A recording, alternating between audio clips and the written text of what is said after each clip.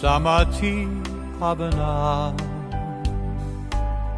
is not the only way to relax, but it is more, so much more than relaxation. It is far beyond anyone's understanding, because it's a miracle more than we can ever know.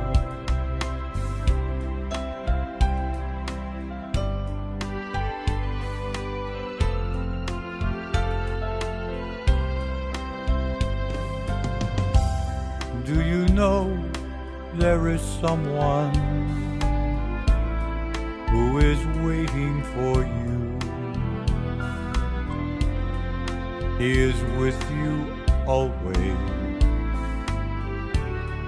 always with you. He is the one who knows with supreme kindness the most beautiful one in the universe.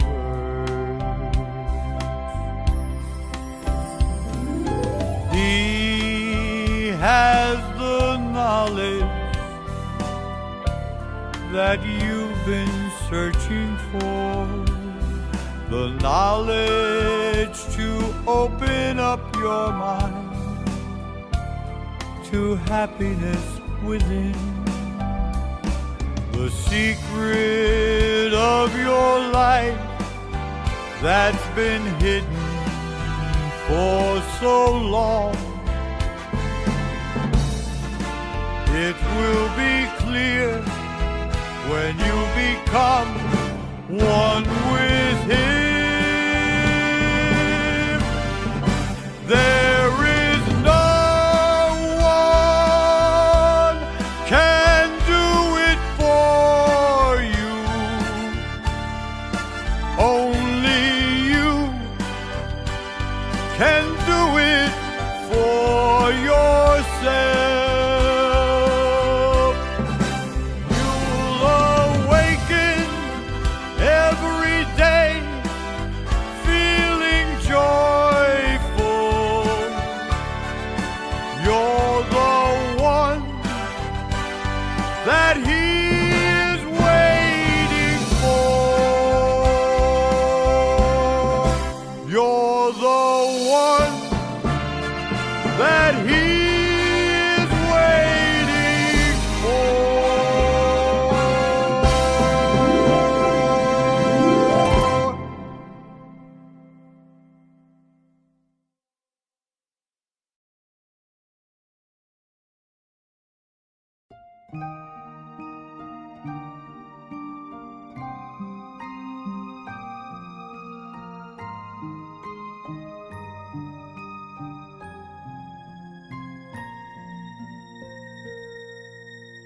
I've been searching for the miracle all around the world.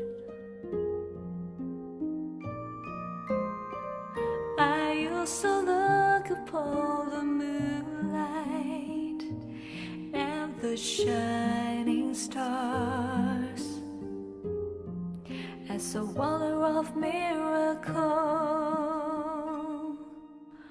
One day I gave up on searching, so I closed my eyes and still my mind. I finally found the greatest miracle inside of me and everyone. My dreams came true when I found you inside of me.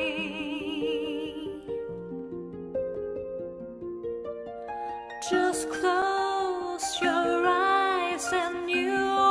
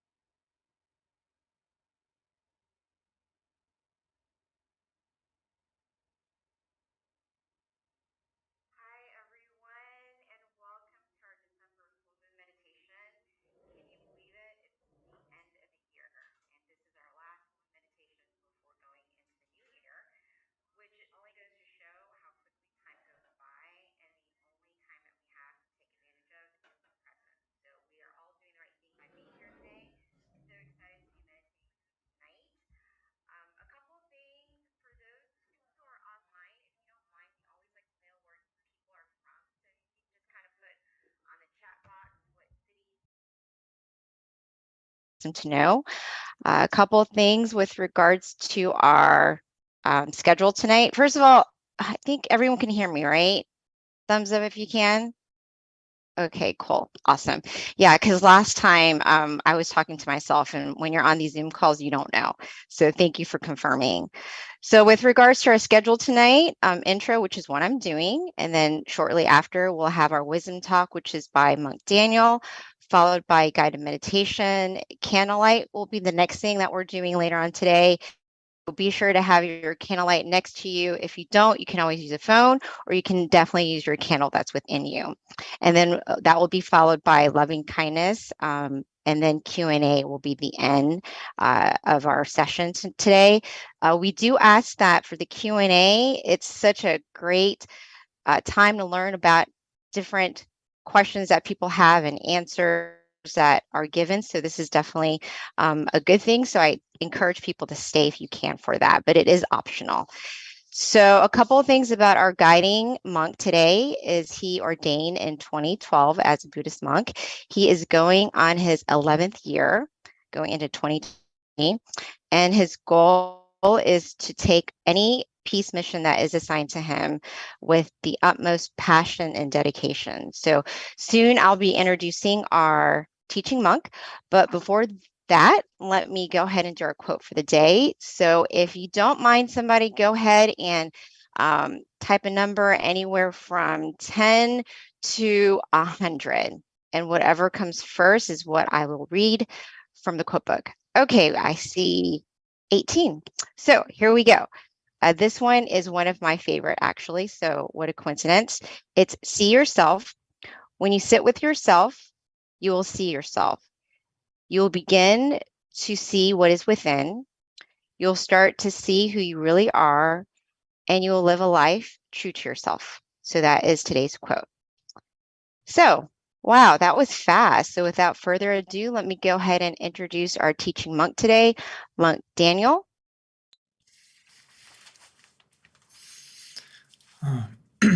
Good evening, everyone in America.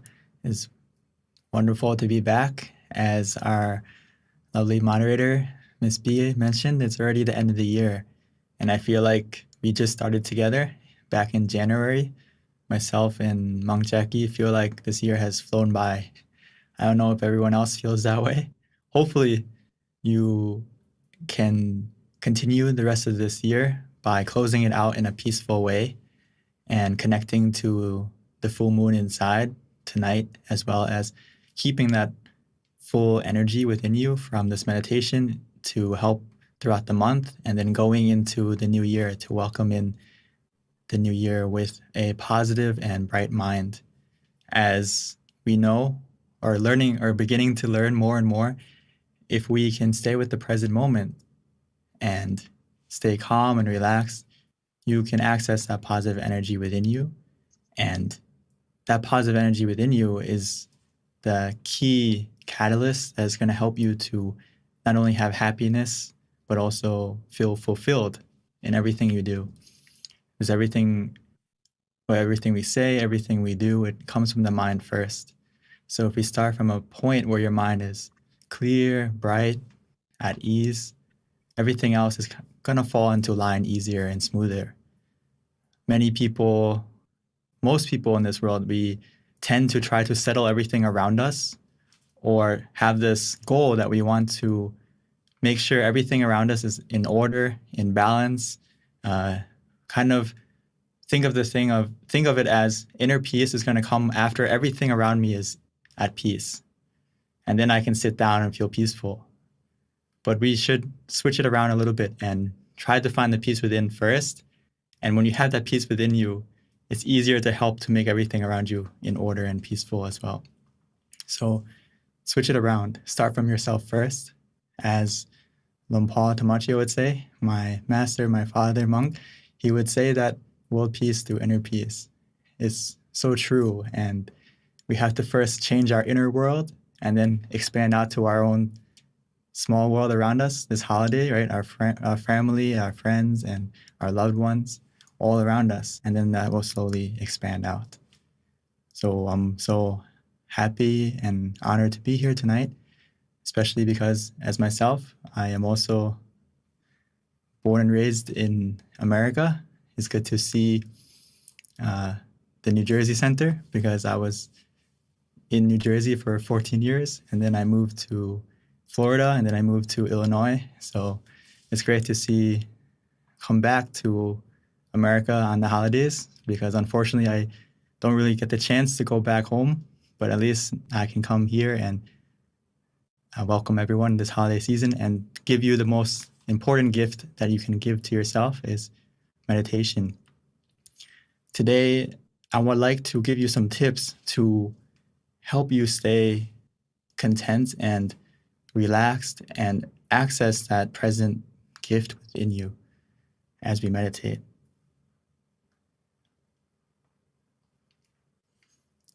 So the true gift of that we can give ourselves is by being content, right? If we can stay content, it's going to help our meditation progress naturally and quickly. And it's going to be almost like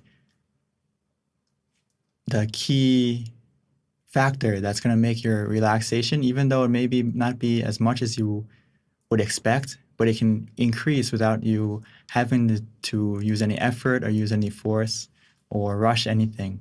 So to be content, it's all about being in the present. That's the key. As you may have heard in the past, that happiness is a choice, right? We can choose how to react to a situation and how to view a situation, and that can make you feel happy or content depending on how you place your mind. So being present is actually very important because a lot of times we may say like, oh, I don't feel happy, or I feel anxious, I feel worried. You have to ask yourself, are you present? I once had someone ask me that, hey, I don't feel happy in the present.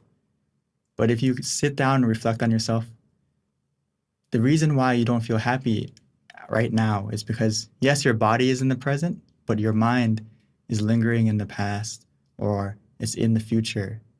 And that thing in the future or that moment in the past is the thing that's making you feel unhappy or discontent. So if you can really bring your mind to the present and your body to the present, you're going to realize that right here, right now, you're okay, you're fine.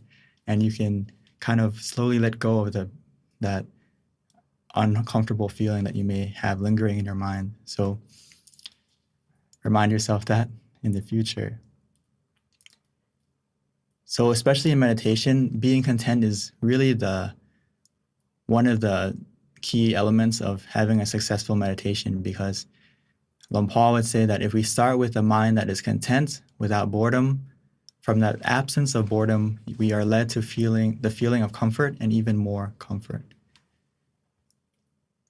So after you adjust your body to be relaxed and you're beginning to relax your mind, we also have to stay content with what we have, stay relaxed, even though we may initially feel a little bit more relaxed after we adjusted the body.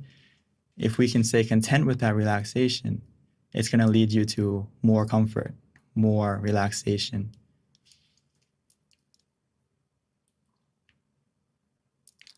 So I usually like to give this example because it's about placing your mind correctly or viewing a situation correctly. It's all about the perspective you put yourself in.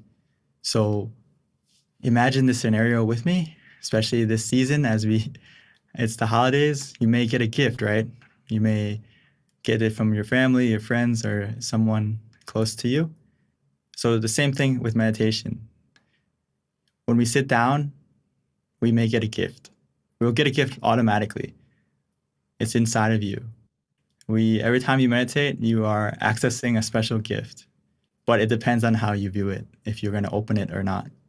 So you receive a gift. What happens if we aren't content with it? A lot of people fall into this trap when we meditate, is that we sit down and even though we already have a gift inside of us, we aren't content with it because we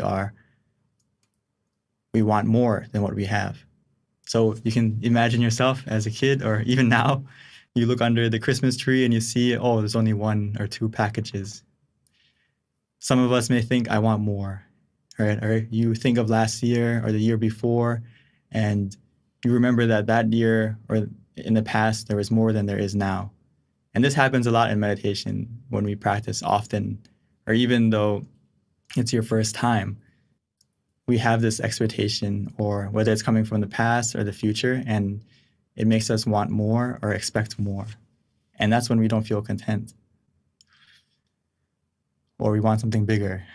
Like you sit down, you relax, and you expect the relaxation to be more than this. Oh, it's just, it doesn't feel like I'm sitting on a sofa at home. It doesn't feel like I'm laying down in my king-size bed or in a fluffy, comfortable spa, something like that.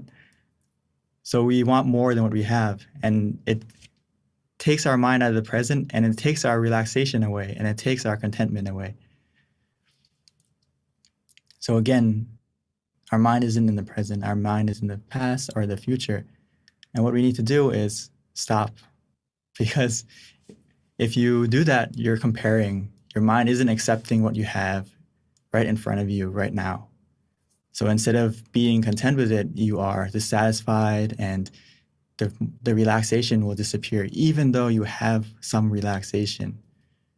But we're not accepting it. We're not being with the present anymore. So the same situation is that the same scenario is next time this happens, or right now as we meditate in just a moment, is that feel like you're receiving a gift and just accept it without expectation and enjoy your gift. Because just having the opportunity to sit down and relax, as many of you may know, it's hard to find time to sit down and meditate. So right now, just having this opportunity is a gift in itself. And accept it rather than rejecting it right away. Like, oh, I expect something else. Accept it, enjoy it, and just be content with that present. Keep yourself relaxed of both body and mind, and allow yourself to open it rather than comparing to the past or expecting to the future. Allow yourself to be in the present. Allow yourself to slowly open it by calming your body, calming your mind. And every second that you stay calm, stay relaxed, it's slowly opening that package, opening that gift inside of you. And no matter how small it is, no matter how much relaxation you start with, even though it may be small, that's not the thing that's going to stop you. If you can stay content with that small package, with that small amount of relaxation, inside that present can be something precious. More precious than any diamond, and more precious than any gem, more precious than any treasure in the world, is that moment of fulfillment, that moment of happiness that can come from a still and tranquil mind. And I hope all of us can open that gift inside of you tonight and feel that happiness within you from just simply relaxing your mind. So we can realize that the best gift you can give yourself is the stillness of mind. The stillness of mind can become the miracle that you need in the end of this year, and to help you to progress into the new year coming around the corner. So we just need to look within tonight together. And you may be wondering, like, how do I stay present if I feel that my mind is wandering or I feel distracted? So of course we need something to help us. If you can't stay in the present and you realize that you're comparing or you're expecting, the key thing is, I'm sure we've all heard of many methods of meditation, but for now, we can just focus on, no matter the method we use to meditate, whichever way we practice, the principle is being conscious with comfort. These things must go together. So in our meditation practice, we usually give 3 methods, which kind of summarize all the methods in meditation, which there's the Buddha gave about 40 examples, but in our temple, we simplified it down to 3 methods because it's basically these 3 methods cover all the other methods. So as long as you practice these 3, where you feel conscious with comfort, it will take you to that present moment. That present moment, you can think of it like an island within you, an island of peace, an island where you feel safe, and almost like you go on vacation where you can rest your body and rest your mind. But in order to get there, we need to use a boat. So the image, the mantra, or being still is that boat to take you there. Whether you visualize something, whether you use the mantra, or if you feel ready to, you can just be still. And the thing I like to remind everyone is that sometimes we'll fall off that boat. Sometimes we will get distracted or forget to stay on the boat. You may fall overboard, but that's okay. Just please remember to go back and use the method again to get back on board, to keep going to that island within you. It's a lot like traveling anywhere. The same way we travel inside is that how, if you think of it, some of us I see are at the center right now, right? So the way you got there is you had to walk first, right? You had to walk first to get to your car or get to your mode of transportation. And then after we got into the car, we traveled to the center. After we got to the center, we have to get out of our car and we start to walk again, right? So meditation is very similar. It's changing and adapting to the situation and using the method that is appropriate for the situation. So in the beginning, if your mind is not in the present, it would be very good for you to use the image or the mantra, whichever one is easy for you, and that will take you to the moment of being still. Of course, that moment of stillness won't last forever. Sometimes it will last a short time, sometimes it will last a long time. But when it disappears or when it changes to being distracted again, or you don't feel comfortable, you don't feel still again, just go back to using the mantra or the image again to help you stay still, help you to stay in the present again. And another easy way, as we may have heard, is that we have the center of the body, which is in the middle of our abdomen, 2 finger widths above our navel. That is our present. That's where you can find the present. That's where you can open the gift of true happiness, if you can bring your mind there. But don't worry, as long as you use any method where you feel conscious and comfortable, you relax your body and your mind, our mind will go there. This point is the point where your mind is already used to it, because it's the point where your mind wakes up. It's the point where your mind ends the day automatically when we fall asleep. So as we meditate, we can connect to this point rather than being conscious and being comfortable. And an easy way as we meditate is just to take a deep breath.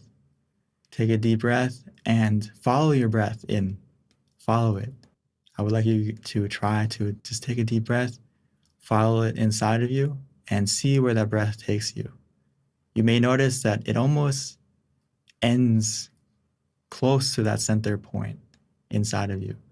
I would like you to try, or if you maybe it's a little bit difficult in the beginning for you, no problem. Just breathe in and breathe out and relax, and we'll get to that point together.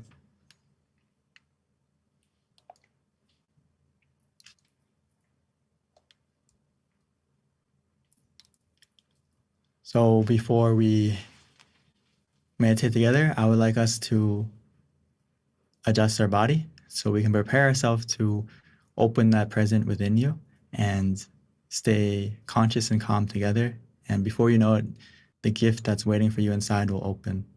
So before we start, please take your time to adjust your body, or if you need to stretch a little bit, please feel free to.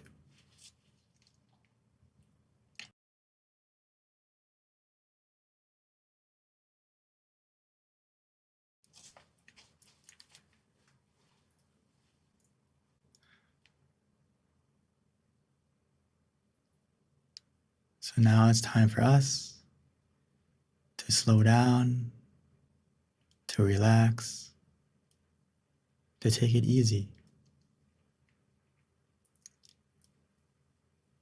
Don't rush into the meditation. Take your time to find a comfortable and relaxing position.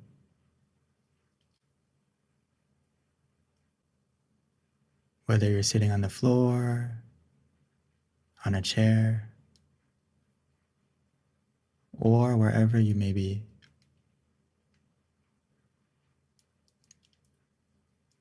Find the position that feels comfortable for you as we slowly and gently, naturally close your eyes.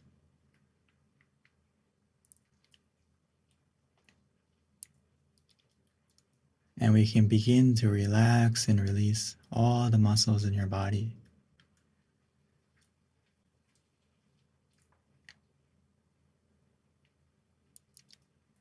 Because relaxation is the heart of meditation, the foundation of a successful one.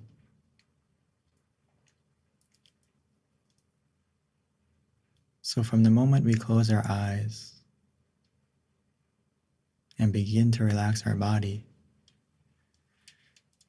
our meditation has already begun.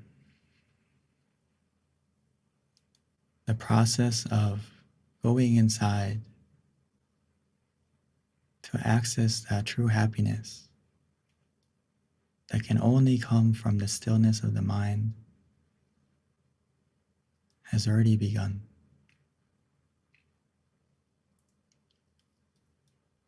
All we need to do is to help your body and your mind relax, starting from your body first. Relaxing and releasing every muscle by simply breathing in deeply and exhaling slowly.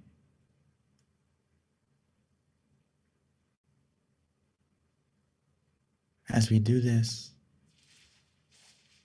it will help our mind and our body to come together, to be one in the present moment. So as you breathe in, try to feel your breath softly and gently.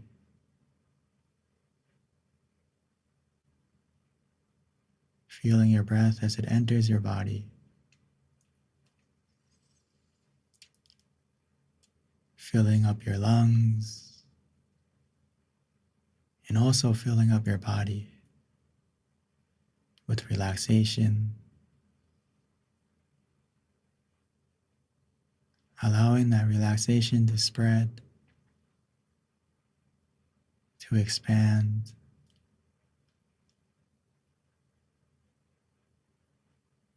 to every corner of your body.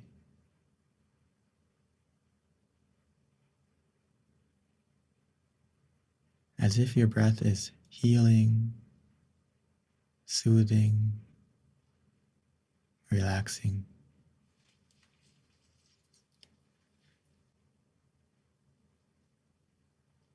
Even when you exhale, allow that relaxation, that soothing and healing energy to come out.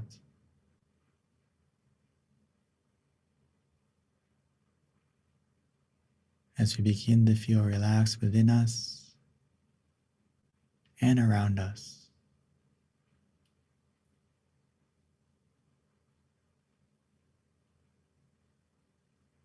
The more we relax our body,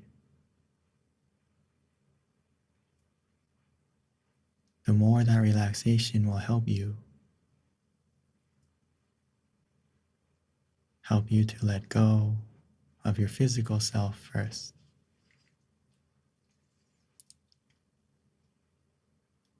This is the power of relaxation. It's the only way to truly let go, both physically and mentally.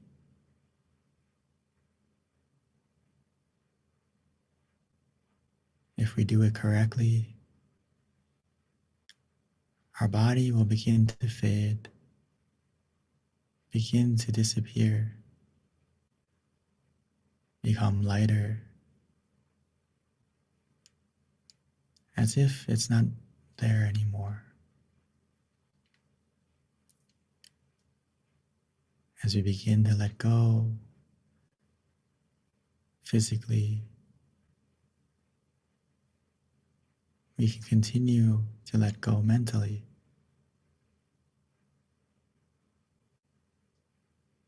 Allowing yourself this golden opportunity to reconnect with the present moment, to open that gift, the special gift that's waiting for you inside, that's always been there, waiting for you to calm your body, calm your mind, and to look within.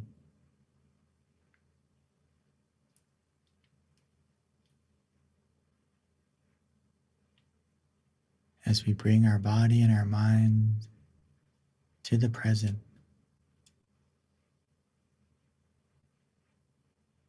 by simply relaxing, letting go of the past, letting go of the future.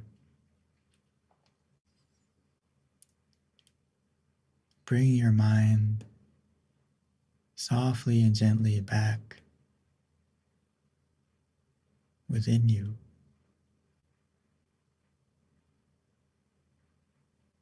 By using the method that is easy, relaxing, comforting.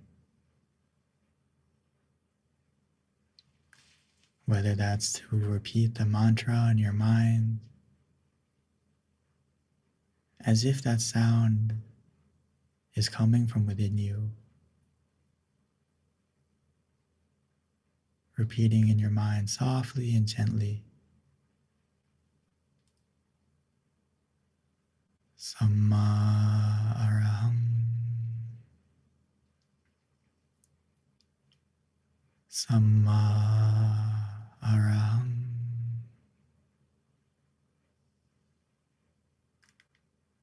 Samma araham.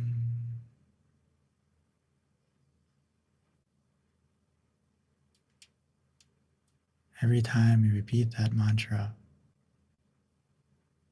it will help your mind to come back, to be in the present.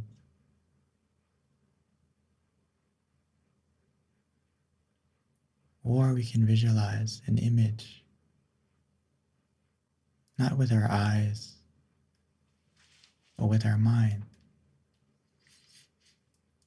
using our feeling, not worrying about the clarity of the image. Because when we all imagine an image, in the beginning it's not clear, and that's okay. We can imagine the moon,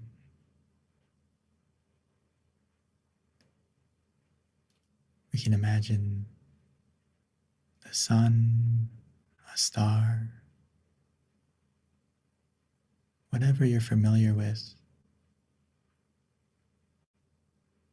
But try to feel the image as if it's in front of you, within you, covering you. Whatever feels natural for you. simple and easy.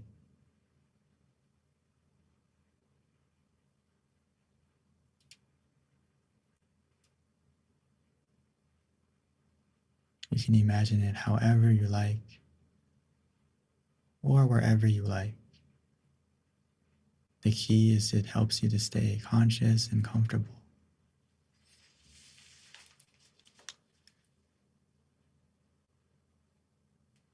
Or for some of us, you may feel that your mind is already calm and peaceful, and you don't need the mantra, you don't need the visualization, and you can simply just be still and do nothing, allowing the relaxation that you feel to carry your mind, to bring your mind deeper and deeper into the meditation,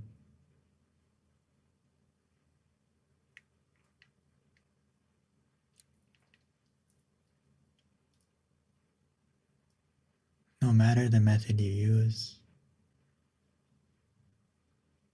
as long as it helps you to be conscious and comfortable together, and we stay content, patiently, relaxingly,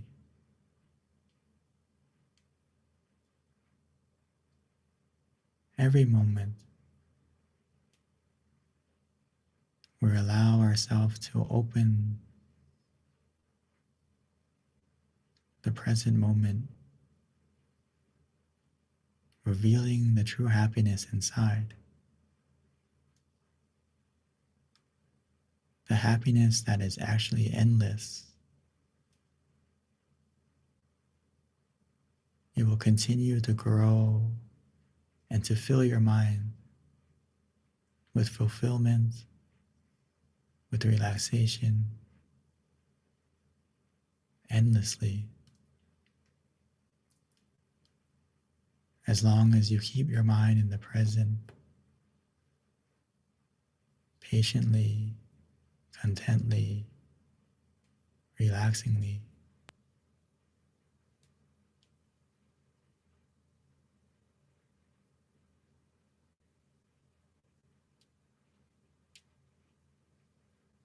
That feeling will continue to grow, to expand.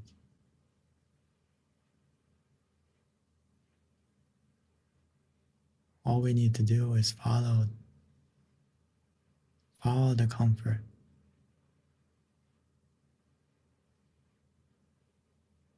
and we will naturally maintain it.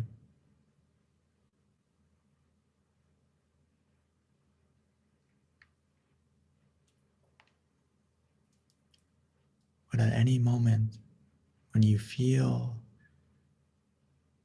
that comfort disappearing or changing,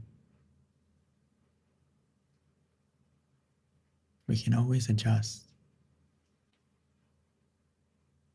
Simply adjust to what makes you feel conscious and comfortable again.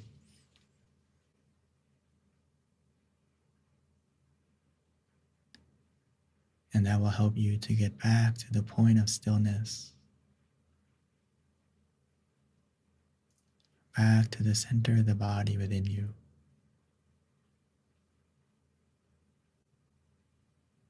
where the gift of true happiness is waiting.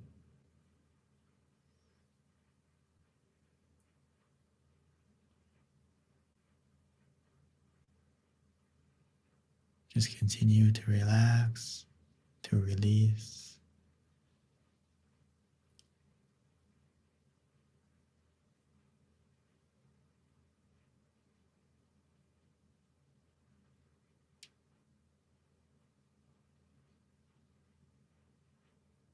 As we continue to relax and to release,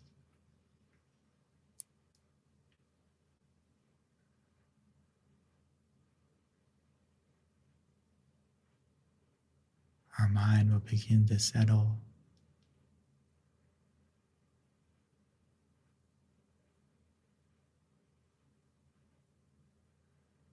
and our mind will begin to be clear and bright.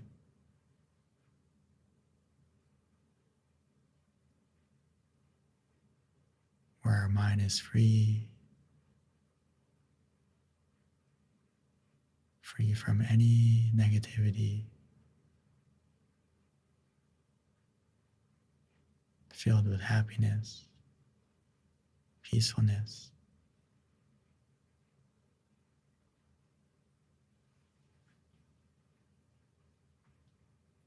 So let's continue to meditate together, allowing this feeling to grow and to enjoy this present moment together in silence.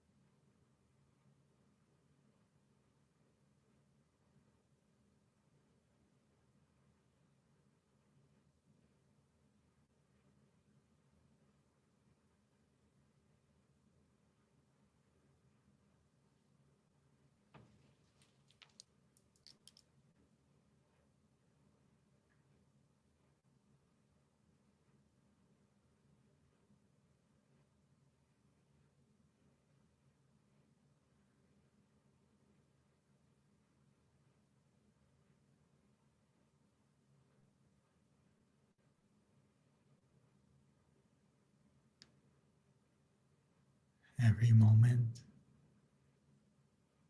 that our mind is conscious and comfortable together, it helps to clear away the negativity, making our mind lit from the inside, a feeling of brightness where we feel clean and refreshed, recharged, rejuvenated, because our mind is free from any negativity, and instead, every moment that we remain calm and relaxed, we fill our mind up with positive energy that you create from within yourself by simply relaxing your body and your mind.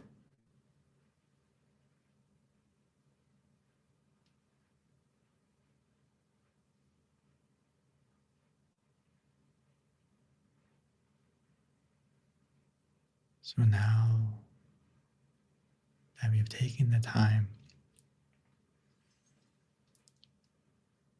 to light our mind from the inside, let's take a moment to transfer that brightness from within you that you feel from the relaxation. Transfer that positivity from within you to the candle on the outside.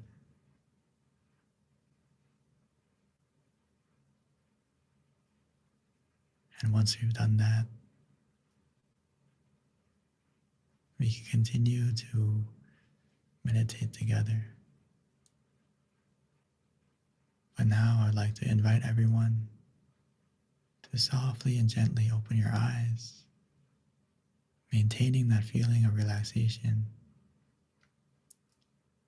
and transfer it to the light, to the candle that you have.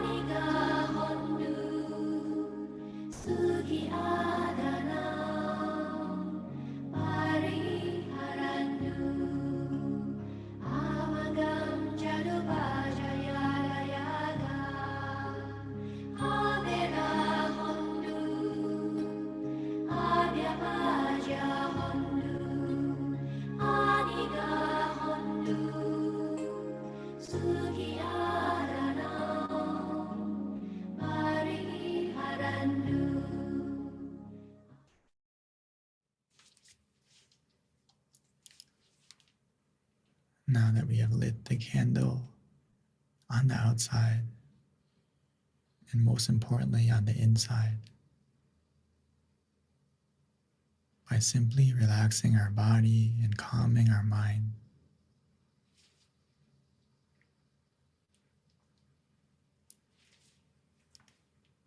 as we continue to relax, we can feel that positivity from within,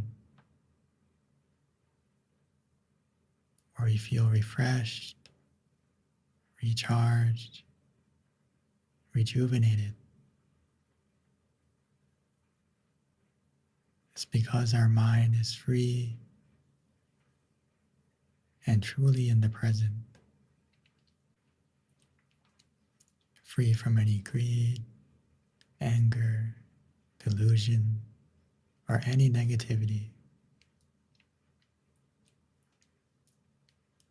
Every second, every moment that we collect this relaxation, your mind becomes more clean, more pure, and positive.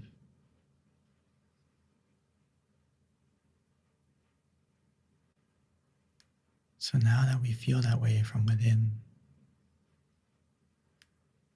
we can increase that feeling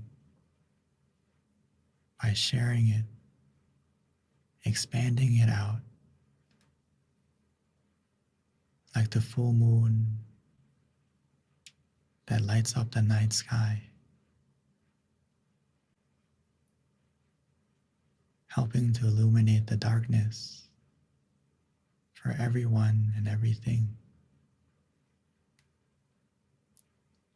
We can be the same way.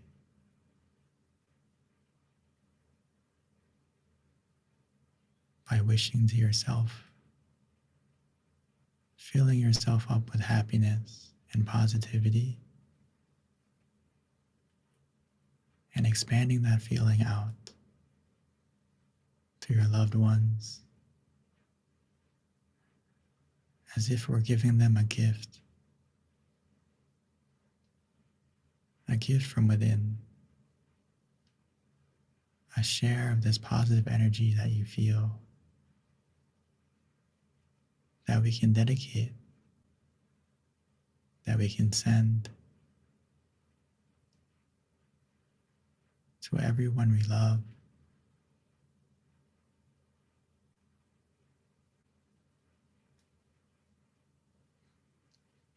no matter where they may be, or even if they've passed on.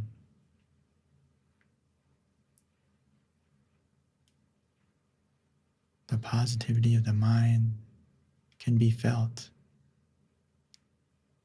can be shared, like one candle to the next.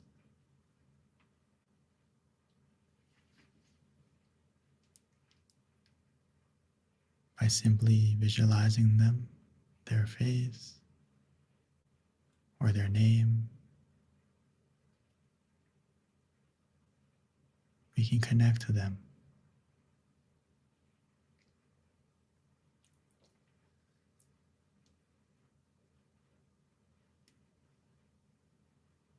And we can expand out, opening our mind, expanding our heart to our friends, to our community, expanding out to our city, our state, and even our country.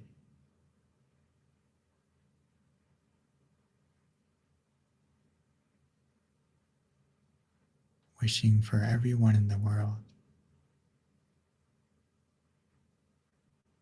to have this energy,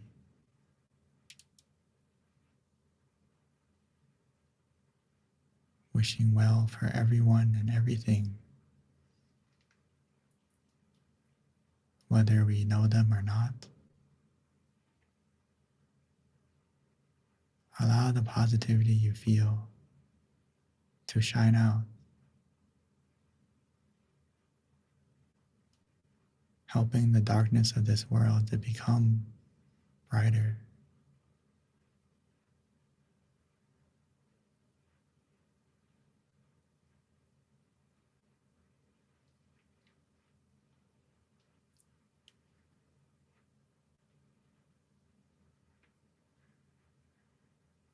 As we think in a positive way, share in a positive way, that positivity will come back to you.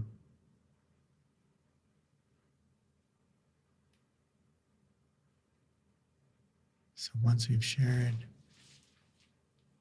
we can come back to ourselves,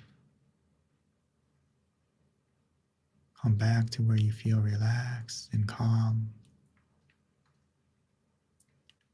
Continue to relax your body and your mind, allowing yourself to feel the relaxation and positivity from within you and receive the positivity from around you, from everyone meditating together right now. Because no matter the distance or the differences, when we close our eyes, we're all in the same place. All the differences disappear, and we're all connected by the point of peace within us.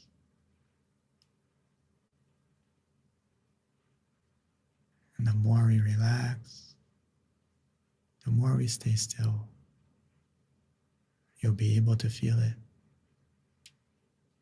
from within you and around you.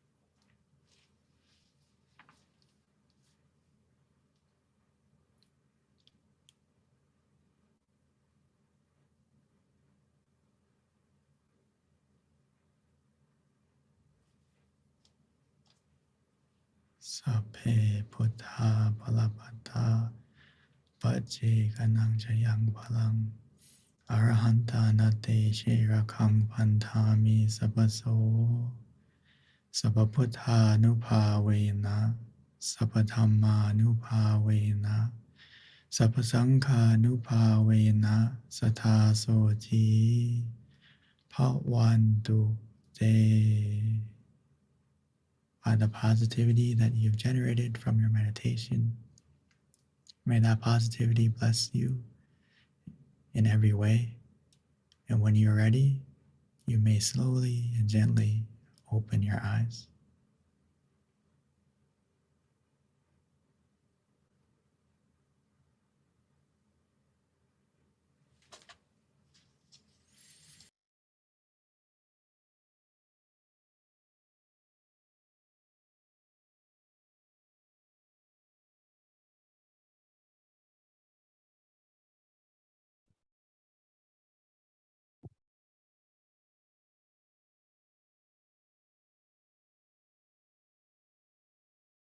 Welcome back, everyone. I hope you had a peaceful and relaxing meditation.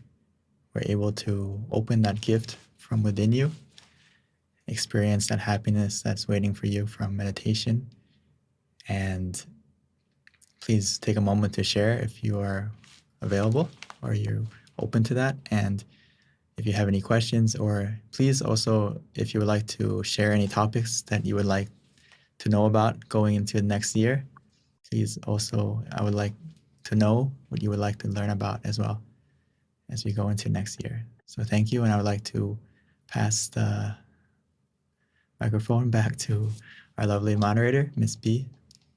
Thank you so much, Monk Daniel. I can't emphasize enough how much a gift you really are, Venerable. When I listen to your guided meditation, like every time, I really do. I'm sure I'm not the only one, but it really, your teaching, your guiding is really profound, and just a lot of things that you say, there's just so much wisdom and you can really feel it. Especially my favorite part was the end when you mentioned closing your eyes and we're all in it together and we're all in the same room, even though we can't see each other. And it just made me really have this understanding energetically of how, even though we're in different places all around the world, we're actually truly in one room when we come to listen to you. So thank you for that, Venerable. A couple of announcements before transitioning to Q&A, and please don't leave. This is my favorite part because we learn so much from each other when we ask questions, but we do have a feedback form that we'd like to kind of put up for anyone who wants to give us feedback. Please do so. The QRC code is coming up, and this is a great opportunity for us to continue to better ourselves as we continue offering these full moon meditation sessions.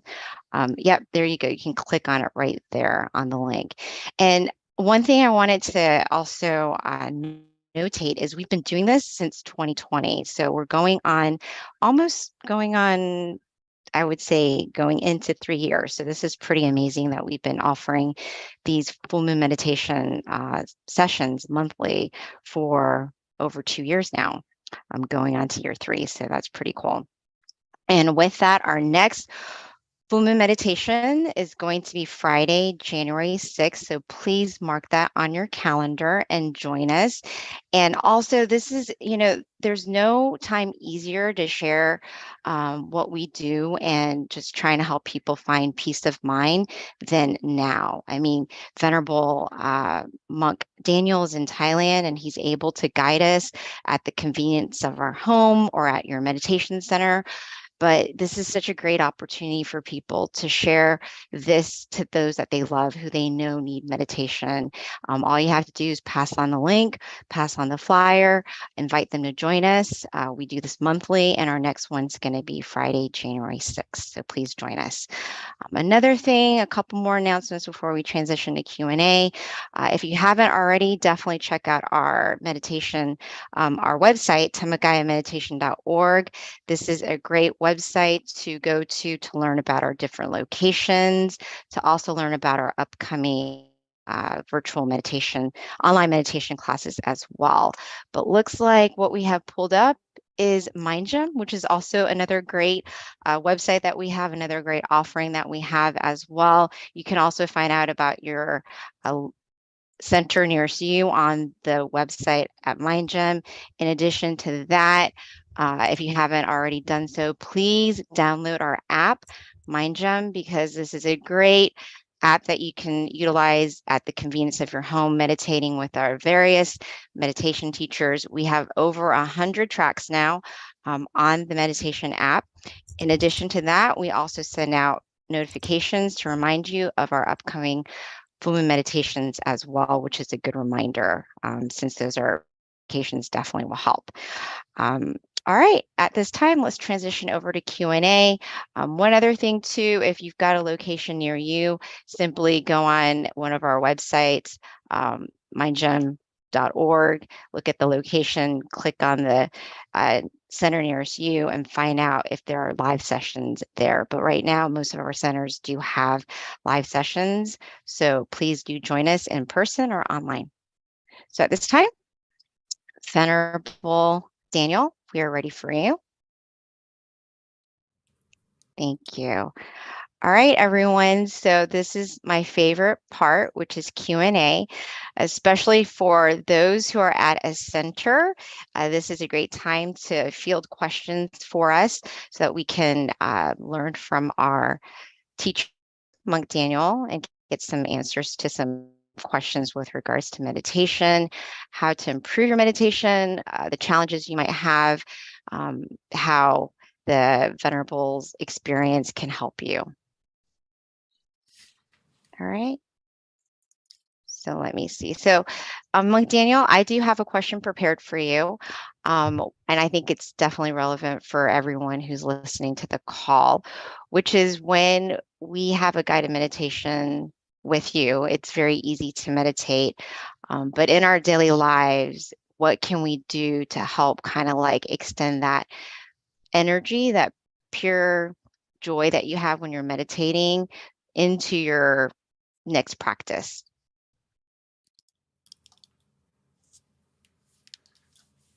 You mean in the sense of how can we connect to the same energy that we feel now in a group? Yes. Like, no, how can you continue, have that continuity with regards to just having that brightness of mind when you're meditating on your own or with the daily distractions that happen in day-to-day life? Like how to kind of try to keep that consistent feeling of connecting to that happy source of purity when you're meditating, say with you, but being able to kind of do it on your own, like things that you can do in your life to kind of help you find that brightness inside. Mhm.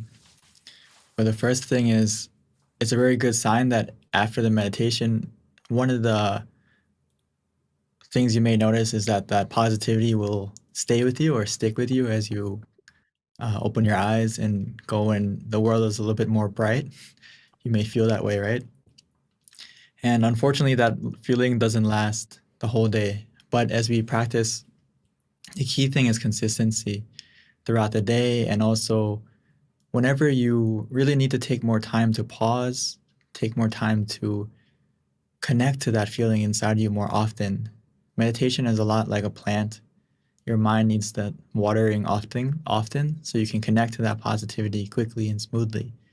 So it's very important that throughout the day you try to connect to that center that we mentioned and connect to yourself often. Like you charge, throughout the day we need to charge our phone, charge our computer, and the mind is the same thing. You really need to charge yourself and don't let it go on low battery. So as you go throughout the day, take some moments to just, an easy way is just to focus on your breath or to focus on the mantra and say it throughout the day when you're free. Almost like you're talking to yourself, but talking to yourself positively to help clear your mind from any distractions or any negative feeling that may be lingering. You can change the focus. And the moment you change that focus, you can connect to that positive feeling that you have now. And ideally, please come to these big sessions as well, so you can also collect a lot of positivity, not only from yourself, but you may notice that when you meditate as a group, the energy is a lot different. And it's not a coincidence. It's because the positivity of the mind, it can be felt. Like I'm sure if you ever went around someone who is in a good mood, you want to be near them, right? But if you go around someone who's in a bad mood, you feel it in the room. It feels, tense. So I hope that gives you some kind of idea. And the key thing is to be consistent throughout the day. Use the mantra, use the visualization when you have a moment to pause. And if you find it difficult, I would recommend you to download the Mind app or Mind Gem, and it will help you to at least have some guided meditations throughout the day that can help you to kind of reset and have that personal, have a monk in your pocket, have a meditation session when you're free. Thank you, Venerable. Venerable, that was such an interesting point, because I think you're right in terms of meditating as a group, even online. It definitely does feel differently for me. I can definitely feel the difference meditating with a group, even online, knowing how we have all these people from different places. Energetically, it does feel more powerful for sure. So that's a very good point. I never really thought about that. Thank you, Venerable. Now, we do have a lot of questions that have come from Georgia Meditation Center. Yay, Georgia Meditation Center. Thank you for some of these very good questions that we've got. So the first one is it good to put your mind to things of the present? However, there are issues from the past and the future that must be dealt with. How does one balance these considerations? Great question. The thing I realized that, of course, we have to heal from some things in the past that may make us feel upset, or it is some trauma that we have to get over to heal, and the future as well. But the thing is that I really like from our masters, Luang Por and Luang Pu, he said that stop is the key to success. And the reason for that is when we deal with the things from the past or the future, if we don't take the time first to go into the present, to still your mind, to make it clear, to make it at ease, so you can get that clarity of mind to deal with those things, as you mentioned. Most of the time, we don't deal with those things with a clear mind. It's usually influenced by that trauma in the past, or it's influenced by some kind of negative emotion, whether it's greed, anger, misunderstanding, whatever it may be. So your mind is already like tainted. So when it's tainted by something like that, our reaction will be not as positive as it can be. So sometimes we overcomplicate it and we overthink things. But that happens because, again, your mind is influenced by something else. So if we can follow those words, stop is the key to success, meaning stop your mind, still your mind first, be in the present, and from that stillness, you will have an answer. You may notice that after you meditate, it's almost like the answer, or even during the meditation, the answer may pop up, oh, that's what I need to do. Or you have a different feeling, a different calling to go have that answer after the meditation. So I can't recommend it enough that normally most people, we like to think out the situation or try to brainstorm the way to get over that incident. But we can change it now when we learn about meditation. And it's okay to brainstorm, it's okay to think. But sometimes if you can't think it out, you have to get out of thinking. Get out of that process for a moment and calm your mind first. Clear it, reset it, make sure there's nothing influencing your mind, and you have that clarity and purity of mind, and that will help you to decide and balance what you need to do next. It's kind of like you have 10,000 things that you want to clear, but if you take a moment to still your mind, relax your mind, you'll notice that out of those 10,000 things, there's only 1, 2, 3 things you need to do, and the rest will clear itself. And I really hope you put that into effort. The key to success is clear and bright mind, and keep your mind at ease. Everything else will be more simple. You know, Venerable, it just made me realize that the key is kind of counterintuitive, but the key to your answers is actually not thinking. It's kind of interesting, but that's true, huh, when it comes down to it. I mean, we're so used to thinking through it, and that's not a bad thing, but it's a bad thing when your mind is influenced by negativity, where you feel stress, you feel anxiety, you feel all these different pressures on yourself. So you need to get those out first by bringing your mind to the present. And then after the meditation, you will have the clarity to deal with everything else. So Venerable, this is another question that was asked by someone at GMC, which is, how do you master an attachment?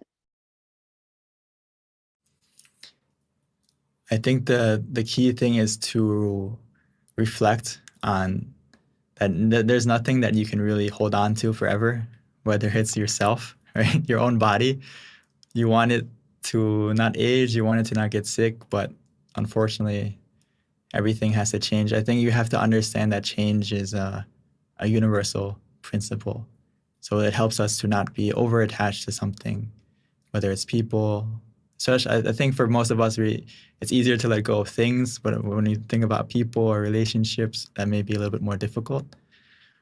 So I realized from myself that the more I meditate and the more I find that true happiness from inside of you, rather than most people, we rely on happiness and fulfillment from the people around us, the things around us, the status we have, so and so. And when we put that happiness and focus on things that we can't control, that we can't maintain forever, right? We can't keep all those people with us forever. We can't keep all the things around us forever. We can't keep the status that we have forever. And when we put our happiness on those things, we are destined to feel unhappy because they don't last.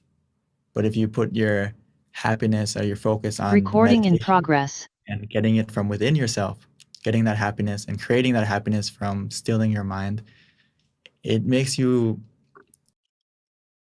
less attached in a positive way, meaning that you're able to let go and hold on to things, because everything in life, there's a moment where you have to hold on to it and there's a moment you have to let it go. So from what I noticed, the more you practice meditation, the more you can practice and master being unattached or being obsessed about certain things. And so change your focus of that to finding happiness from within you rather than around you, if I would answer it shortly. Thank you, Venerable. So GMC's on a roll. We've got more questions. One is, how do I manage my ambitions?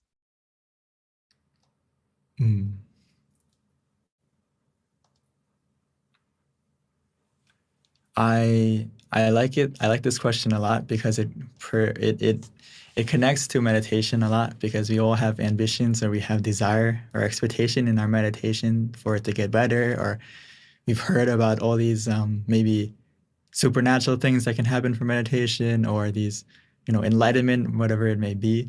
So we have these ambitions that, oh, when I meditate, I can get to that level, or will I be able to get to that level? And this also applies into life where we have ambitions and goals, right? I like to take it's the same thing to monk life. Sometimes we have this goal that I'm going to ordain for the rest of my life. That's a high ambition. Right. So Lompa would say, don't worry that far. Worry day by day and make every day the best. And say, I'm going to ordain day by day rather than ordain for life. And what that does is you change your focus to the method rather than the result. Change the focus on how you're going to get there rather than, am I there yet? Am I there yet? So I notice if you do it that way, you won't put too much pressure or anxiety or stress on yourself, and you will live a lot happier. So it's kind of similar to being in the present. It's actually the same thing. Live in the present moment and focus on what can you do day by day, and that will take you to your ambition or to your goal or to your desire, rather than focusing on the desire and the goal or the ambition. And that will only give you a lot of pressure and expectation and make you feel stressed. So instead of that, it's good to have it, but then focus on what am I going to do to get there rather than am I there yet? And this is the same applies to meditation as well.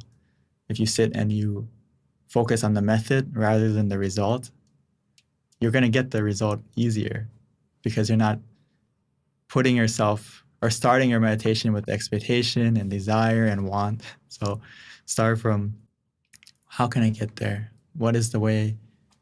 What are the methods that I can use to get there?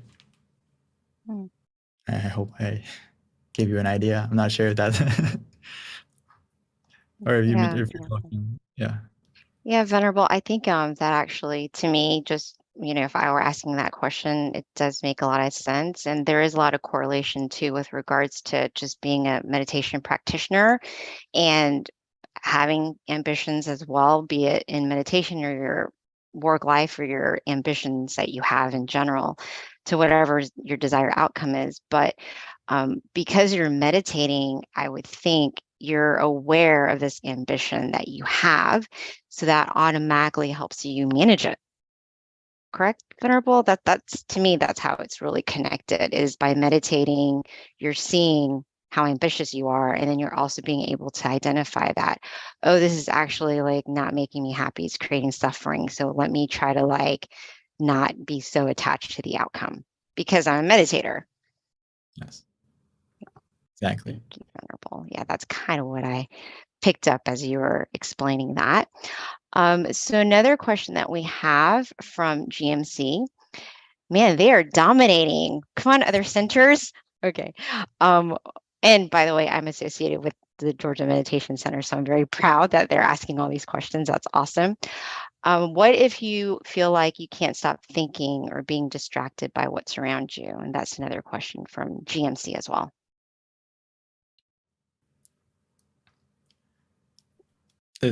In the meditation, right? Or just in general, it's completely normal in the beginning. So don't get too frustrated with yourself. Don't be too hard on yourself as we meditate in the beginning that you're going to be distracted. You're going to be have wandering mind in the beginning because we've been thinking our whole life. So when we sit down to meditate, it takes a little bit of time to calm down because we've been stirring. It's like a glass that we've been stirring all day, and not just all day, but many years. So when we take the time to put our mind down and just let it calm down, it takes a moment, it takes some time. So in that time, I can't emphasize enough that you need something to help anchor your mind in the present. Like if you think of it as a boat, you don't want it to drift too far away or drift into, get lost at sea. You need an anchor to keep you in the present. So that's why we use the mantra and the visualization, or even both at the same time, to help you stay here and now.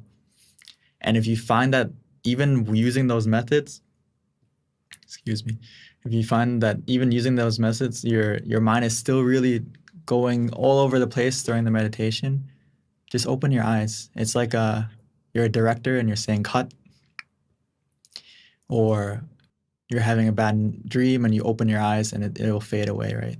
So it's the same thing in the meditation. If the wandering is out of control, the visualization, the mantra is not helping, the easiest way is just to open your eyes. And that will help to cut the process of overthinking for a moment. And once that thinking is gone, we can continue to close our eyes. And as you close your eyes this time, please use the mantra and visualization again from the beginning. And this will kind of be that shield, be that anchor to protect your mind from overthinking or being distracted again. Thank you, Venerable. All right, so we've got a couple more questions before we wrap up.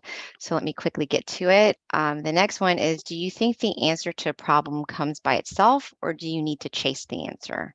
And I would suspect this is when you're meditating, Venerable. From what I've noticed is you don't need to chase after the answer or the happiness or anything that happens in meditation. You just need to be still, and the answer will come to you. The answer will come from within you. Because you may not realize it, but you have a lot of wisdom, and it can come from within you. It will come from within you. Just like the happiness or relaxation that you feel. Isn't it amazing that just by staying still and relaxed, that all of a sudden you feel happy, or all of a sudden you feel this contentment from within you? Where did that come from, right? It came from you being still. It came from you just relaxing. You didn't need to run after it. You didn't need to look for it. You didn't need to do anything but be still and relaxed. And that happiness came. So it's a lot like I've mentioned, the door of happiness opens from within. And also those answers are sometimes the answer to a solution miraculously can actually come from you just being still. And it's almost like an intuition, but the more you practice the meditation, the more clear and bright your mind will become, and it'll be easier to find those answers that you're looking for. And the deeper you go, the more profound answers you'll be able to answer, because you'll find it from within you. But it's not you're not running after it, you're not chasing after it. You're just being still, and it will come to you. Yeah, what a great benefit to meditating. All right, so the next question, Venerable, we've got two more. The next one is from Chris Amon, and the question is, What is a theoretical way to solve problems when you focus?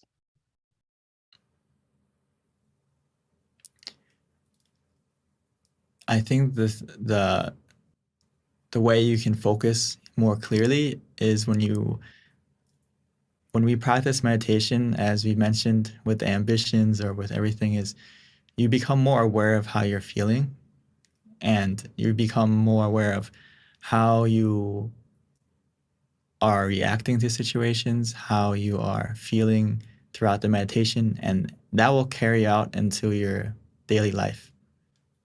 So how you focus will change.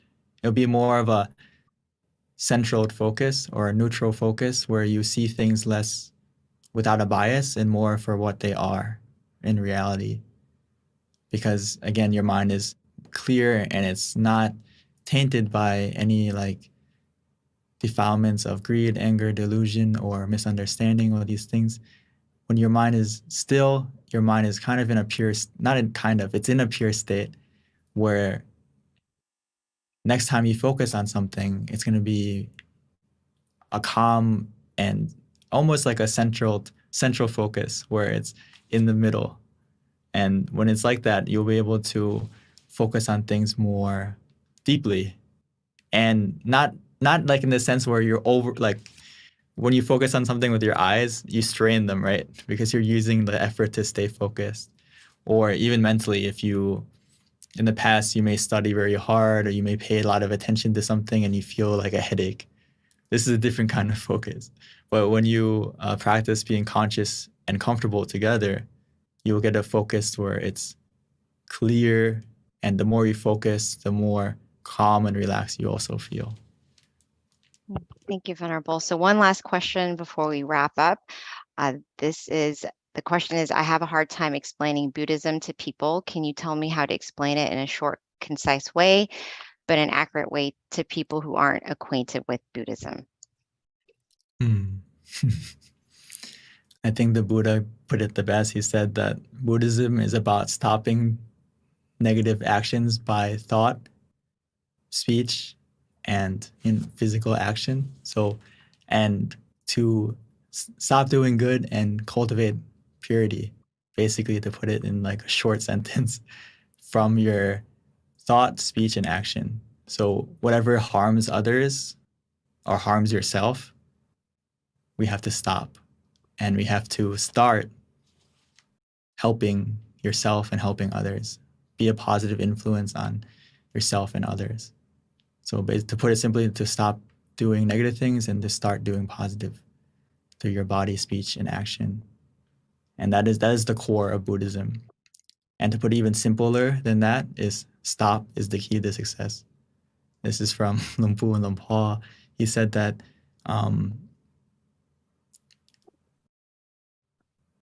if you summarize all the teachings of the Buddha, it comes down to not being careless. Not being careless and doing evil actions or negative actions. And then to simplify that even more is to stop. Because when you still your mind is free from negativity, that negative influence. And that when your mind is free from that negative influence, when your mind is pure, your speech, your action is pure. So actually the heart of a true Buddhist or anyone practicing Buddhism starts from meditation. Because you clear mind means clear, pure body, speech, and action. Thank you, Venerable. That was actually the perfect way to end our meditation session tonight, was that question. So thank you for asking, Georgia Meditation Center. And thank you everyone for being on the call and finishing up listening to the Q&A, which is actually my favorite part. You learned so much. And definitely thank you all for asking the awesome questions so that we can all learn. And of course, see you next year on Friday, January the 6th. Can you believe it? Oh my goodness, time goes by so quickly. So let us take advantage of the time that we have and definitely commit ourselves to thinking good, doing good, and speaking good, which is done through meditation. So hope to see you all again. Thank you. Have a good one and meditate often and meditate well. Bye.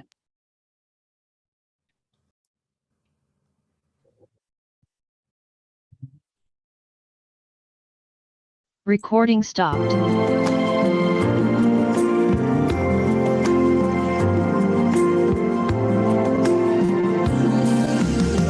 Let's come together to open and do whatever to eliminate all conflicts and differences. It's time for everyone to join hand in hand. At last, now the world's beyond healing. It's time to change the world. As the one who knew in the past,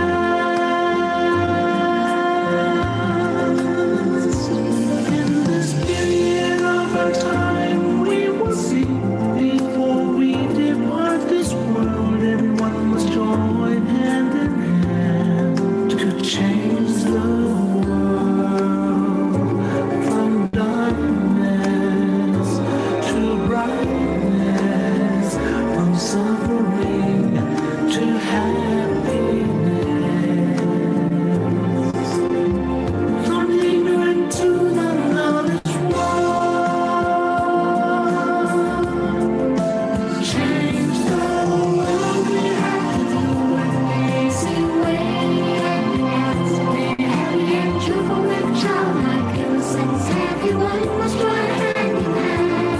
Gently close your eyes, relax, relax. Still your mind at the center of the body and move at the same position of the one who moved from the past. Change the world from the era of darkness to the era of light. From the old era to this new era, the world will be like heaven on earth. No classes in society. Everyone will be evenly happy. Let's leave the same heavy language. Become as one with smiles of love. We'll be kind, the world will change.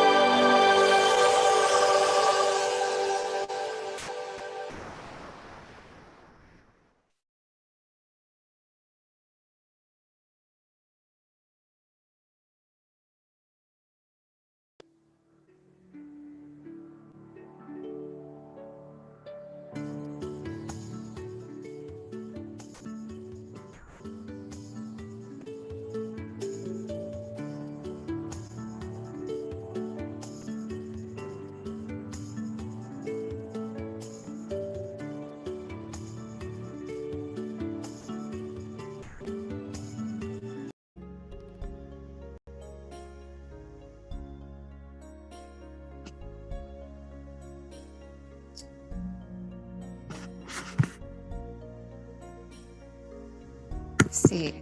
I might wanna.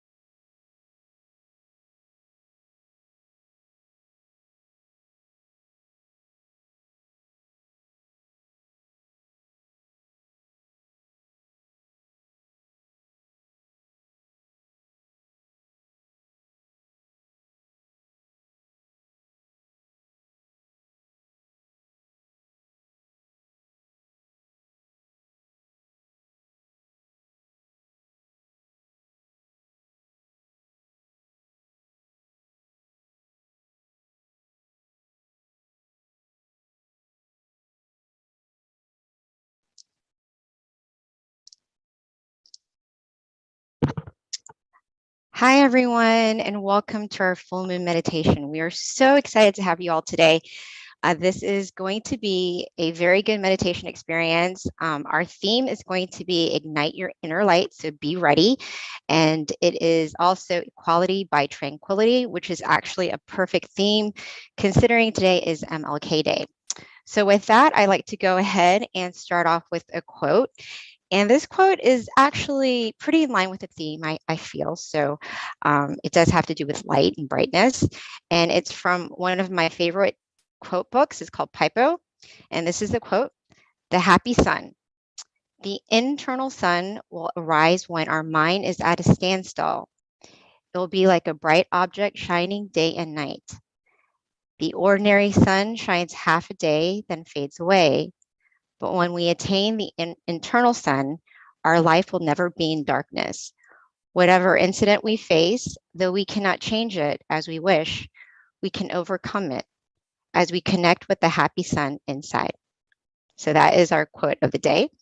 And a little bit about our teaching monk, Venerable Jackie, before I transition over to him for our guided meditation. Actually, he's going to do wisdom talk first, and then it's going to be followed by a guided meditation.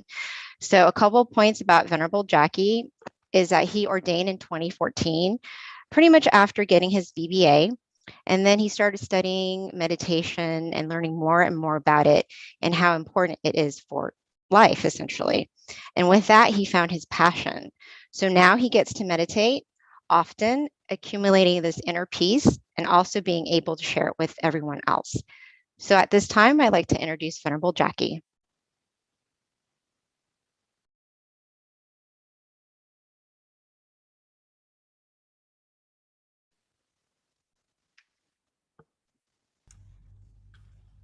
Masaka, Pete. Hello. Well, good morning, good afternoon, and good evening to everyone. I see that you are here, not only from America, but from all over the world. Well, from Thailand here it's morning time, so welcome everybody. Welcome everybody to this full moon meditation session together. Hopefully everyone is healthy in your body and your mind and is happy to be here, as I am here also, as I am happy to be here also, I mean. Okay. Today's topic is mainly, since today is Martin Luther King Jr. Day also, I believe, in America, I guess it's appropriate to be talking about equality, just a little bit on it, but in relation to meditation or the peace of mind, if that is interesting to everyone, before we start our meditation, just to see how important it is, meditation is, right? Okay. So first point I would like to make is that we know that we are different. From Canada also, welcome, Shanti. We know that we are different, right? We look different. We sometimes speak different languages, right? I speak Thai also as actually my first language.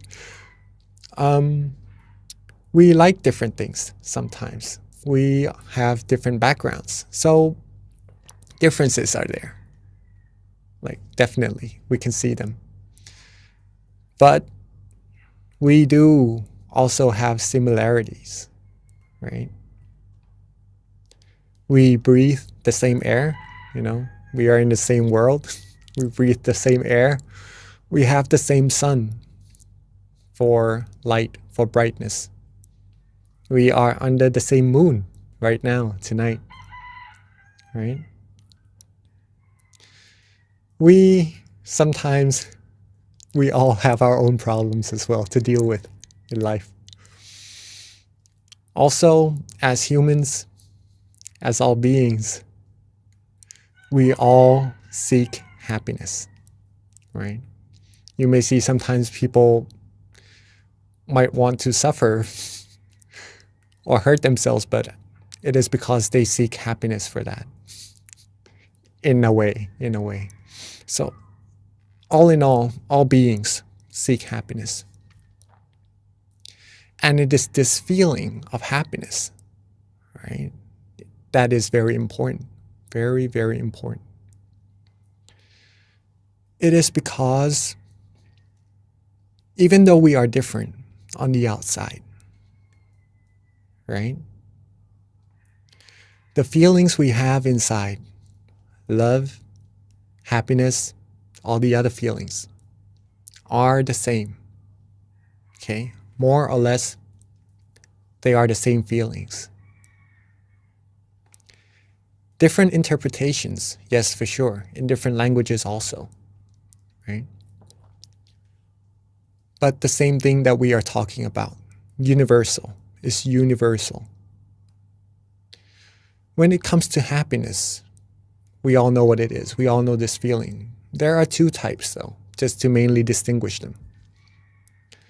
First is the happiness that comes and goes. Okay. This happiness that comes and goes, for example, if someone gets something new, right, from a store, from somewhere, and accidentally it gets broken, we get happiness, yes, from getting the stuff for a while. It stays with us for a while, and then maybe it departs from us, right? If it doesn't get broken anyhow, right? Either us or that source of happiness on the outside, it could be anything, right, will depart from each other sooner or later. And that departing shows that those happiness doesn't really last. Or if you were to rely on these outer objects, outer things for happiness, sometimes instead of happiness, once we depart, we'll end up feeling sad. Okay. So this is a form of happiness. Okay. This is a form of happiness. You could say that it's a come and go happiness. Let's put it that way. All right. The second type of happiness is the opposite. How could happiness becomes opposites, right? Well, it's the type of happiness that we could always access at any time at all. It is always there waiting for us. Always waiting, always there waiting for us to grab, right? It doesn't go away. It lasts, right? All we need to do is get to it. And that happiness is inside all of us already. This could be considered as true happiness. True happiness. It is easy also to get this true happiness. I will later on meditate with everyone here and actually do the practical part of how do we get there. But I'm assuming that everyone comes and meditate quite a lot already. You already know how to get there, right? But just to do it all with each other again also. Okay. So this true happiness. Every being seeks happiness. But the happiness that they seek sometimes is outside, and that doesn't last. But the happiness that is inside lasts. So this is the ideal happiness that all beings should be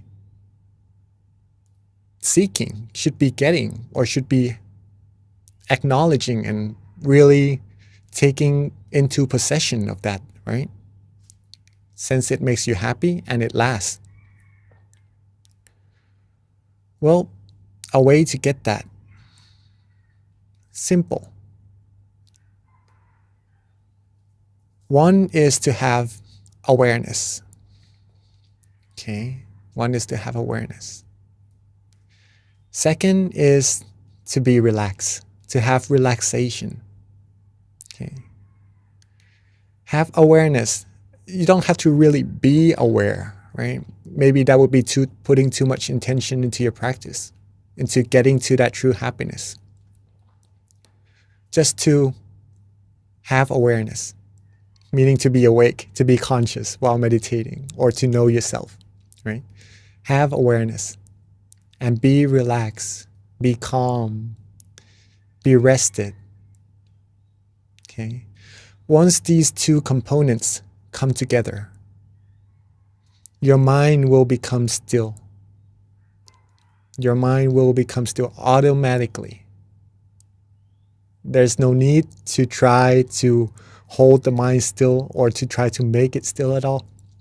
If you are aware and you are relaxed, your mind will automatically become still. And that stillness of the mind is where true happiness will arise. Okay. Right at that moment. Right? Instantly.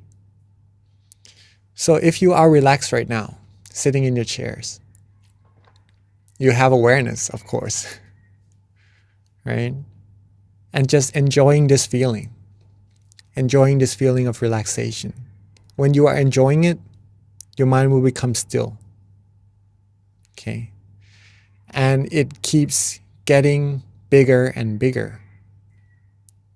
If you are more and more still and neutral with the feeling, we could do this in our practice of meditation together. But just to say that the stillness of the mind will become stronger and stronger. The true happiness inside will become stronger and stronger also. The taste of happiness will become more and more profound. You receive happiness at this level already while being relaxed. But once you stay calmer, once you stay more relaxed longer, different types of happiness, more and more happiness, more tasteful happiness will arise, thus giving you more profound insights into your meditation as well. Okay, but that's for you to prove it to yourself, right? This shows, what does this show? Right? Everyone seeks happiness. There's already happiness inside of all of us. We all feel the same thing, just different interpretations. Okay, and there is a way for everyone in the world using these two things, awareness and relaxation, just to get there the same way. This could be said as equality of happiness, or the equality of humanity. The equality of humanity. Thus, equality by tranquility. Okay. If we choose to not really look so much at the differences of humankind, of humanity, but we choose to look at the similarities, peace will happen. And when we are happy inside, when we are fulfilled, when we are content, we will feel love for everyone. We will feel that everyone is equal in happiness. And we will know that this world is able to receive peace, and thus it is a way to world peace. Okay. There's a quote. Since today is Martin Luther King Jr. Day also, there's a quote by him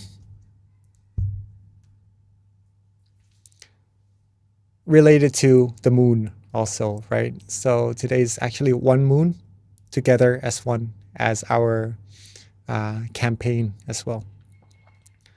Darkness cannot drive out darkness.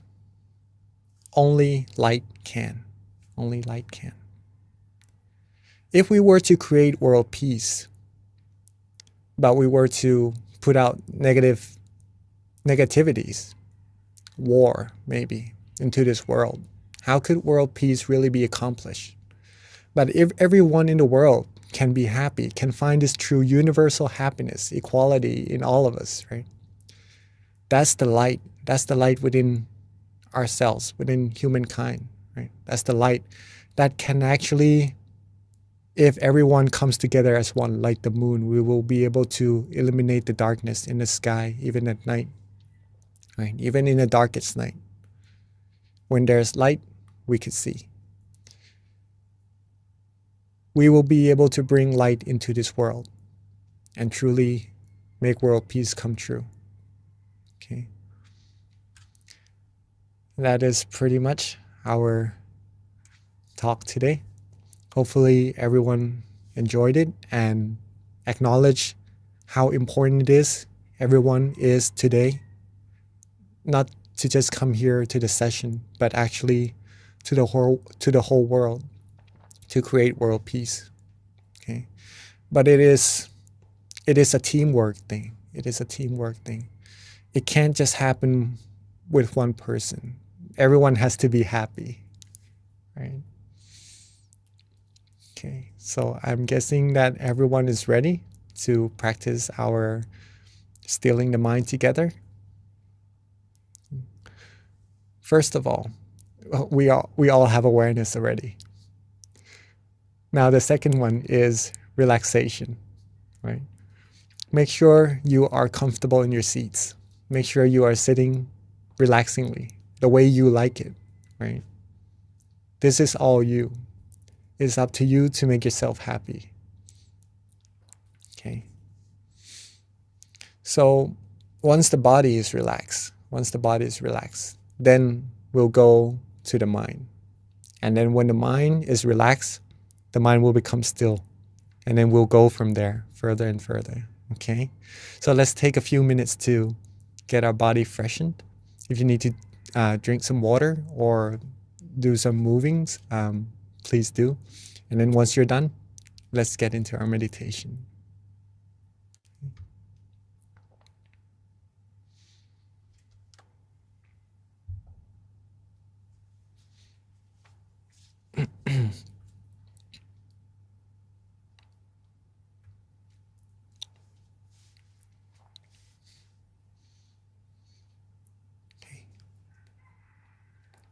Let's softly and gently close our eyes.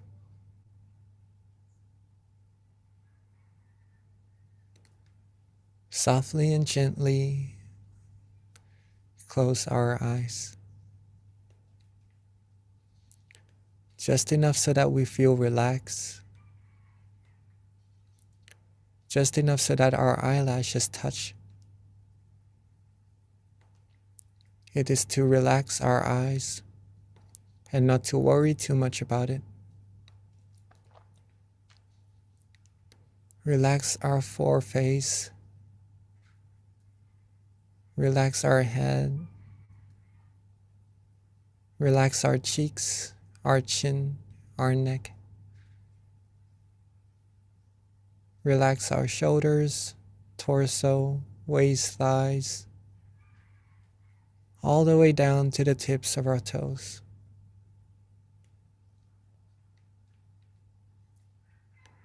Take our time. There's no need to rush at all in meditation. Relax, rest, be calm, be restful.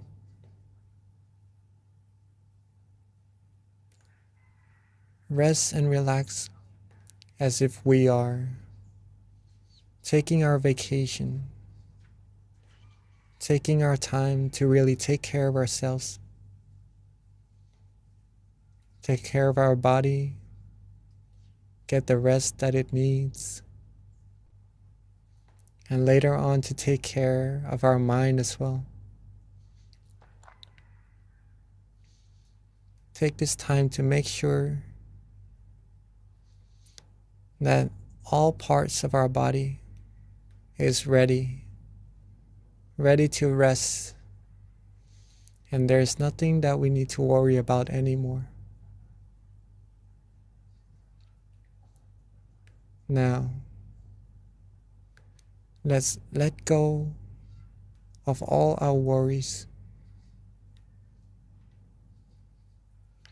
Let go of all our responsibilities, just for now, so that our mind can be rested as well. Rest and let go. Be free. Be free from all worries. Be free from anything that would give you a burden or give you weight to your mind. Be completely free. Be completely rested. You may start to feel the mind actually moving, flowing. And that's just the mind being free. And when you're able to let go like this, you'll start to feel relaxation. You start to feel inner comfort, peace, happiness, calmness, or tranquility. Just relax and let go, and don't worry about any feelings to come at all. If you don't look for it, it will come to you. All we need to do is just rest. Rest and let go. You'll start to also feel that the mind wants to be at a certain place, maybe right there in front of you, right there around your chin, or maybe around your shoulder, or even at the center of your body. There is a place when you are relaxed, when you let go, when you have no worries, that the mind will rest at. And let the mind rest there. That is good. That means the mind has already come to a point of standstill automatically. Let it be, let it go, let it flow. Enjoy this relaxation. It's this feeling, this universal feeling that is very, very important. Let this feeling, acknowledge it to be the most precious feeling, the most precious possession we can ever have. In order to keep it going, keep feeling this peace, this relaxation, simply don't worry. Don't worry, be happy. Let go, relax. Be neutral, be as happy as you can be. Be as calm, as comfortable, as relaxing as you can be. It's our time to take care of ourselves and enjoy this feeling. The further we relax, the further we let go, the more happiness we will receive. And the further we keep going, the more tasteful, the more meditation experiences we will receive. So let's be neutral. Don't worry about what will happen. Stay calm, stay relaxed, and enjoy this moment. If you wish to use an object of visualization to be a company so that the mind doesn't wander off, then feel free to. If you like to use a mantra as your company along your journey, feeling relaxed and calm, also feel free to. If you just like to be still, don't worry about anything. Not use any visualization or mantra. Also feel free to. See what you like at that moment. Use what you like at that moment. Enjoy the meditation experience. Enjoy the inner brightness. Enjoy the flow of true happiness that is being generated from within all of us. Let go. Don't worry. Let the feelings flow. And let's stay still, stay calm. Enjoy this meditation together in silence for this time being.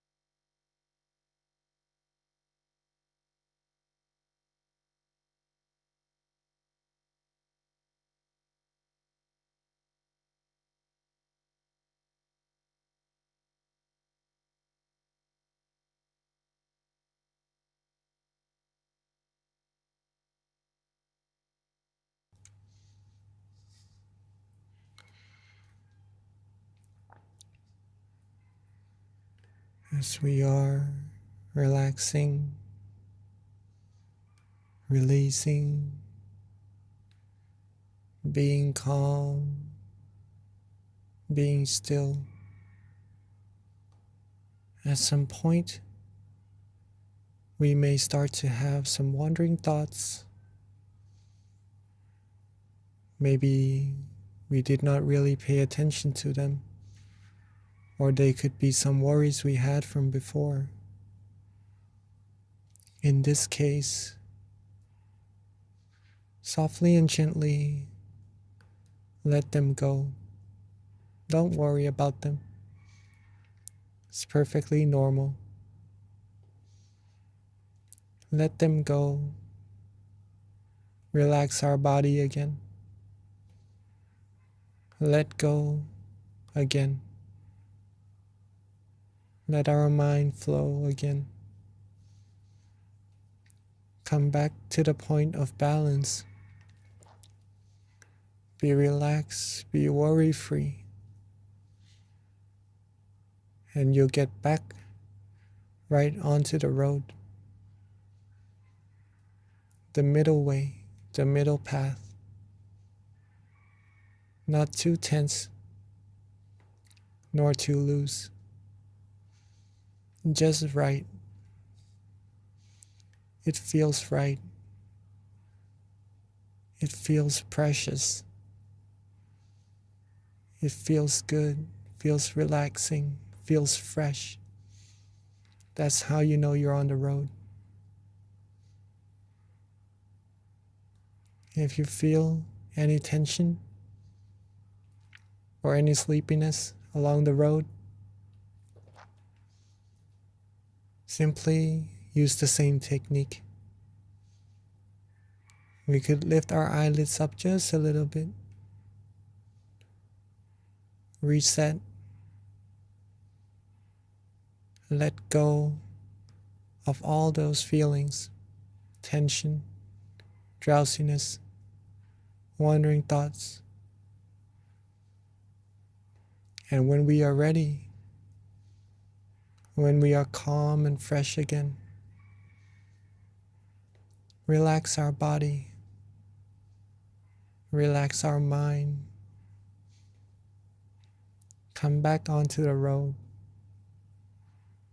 come back onto the point of balance, the point of tranquility. Repetition of coming back to this balance point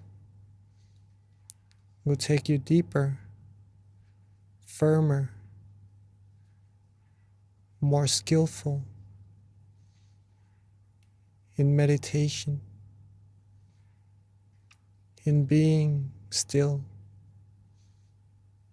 being on this path to true happiness. So let's take a few more minutes to rest and let go, be free from worries, be free from any thoughts, any anticipations of what meditation experience is to expect it. Let go and enjoy until it's time for us to share our loving kindness together.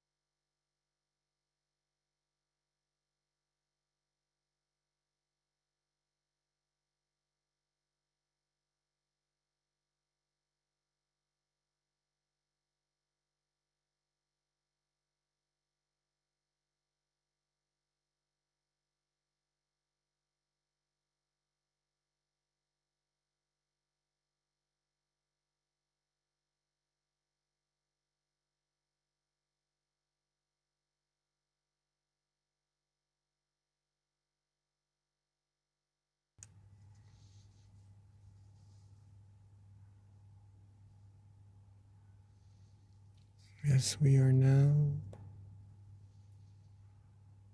being calm, being relaxed, being with our inner happiness, our mind has now gained an amount of purity, whether if we know it or not. Our mind is automatically gaining positive energy,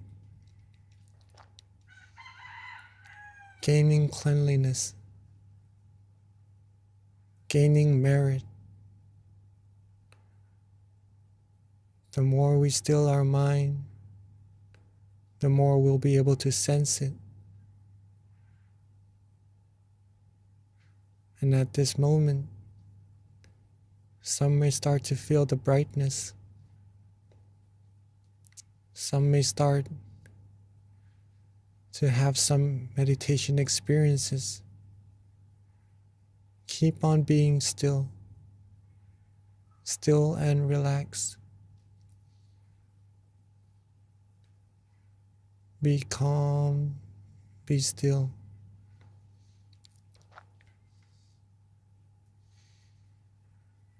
As we are about to share our loving kindness to all our human friends and to all beings all over the world, let's take this moment from lighting our inner lights already. Let's open our eyes softly and gently, maintaining our peace feeling, maintaining our calmness.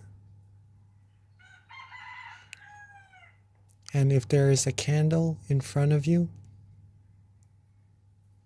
may you light the candle along with the feelings that you have from the inside, so that the candle may be the representation of the brightness, the feeling of positive energy that you have within. Let's take this moment to light our candles and lighten up the room, lighten up the mind, lighten up this world.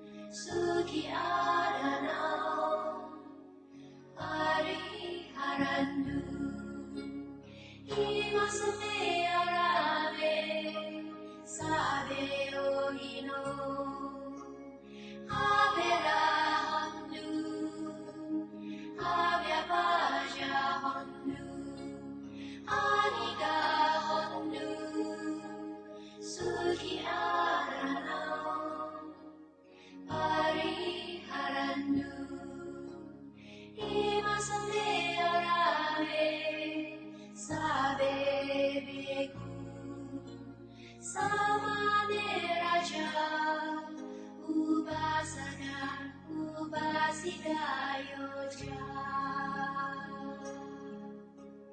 Avera Hondu Avyamaja Hondu Haniga Hondu Suki Adana Pariharandu Avagam Jalupajayara Yaga Avera Hondu Avyamaja Hondu Aniga Hondu Suhi Arana Pariharandu Amagan Araga Devada Imasate Vihare Imasate Avase Imasate Arame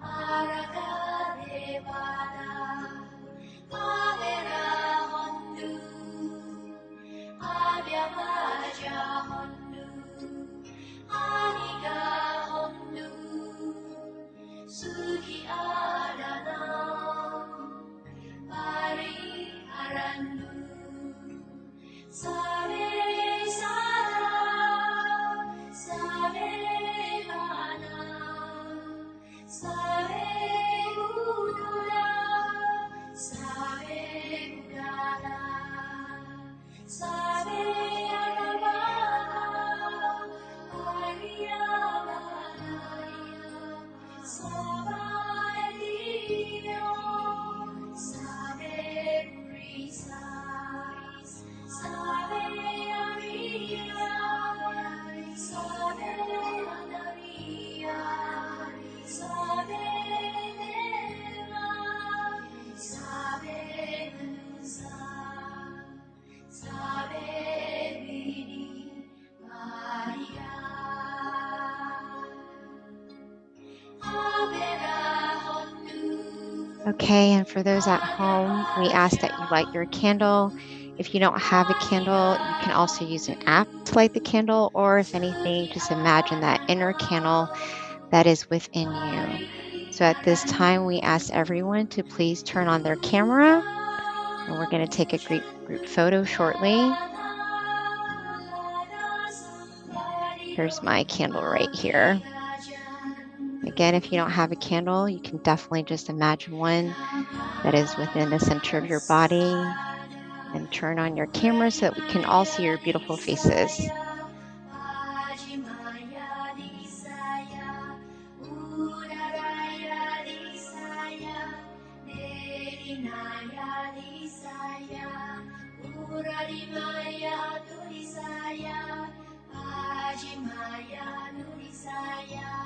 Udaraya Anurisaya, Neginaya Anurisaya, Edimaya Disaya, Uparimaya Disaya. Save Sada, Save Mana, Save Buddha, Save Buddha, Save Adavana, Ariyavanaya, Savaiyo, Save Precise, Save Ariya, Save Anariya. Now, I've lit the candles on the outside as a representative for the brightness within our mind. Let's get back to relaxing for a few minutes longer, just to share this brightness from the inside with all beings, all humans, all over the world. Let us relax ourselves back where we were. Imagine our candles right at where we feel most comfortable, most relaxing, seeing it bright, clear, and radiant, along with our mind being bright, clear, and radiant as well. Let's think of all our good deeds, our past practice of generosity, helping other people, giving smiles, giving endearing speeches, or coming together here, cleansing ourselves, cleansing our mind, coming together as a clean, clear crystal sphere, as bright as the sun could be, or even brighter, and share this positive energy, share this brightness with everyone around us sitting in this room, joining this Zoom session together.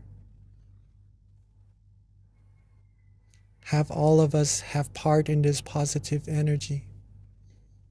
Have all of us be happy, healthy, strong, happy. Be fulfilled in all our good wishes, free from negativities, harms, diseases, free from anything that could take us onto the path to ruin.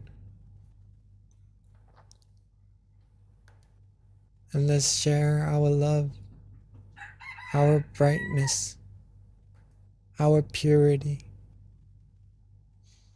our positive energy outwards even further to our community, our society, our city, our country, our whole world, seeing the world bright, clear, clean, like a clear crystal sphere, and everyone on it clean, clear, and pure as well. Let's make a wish for everyone with our positive energy, with this feeling, this peace that we all have from relaxing, from resting, from accumulating our good deeds.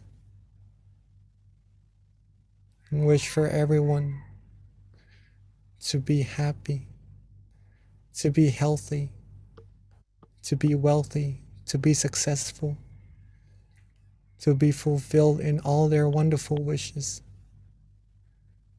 For there to be no war, for there to be no diseases, no hunger, no hatred, no anger, no negativities of any kinds at all. Have the world be clean, clear, pure, be filled with happiness, true happiness from within. And wish for everyone to be able to still their mind easily and attain the utmost, the foremost of happiness as easily and as quickly as possible. Let's take a few minutes to share our loving kindness brighter and further out into space, into the universe, outwards infinitely, borderlessly, reaching all beings no matter where they are, having all beings, not missing a single one, have part in our kindness, our love, our positive energy as well. Let's take a few minutes to rest and share our loving kindness together.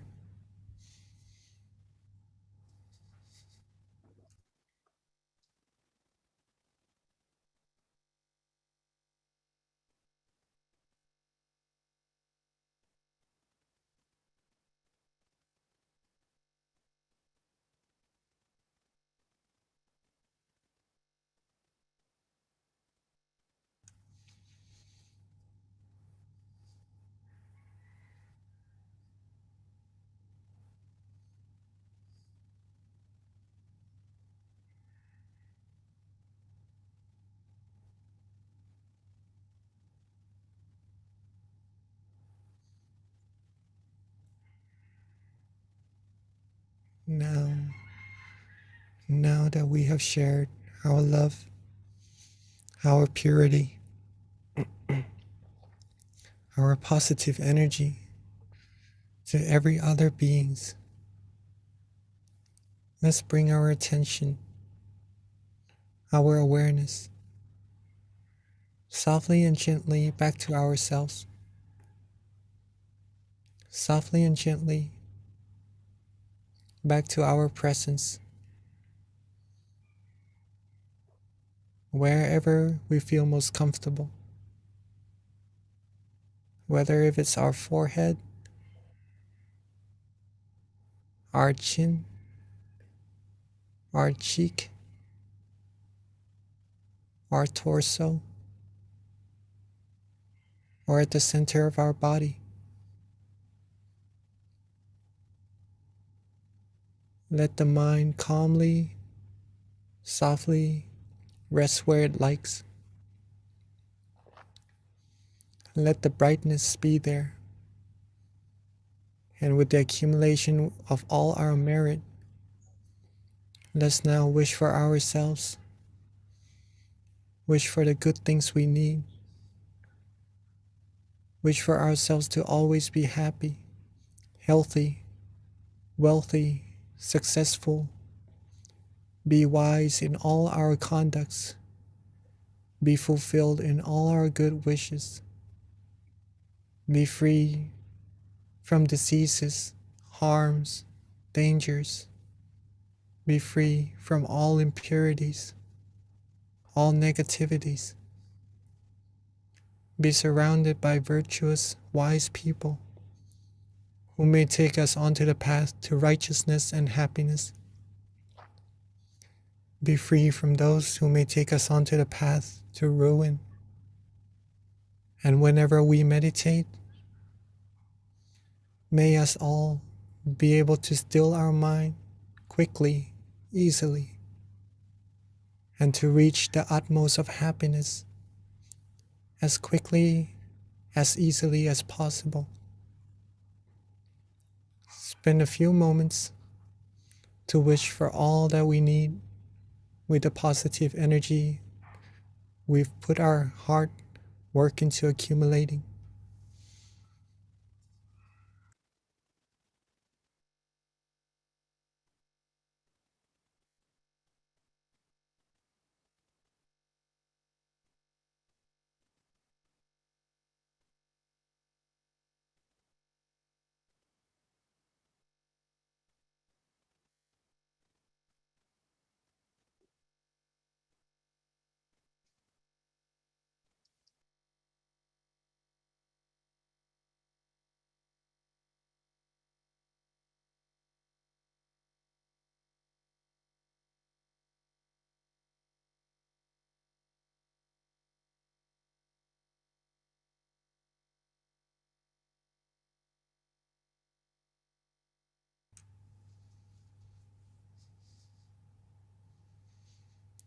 And now that we are reaching the end of our session together, let's recall our calmness. Recall being relaxed, being rested. Recall that positive feeling that we had and are we still having. Let's recall being with this feeling. Let's be with the feeling and make sure that we are able to maintain this feeling with us as long as we can once we open our eyes and go about our days and remember how precious this feeling is. And when we are ready, as we are now at the end of the session, let's softly and gently open our eyes. Softly and gently open our eyes while maintaining that feeling of relaxation, that feeling of calmness, comfort, true happiness within us as long as we can. And whenever we remember, we could always get back there. It's always there waiting for us. And welcome back to the session, everyone.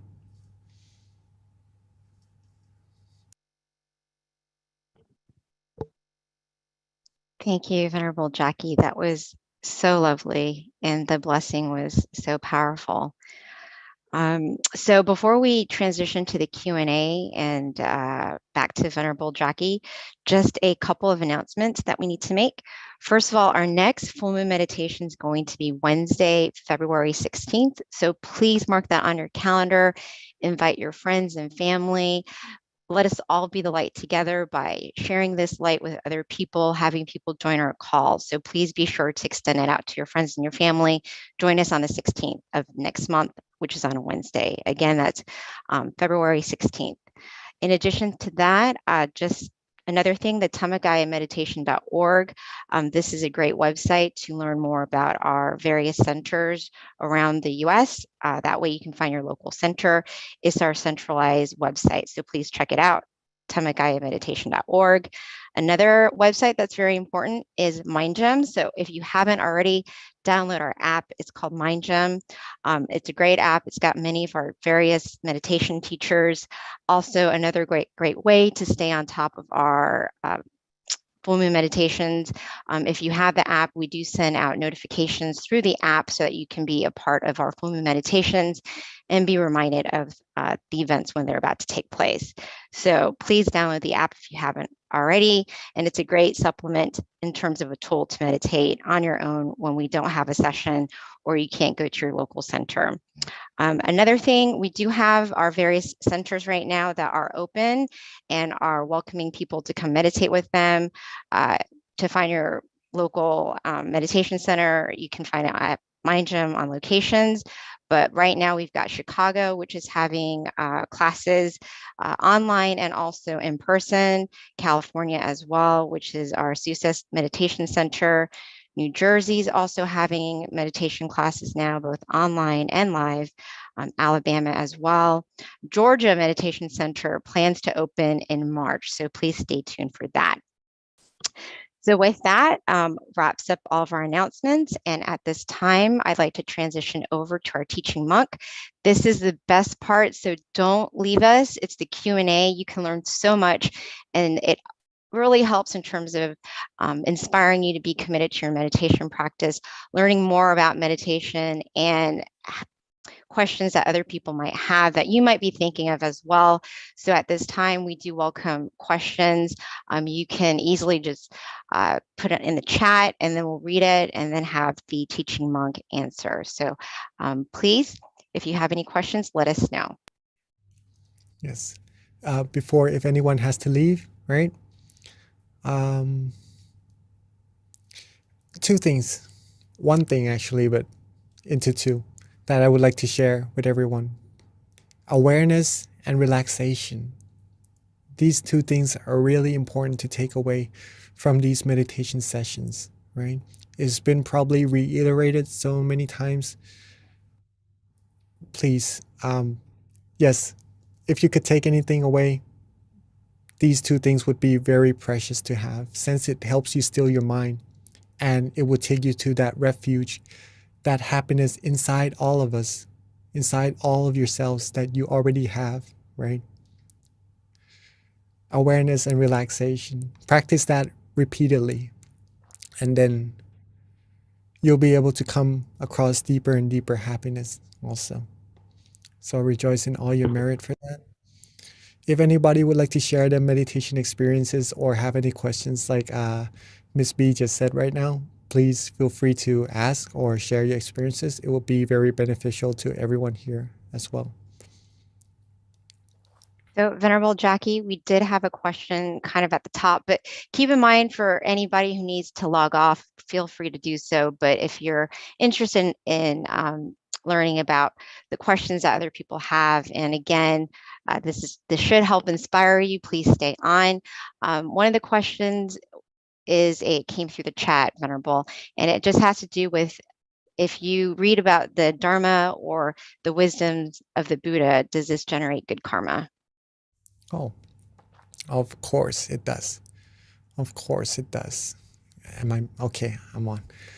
All right. So pretty much the teaching of the Buddha is mainly to help us reach that inner happiness, right? So if you read it, if you study it, and then you take it into practice, that would give you a whole lot of benefits and good karma as well. Reading took so long. It took so long for the Lord Buddha to become the Lord Buddha. It took many lifetimes to accumulate merit, perfections, in order to be able to attain this wisdom that he attained right on that day of enlightenment. That wisdom is pure from a mind that is free from all defilements. If you are able to study it, read it, you'll get that knowledge as well. Thus, it is good karma, of course.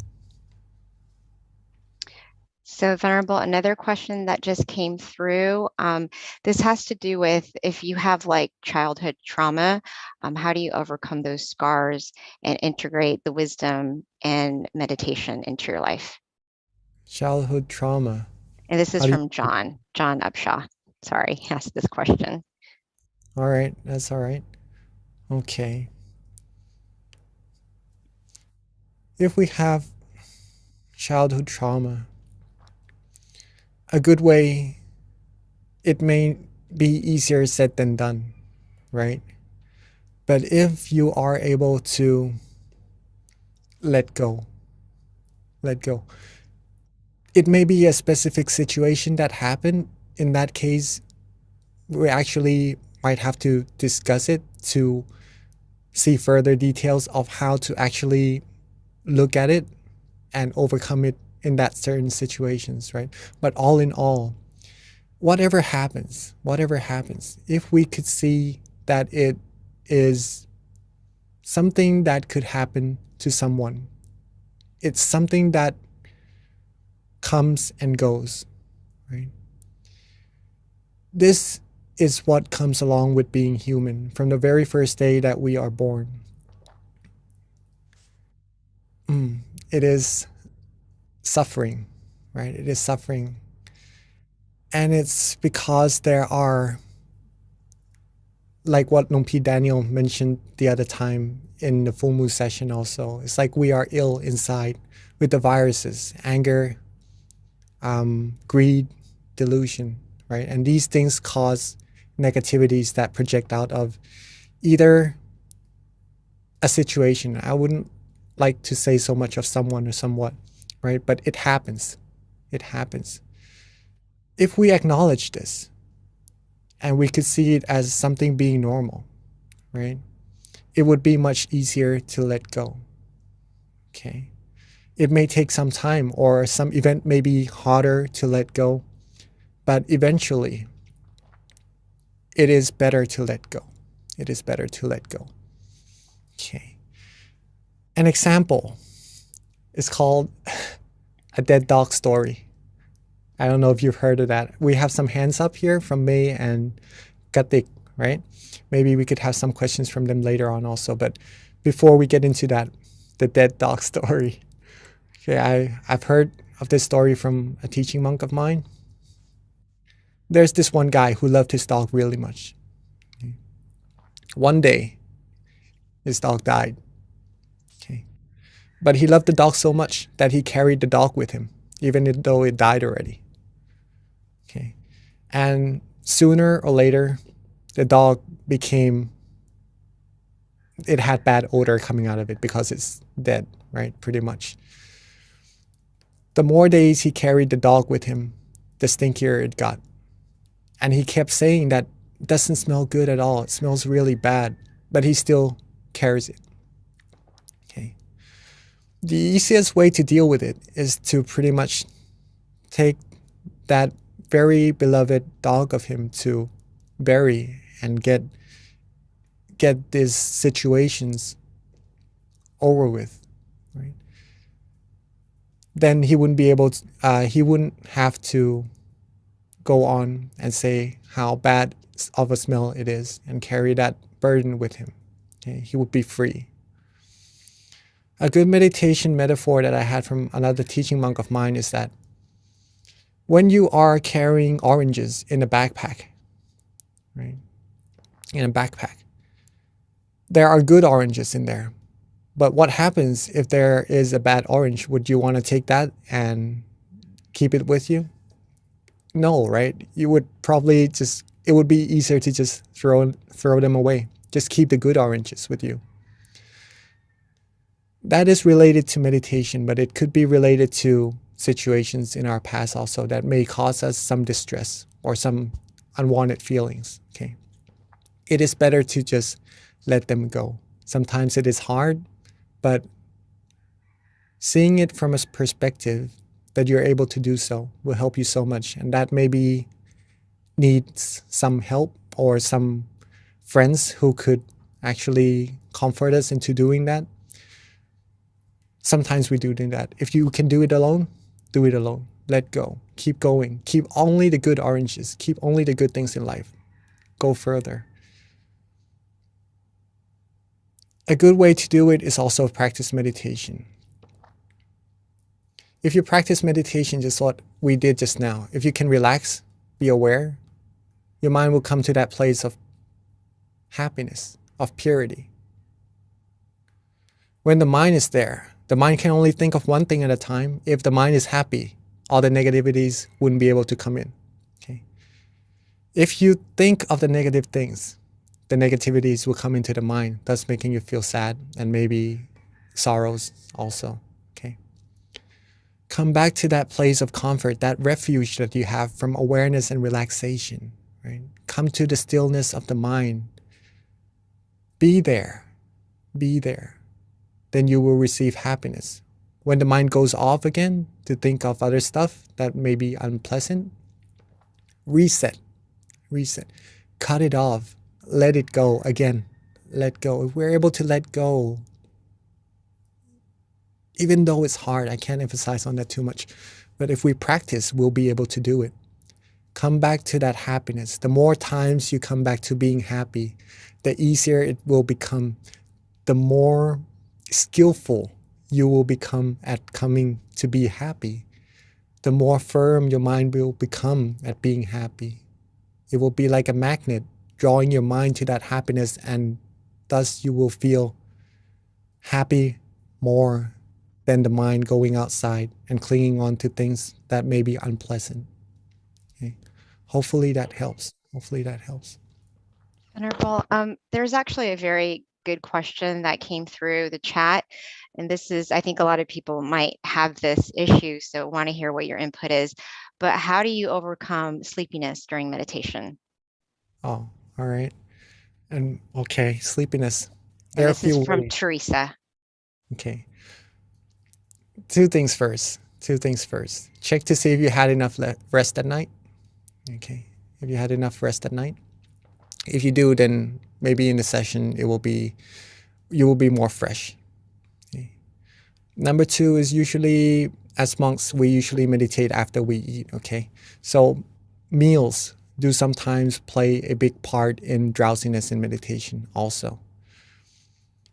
Resting at night, if you had enough, did you have enough to eat or more than a person should, right? If you eat more than what a person should, then a person usually likely becomes sleepy during meditation. So moderation of food and good enough sleep would help with drowsiness, surely. Some of the few things that also helps inside the session is to reset. If we close our eyes and we start to fall asleep, we wouldn't go to sleep straight away, okay? We wouldn't fall asleep straight away, but we would notice our mind maybe wandering off a little bit, feeling a little bit drowsy first, and then later on going to sleep. At that moment, before going to sleep, if you notice yourself first, then freshen up. Maybe opening up the eyes, drink some water, do some stretches. When you're fresh again, close your eyes and start from that. Start from being fresh, being calm, being relaxed. Okay. That would help with sleepiness during meditation. There are a few more things that could help also, right? Before the other things that could help, maybe we have a limited time over here. So one thing that my teaching monk gave me that really helped me, I tried a lot of methods to help me with sleeping during meditation, but one thing that really helped, one word: be fresh. Be fresh. Okay. That's it. Anyhow that you would like to do it, be fresh before your meditation. Thank you, Venerable. And then here's a question from Chris Stevens. He would like to know, how is the full moon related to our meditation tonight? All right. Full moon is usually, it is very deep and very profound, but let's keep it at a point where we could relate to pretty much, right? In Buddhism, or in other religions as well, full moon tends to be an occasion of the happenings of some sort of somethings, right? In Buddhism, it usually relates to something very special also. So you could take it as a good occasion, right? That the moon is full and that we could come together and be whole, be one, like the moon, okay? Like the brightness in the sky that shines away all the darkness. When we meditate, we are actually shining away all the darkness, all the negativities that is there inside the mind also, and cleansing our mind, giving ourselves positive energy, right? That could be pretty much related to our meditation.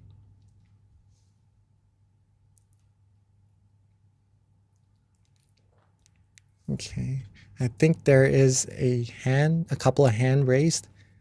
May we have some questions from May or Gretik?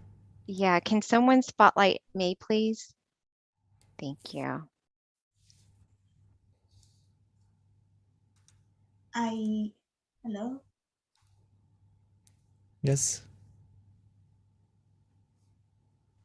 Yes, we can Hello. hear you, May. Go ahead. Yes. Hi. I practice meditation for longer hour, like 5 hours, 6 hours. Then I have more concentration and I can practice deeper. But sometimes when I am in this situation, like I have a lot of changes are happening. Like I can see my sweat poles and all the sweat coming out from each pole, and I can then suddenly there are the blood flowing. I can see that movement, and so there is something like the pendulum here and moving backwards and front and backwards, and I feel all these happenings, and at the time I try to focus back on my tip of my nose, but I still see all these instant and continuous changes, and how can I focus, and where should I focus back to continue my meditation? Beautiful. Very nice question. In case someone else also has meditation experiences that they wonder what is there and what's happening and how to go further, right? As we mentioned in our meditation always, is that this feeling of relaxation, I'm not sure if you are able to sense it when you meditate, May? Yes, I do, but only sometimes I have this, I see all these instant and continuous changes, and then at the time I don't know or how to continue. I or put back on my focus point on my nose, but all these the pendulum things here and the moving front and back, and this is where should I focus at the time. Okay, yes. If you can remember the feeling of relaxation in your meditation, right? If Yes. it's at the tip of your nose, if you focus there and you feel relaxed, Yes. that should be where you should be focusing. Okay. Let's put it this way. Let's put it this way. If I close my eyes and I feel that around this area, okay, is where I feel relaxed and comfortable. It could be my nose, it could be my ear, or it could be in front of me, anywhere. But I feel like right now, over here is relaxing.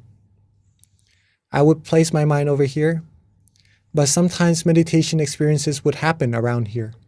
Maybe like what you said, the pendulum is going back and forth over here, or maybe some other things would happen, maybe in front of me, anywhere. Do not pay attention to them.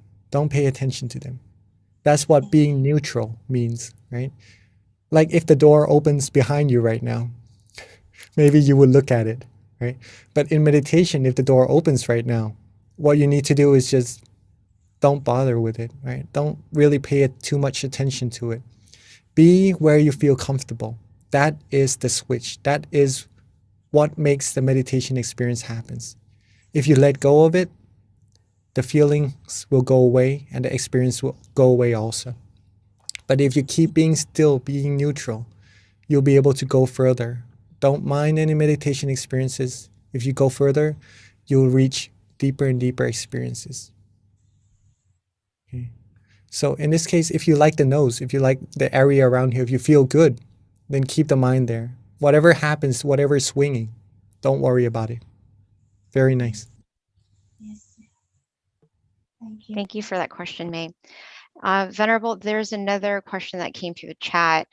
And this one pertains to a full moon. And this question is just someone wanting to know if there are any special precepts to be taken for a full moon. So maybe you can kind of just go into a little information with it, with regards to what precepts are, because not everyone on the call probably knows. So just a very high level summary of that. I know it's going to be probably more, you're probably gonna need more than 3 minutes, but All right. Okay. So precepts. I'm very surprised that you are keen to know about some more about Buddhism as well. Usually when I go and share meditation with people, they usually would be interested in the meditation itself, but it's nice to have people interested in Buddhism as well, right? I'm trying to be as neutral as we can towards this feeling or happiness within all of us. Precepts are pretty much disciplines, right? Disciplines. They are disciplines basically to not harm ourselves or to harm other people, right? For example, not killing, not stealing, not saying false things, or not taking in intoxications. Okay. These are, and one more is to not have sexual misconducts, right? These are the basic 5 precepts that every human should have, right? It is said that if we lack some of them, we will be less like a human, if that makes any sense, right? It will, like a sane human being, right? I mean, if you take intoxications, if you drink and you become drunk, right? It would be harder to control your senses or to be sensible in some cases. That's pretty much what it means. So if you are able to hold 5 precepts, 5 things, that's pretty much being a good human being, right? Good, normal human being. Precepts, not to hurt ourselves or to hurt other people. Now, during the full moon, 3 precepts are usually held further, right? As a tradition, right? Actually, the third one, to not have sexual misconduct, is changed to not having anything to do with sexualities at all. Okay. And then the 3 more is to not be in good, thick bed, to not listen to music, to not engage in entertainments. And the other one, I would have to, I would have to check to see what it is. We have 227 precepts as monks, right? So that is what we go by. And monks do not go for extra precepts on full moon days because we already have the full precepts, right? It is up to the person. It is up to the person to whether or not take on the extra 3 precepts, right? I'll see if I could remember it as we go along, right? Okay. Yes, so that is pretty much it. Just to overall say what precepts are and what full moon days give you as extra precepts. Okay. Thank you, Venerable. So Venerable, it is now 10:30. I don't know if you want to take on one more question or if we should just wrap it up. We'll leave it up to you, Venerable, because there are more questions as always, but at some point we do have to cut it off. So. All right, maybe just one more question before we end. All right. Okay, so with that, there is one more question. We've got Chancia who has her hand raised. So she's had it raised for a bit. So let's have her wrap up with the last question. Hi, Chancia.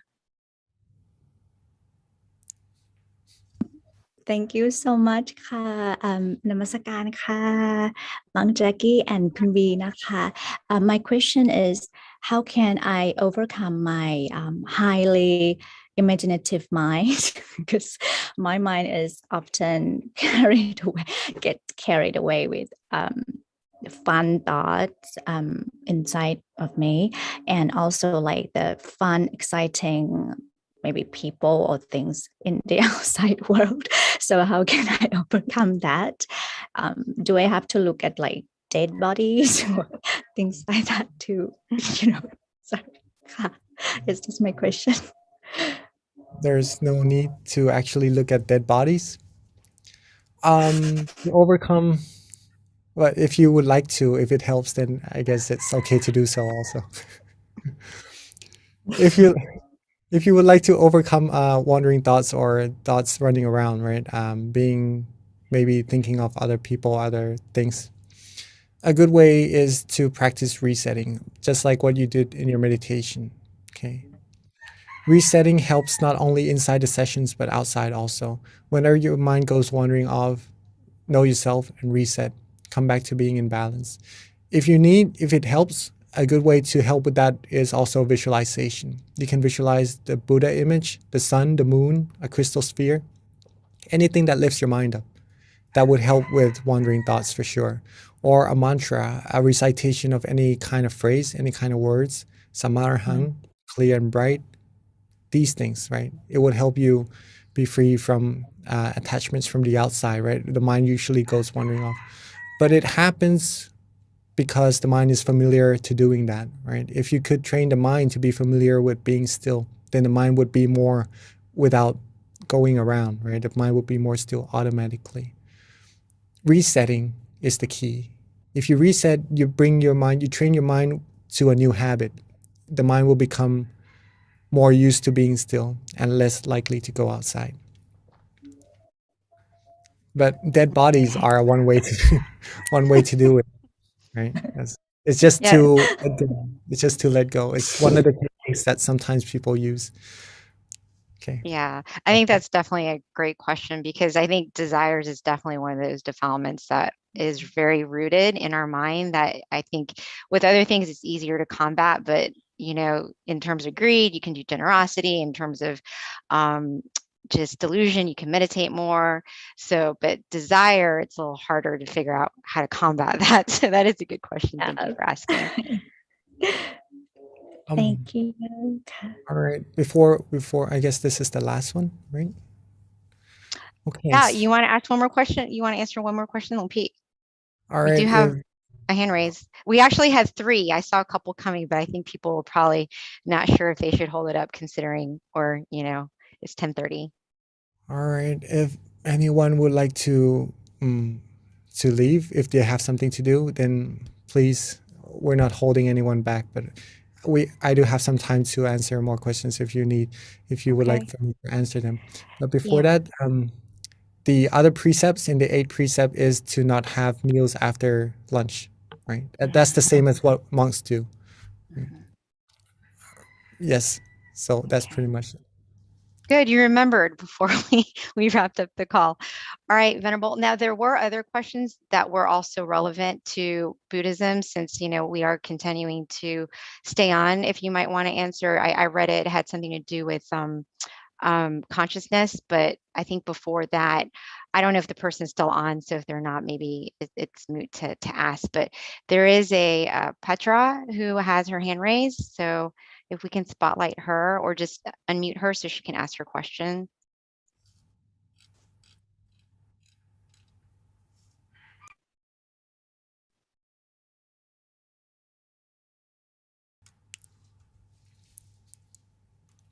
Right. Okay. I think we're having problems trying to find that person. I do see the hand raised. Yeah. So Venerable, let me go ahead, since this is, that question, if you'd like to answer it. Just has to do with consciousness, and if you can kind of go into a little bit more detail with regards to what happens to consciousness when we're no longer physically here. อ๋อมือไปอะไรใครไปเลสแฮนในของฉันดิฉันเองนะคะ จ้ะมีคำถามไหมเอ่ย Oh, Do you have any- okay. Your hand was raised, so we unmuted you. What's the question with the consciousness? Okay.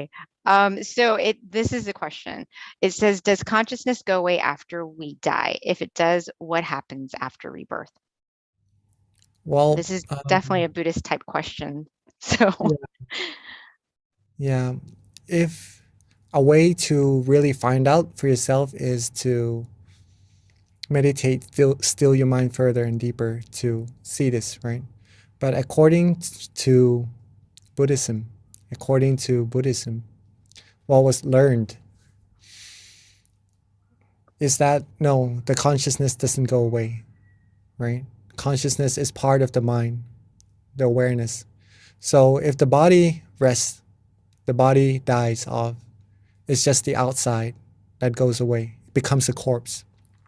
But the mind is still there. Or if the mind separates from the body, the mind may be known as spirits, or sometimes we see it as, in some cases, like ghosts and stuff like that. Yes, so the consciousness is still there with the mind. So it goes into another form according to how much merit or demerit it has made, right? If it made a lot of merit, then it's more likely to go into a good place or a better place. Okay. excellent. Thank you, Venerable. So that wraps up our questions. At this time, if you're still on the call, let us accept our blessing from our teaching monk before we wrap up this call. Okay. So I'd like us all to bring our mind back to where we feel relaxed and comfortable. And with the merit that we've all accumulated, may us all be pure, be clean, be cleansed in all our bodies, speech, and minds. Be pure in all our conducts. Always be happy, healthy, wealthy, successful, fulfilled in all our good wishes. Free from sadnesses, sorrows, sufferings, diseases, harms, any negativities. Be fulfilled in our goals towards happiness. And when we meditate, may we still our mind easily and be able to attain the utmost of happiness, utmost of inner peace, as quickly, as easily as possible.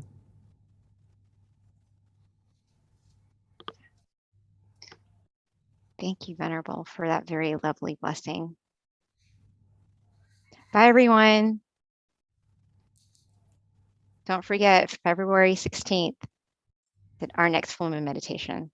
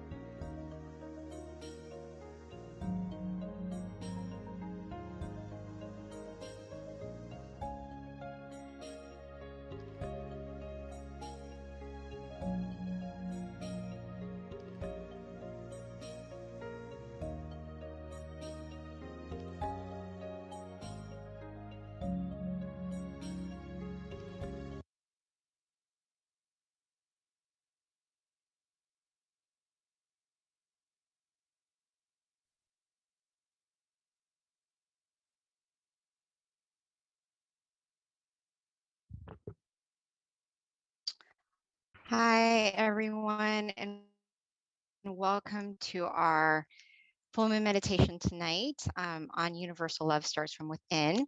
So we generally start with quotes because, quotes can definitely help inspire you and leave you with food for thought. And actually, I have two because they're so good, I couldn't choose between one. Both of them are going to be relevant with regards to our wisdom talk today. The first one I would like to share, this is actually a new book. I haven't used this yet on these sessions, but this is one of my favorites. It's called Pearls of Inner Wisdom. And this one is so good. It's so good that I actually keep it close to heart. I actually have it written in a journal because I like to reflect on it. And it's called, the quote is, "Change your mind to change the world. The only definitive way to overcome aggression, selfishness, conflict, wrong view, and stubbornness is to uproot the very thoughts of all of these things from the mind by meditating until we can attain inner wisdom from within." So this is very good because if we're talking about trying to change the world, we have to start from ourselves, especially when it comes to universal love.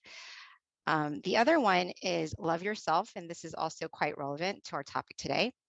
To love yourself is different from being selfish. To love oneself means to purify oneself and to be happy at all times. All things that come to our mind and our five senses, sight, sound, smell, taste, or touch, both good and bad, we must choose to opt for the good and let all be at the seventh base, the center of the body. So both are pretty relevant to our topic today, which is going to be on universal love. And next, I just want to go over a little bit about our teaching monk. If you haven't meditated with Monk Daniel before, you're in for a treat. So Monk Daniel has ordained and he's dedicated to his life to meditation and practicing as a Buddhist monk since 2012. So he's been a monk for over 10 years now. He believes that positive life change begins from within and that everyone can change their outer world by first changing their inner world with regular meditation practice. Another thing about Monk Daniel is that he's been teaching meditation domestically and internationally to monks and novices and people all around the world. So he's very well trained with regards to teaching and definitely inspiring people to find themselves from within. So without further ado, let me introduce Monk Daniel.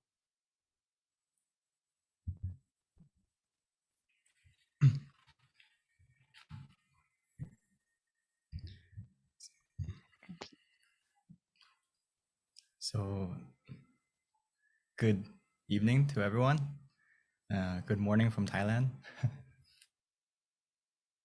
To see everyone again on this auspicious night on the full moon, which is a very important, special time actually, if we learn more about it.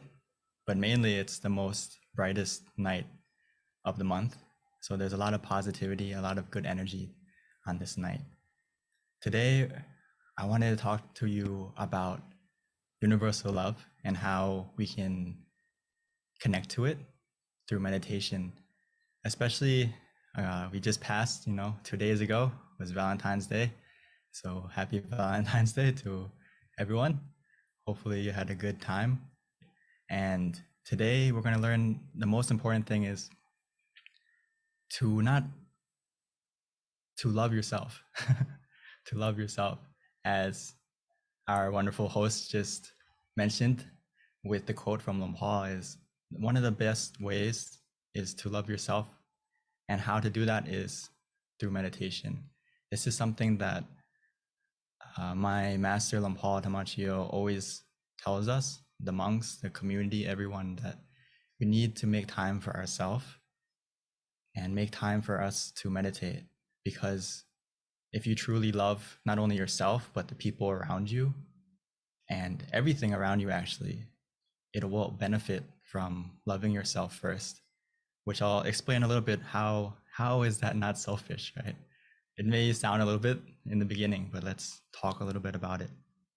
So as we may see, I want to talk about self-care a little bit.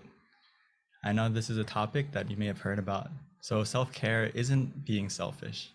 This is a point that we have to get across, that taking care of yourself doesn't mean me first, but it means me too. It means including yourself in your happiness and including yourself and loving yourself as well. Sometimes in life, our focus gets distracted, and out of our good intentions, we tend to put our passion and our love and dedication into everything around us. It's like whether it's our job, our relationships, whatever it may be, we put our passion and love into everything around us. But sometimes we forget to give some of that love to ourselves. And today I want us to remind ourselves that we need to make time for ourselves too, because a better you means a better world. And right now it may seem kind of, how can me being a better person change the world? It may seem kind of big, like a big picture, but if you think of it, if you're a better version of yourself, the first people who are going to impact are the people around you, right?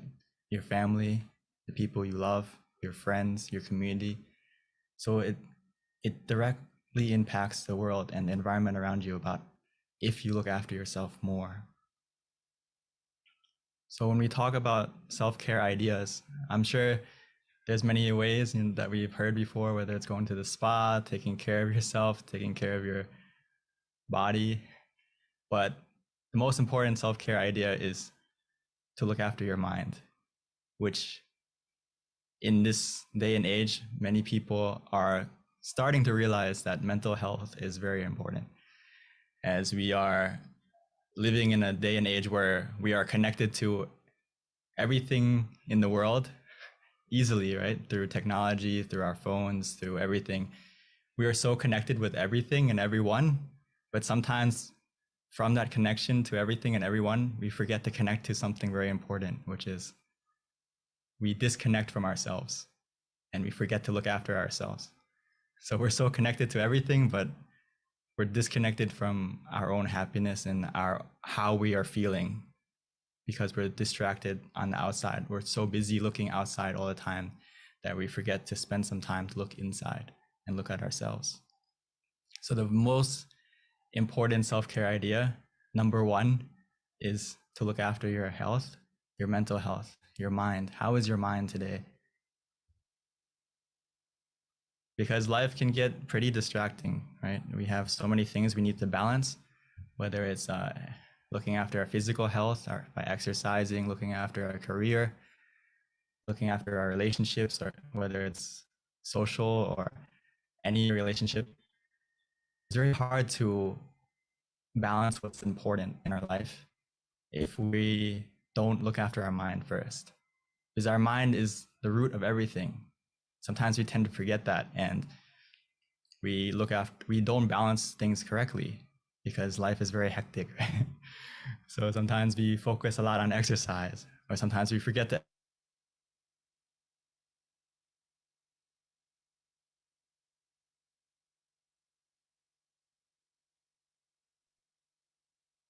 simple way is look after your mind first.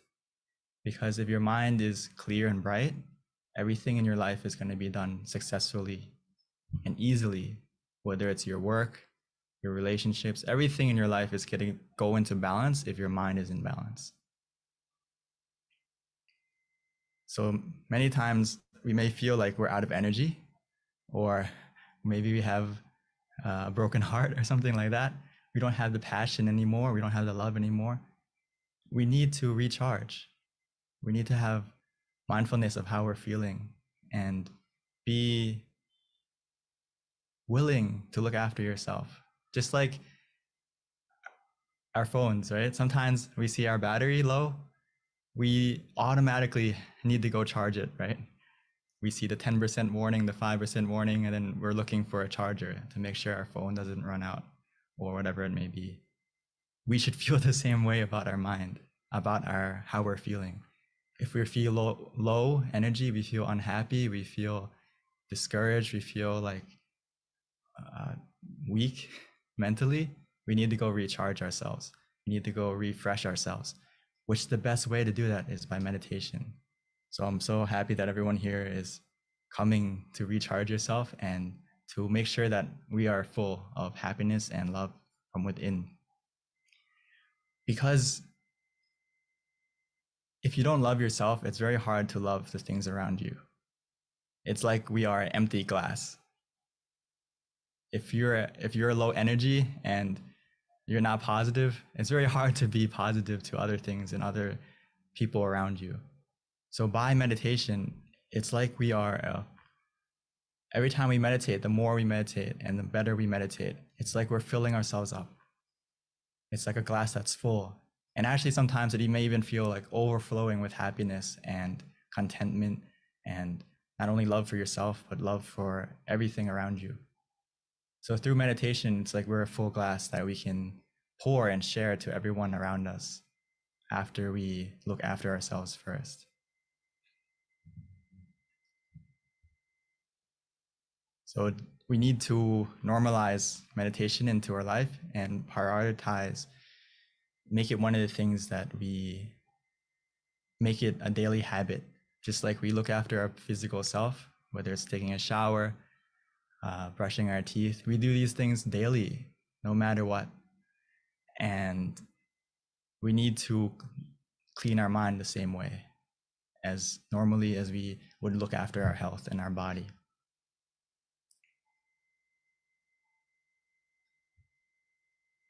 Because if we go back to self-care ideas, we don't have enough time in our schedule for everything. That's true. Sometimes we only have 24 hours a day. Our day is very busy, right? So if you remind yourself that and reflect on yourself that we may not have enough time for everything that we want to do, but we always have time for the things we love. So we need to make ourselves one of the things that we love as well. And meditation, one of those things that we love. If we make it something that we love, we're going to spend time on it and make it part of our schedule.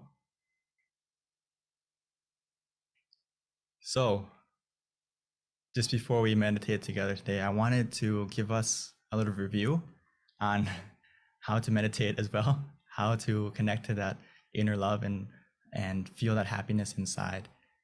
For those of you who are new, or for those of you who are been meditating many years, this is something that even myself, I have to remind myself, even though I've been meditating for 10 years as a monk, and ever since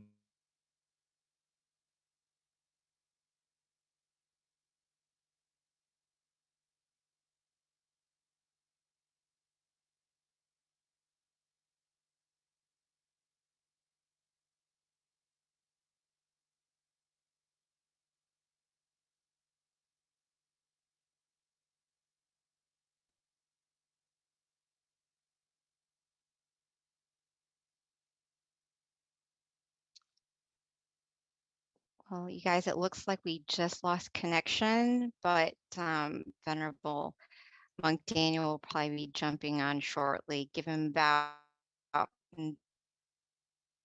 3 minutes. But until then, I'll go ahead and just kind of give you a recap with regards to our meditation technique. Definitely, you want to keep your mind bright and happy and joyful as much as possible. Try to recall good things that you've done in your life to kind of help make your mind just refreshed. And then from there, just relax your mind, your body, just some high level recap with regards to our meditation technique. One of the things that we try to focus on, if you can, is the center of the body. And Monk Daniel will definitely give us some guidance with regards to that when he returns. But there are 3 things that we can do when we're trying to meditate. Is first, we've got to clear our mind. Second, from that, relax the body and the mind. And then we want to pretty much trick the mind, because the mind has a tendency to dart from different thoughts or different images. So high level, one of the things that we recommend people utilize to help calm the images essentially is you can anchor your mind with a shining sun, a full moon, which is very appropriate with it being full moon meditation, or just simply relax and keep your mind at the center of the body. In addition to that, you can also use a mantra, and our mantra is Sama Alahang for those who are familiar with our meditation technique. Or you don't have to use that mantra. You can just use anything that makes you feel calm, whatever it is, it should be neutral. So another recommendation would be you can simply just recite clear and bright, clear and bright, clear and bright. Just something repetitive to kind of help tune out the noises in the mind. Or simply we can just relax and just clear our mind from any thoughts and just simply keep your mind at the center of the body. Meditation is very simple. It's just a matter of letting go of your thoughts, which is definitely easier said than done. One of my teachers, Venerable Nalong, always would used to tell us how simple meditation really is. But when we try, it's not so simple, because even though we might look very peaceful on the outside, in the inside, there's just so many thoughts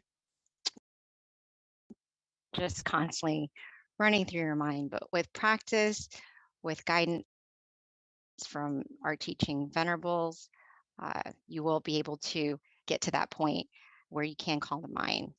So that is pretty much a high-level recap of our meditation technique. Venerable Daniel is probably doing his best to get on. We'll just have to wait for him. And at this time, I would like to invite any venerable that's on this call who might like to also give some advice with regards to our meditation technique. I know we've got many amazing teachers on this call with us tonight. If you can add any additional guidance or any advice with regards to adding on to what I just said, that would be awesome.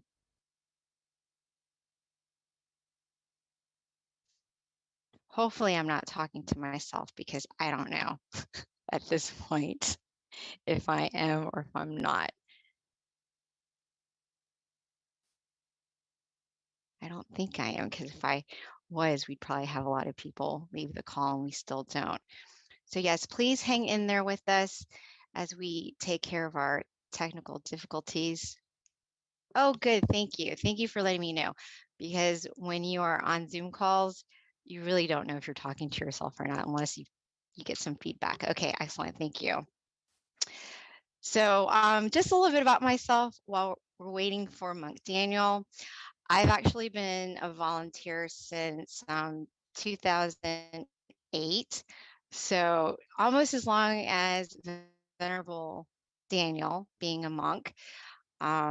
It's been one of the most passionate things in my life with regards to just helping to spread meditation, being an example, being able to pioneer many different projects. So it's definitely an honor to be able to be on these calls with you. So at this point, I have learned a lot with regards to our meditation technique, because I have had many, many different teaching monks throughout the years, which has been such an inspiration, because no matter what, it's very easy that, you know, if you aren't connected to a community, it's not always very easy to be connected to your practice. Even though you know how important meditation is, without a community of teachers or virtuous friends, or even meditating together like this, it gets really easy to get distracted. And before you know it, time goes by, life goes by, and you just don't have that same commitment to your meditation practice. But by all of us coming together once a month, or as many times as you can, say if you are connected to a local center, it really does help you commit to your practice, so that before you know it, as the days goes by, which becomes months and years, you can look back and be very proud of yourself that you have been able to commit to your practice, that you are doing something worthwhile, you know, with your life, essentially, because in the end, the only thing that we can really take with us is our actions.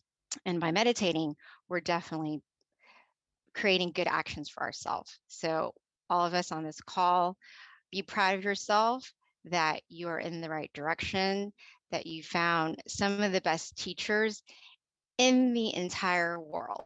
I kid you not. We are so lucky. I see it all the time. You know, we don't have to go anywhere else with regards to meditation. We've got it right at our fingertips. Or even better, if you've got a local center, you have to take advantage of the amazing wisdom that we get from our teaching monks. So, you know, that's one of the things that I'm very grateful for, that I've got many, many teaching monks by being connected to this meditation community. Thank you. Yes. So, you know, this might kind of interfere with our meditation just a little bit, since our schedule normally is to meditate from 9:20 to 9:50, which is about half an hour meditation. And Monk Daniel is not on the call yet. So we'll have to kind of kill time until he gets on. I don't know if anyone can, thank you. I don't know if anyone can connect with Monk Daniel while I'm trying to inspire our community, and that way we can know kind of what to do.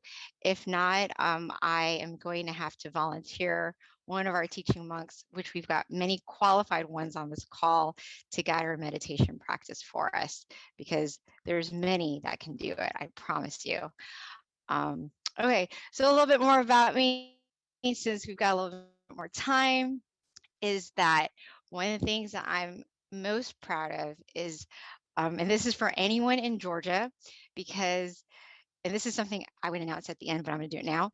I'm really excited that one of our teaching monks from Thailand, he's actually a former member of Georgia. And I'm very proud to say that when I saw him in Thailand in 2019, pre-COVID, he gave me a gift, and I went to a meditation retreat where he was teaching. His name is Venerable Michael, and he was a former student at the Georgia Meditation Center, which is where I volunteer. And when I saw Venerable Michael just before I was about to leave, oh, wonderful. Okay, I don't have to say anything now. I can wait till the end, because we've got our teaching monk back on the call. And now we will start our meditation, and perfect timing, because we start meditation at 9:20. It's now 9:22, so we didn't lose very much time. So at this time, Venerable Daniel, are you there? Wonderful. He's coming on, so I can tell my story later. Thank you, everyone, for being patient with us. As we all know, technology, you just never know, it can be fickle sometimes.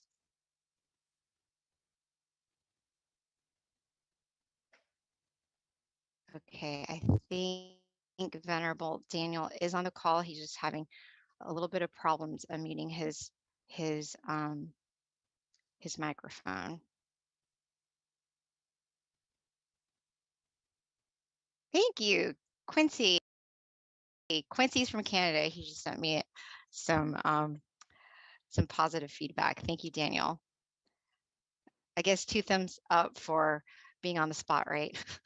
These are the things you have to do sometimes. Thank you. Okay, well, Venerable Daniel is joining us. Just give him a couple more minutes. Oh, Deb, I've got all these friends on the call. Thank you, you guys. Thank you. Okay, well, you know what? When Venerable Daniel gets on the call, I will just zip up. But for right now, let me continue, since I was right in the middle of my inspiring talk here. A former member of the Georgia Meditation Center, and like anyone who knows me will hear about him, because I'm so proud of the fact that he was a former student at the Georgia Meditation Center. And when I had the opportunity, never mind, he's back. Thank you, Venerable. I was just creating all these things that I can share with people. I was waiting to be co-host, because I can't unmute myself as a participant. Well, we are glad you're back. Go have at it, Longpete. And you guys will hear from me later. Thank you. We left off on how before we meditate, just real quick, the most important thing is making sure that we are relaxed of both body and mind. So I'll continue later. For now, let's get into the meditation, because we are running out of time a little bit. Sorry for the technical difficulties. the main temple.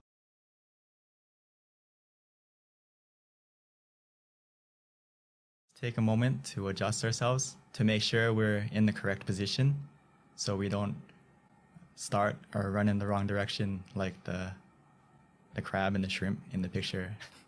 So take a moment to adjust yourself, find a comfortable position, whether you're sitting on the floor, on a chair, and let's begin our meditation together.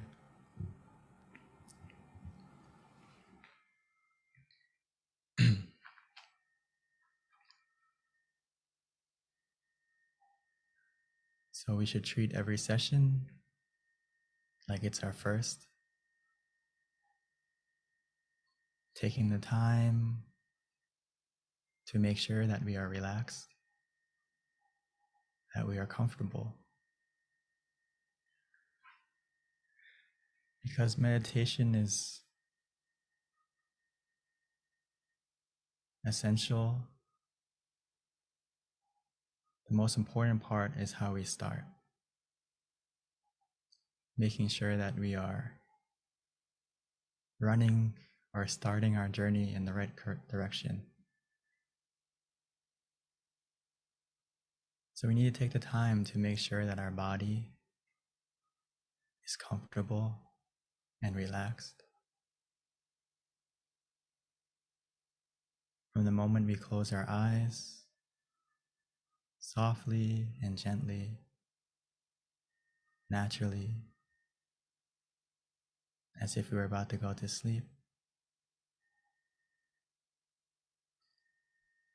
Because now is the time to truly rest our mind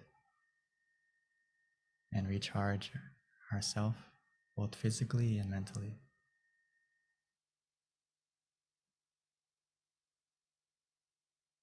For the rest of the meditation, we no longer need to use our eyes.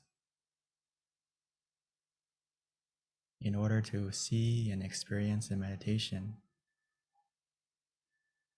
we only need to use our feeling of relaxation and comfort.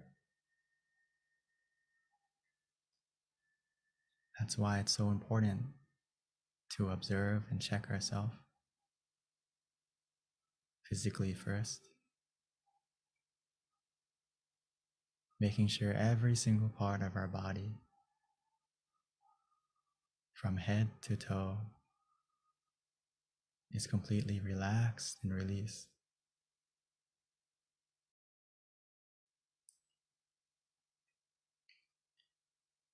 Sometimes the easiest way to do that is just to take a deep breath a few times, breathing in slowly and gently and deeply, feeling the cool and relaxing air, the calmness as it fills our body up with relaxation.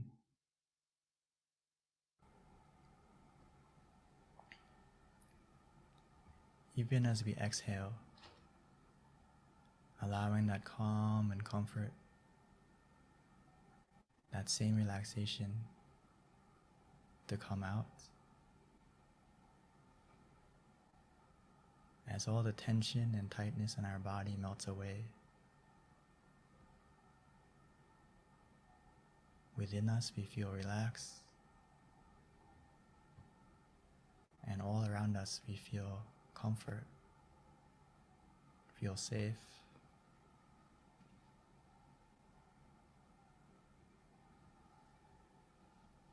The more we relax our body, we may begin to feel that our body is becoming more light,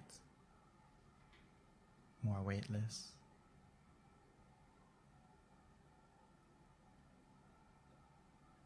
This is the power of simply relaxing.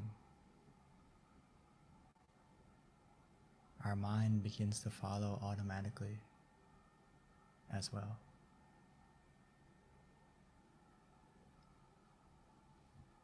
Our journey to find our inner happiness universal love inside has already begun.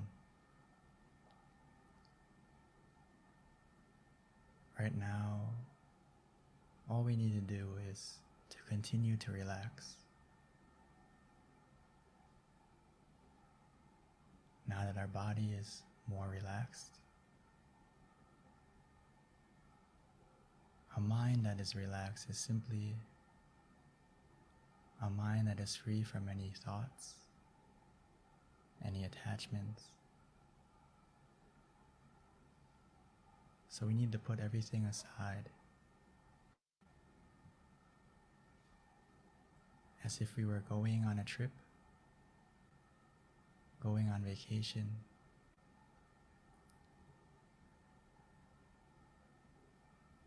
We can put our mind in airplane mode,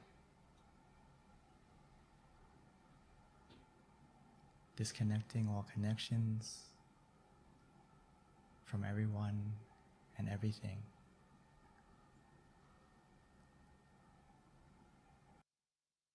This journey inside, we don't need any baggage. All we need is ourselves. Right now, it's a time to love ourselves, to make sure that our mind is in the right place, to make sure that our mind is positive, clear, and bright.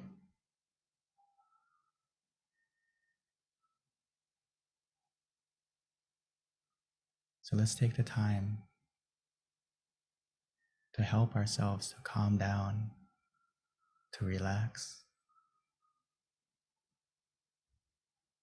by using whatever method that is easiest for us to use, whether it's to repeat the mantra in our mind softly and gently. Samma arahang, Samma arahang, or clear and bright, clear and bright.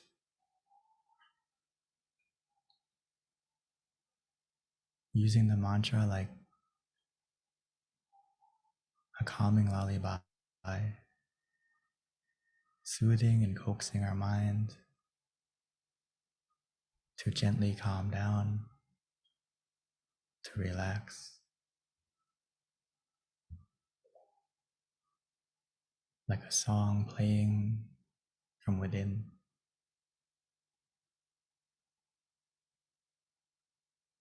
Or some of us may find it easier to just visualize an image, the full moon, like tonight. We can imagine it however we like, wherever we like, shining inside us, in front of us, however big, however small, as long as we feel relaxed and comfortable. Don't worry about the clarity.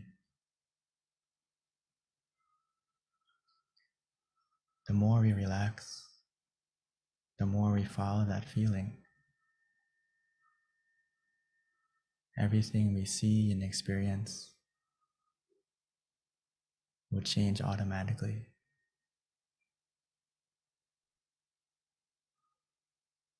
The key to meditation is just to keep the balance, to be calm, to be conscious, to be mindful and relaxed together.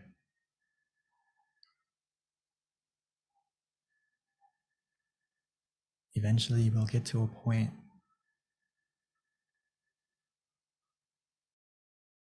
where we don't want to visualize, we don't want to use the mantra. We just want to do nothing. Let it be.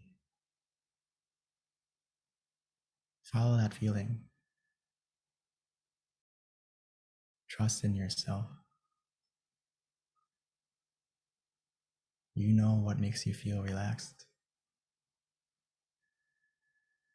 When we get to that point, just let go. Do nothing.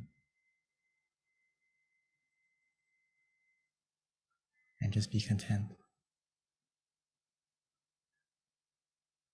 Through that contentment, the relaxation will continue to grow.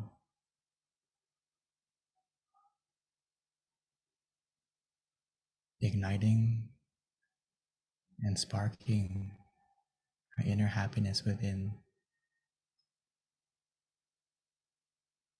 almost like a small star shining. Eventually, the more we relax, by simply remaining calm and patient, content with whatever happens,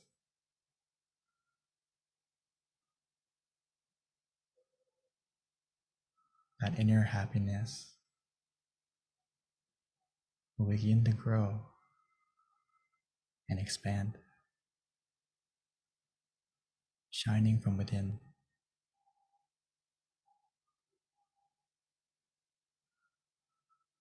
As the clouds in our mind, the negativity in our mind begin to disappear, revealing a happiness, a brightness, a love that has always been within us, waiting for us to look within.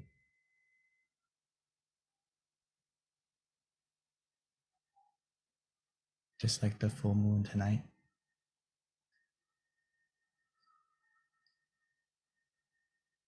Sometimes we just need to wait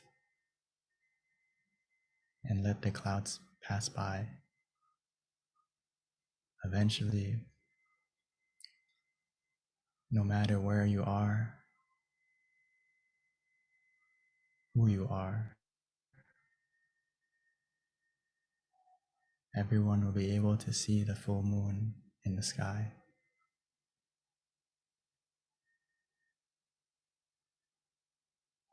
Within us, we have our own happiness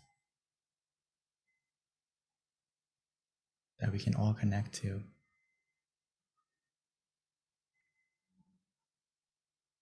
We all have a point of peace,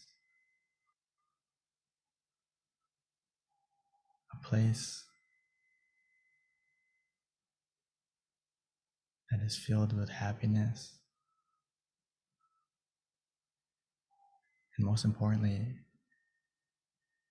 a universal love that is pure, that is positive.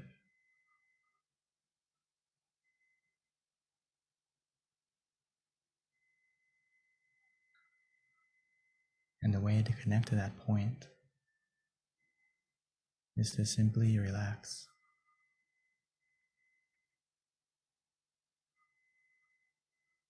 Allowing our mind gently and naturally to go to that place, which it will. All we need to do is guide it by staying relaxed, staying content.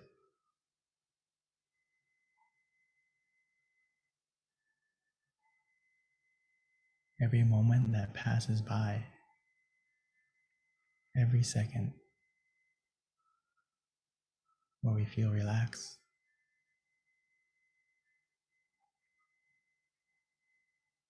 our mind is becoming more still, more clear, more bright, more positive.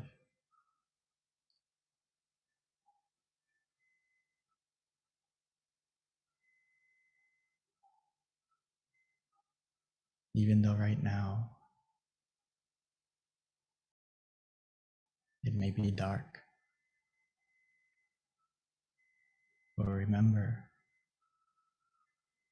the darkest night produces the brightest stars.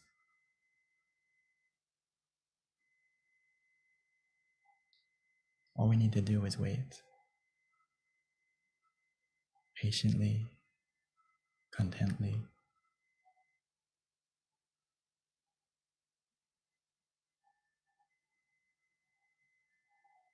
We have everything we need to succeed in meditation now.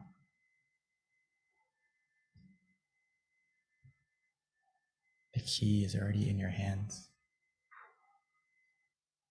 where we feel relaxed, feel comfortable.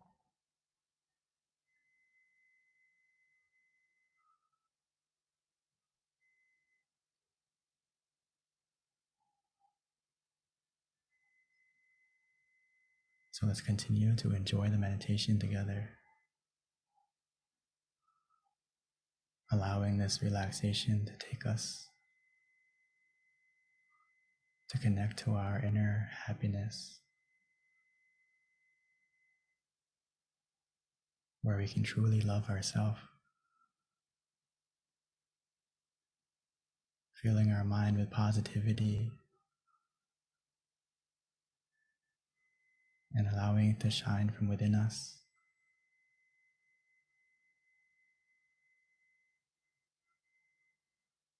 As if we found our inner smile, and that smile will begin to shine onto our face and spread out from within us automatically.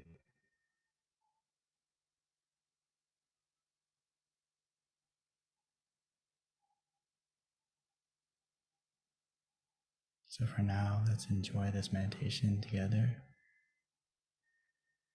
in silence.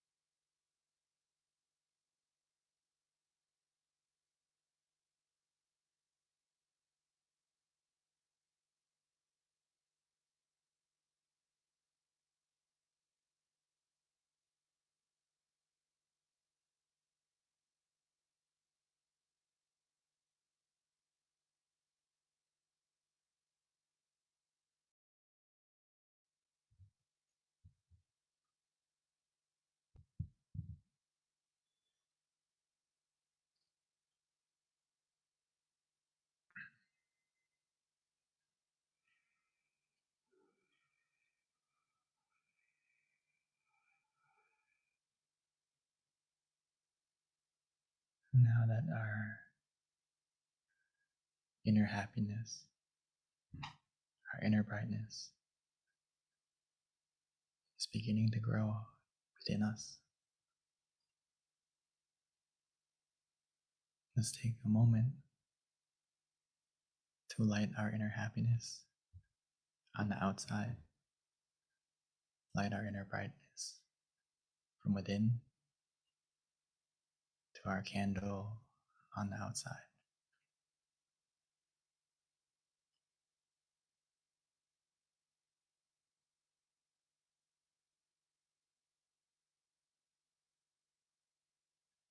Once you've lit the candle on the outside, we may continue to meditate,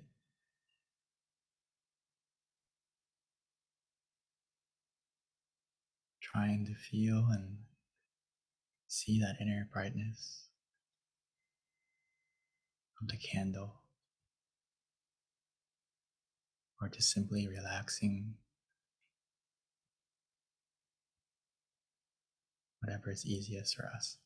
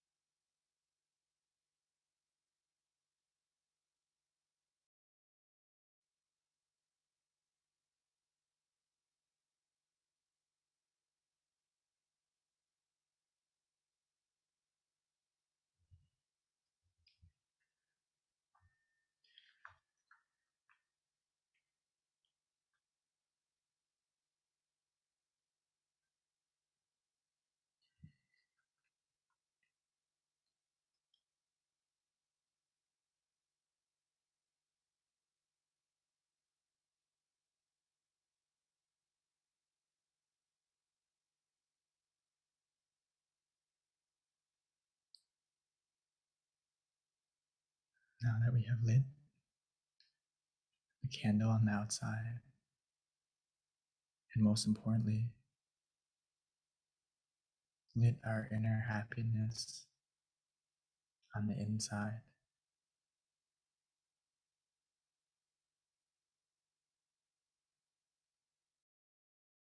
now that our mind is full with more positivity,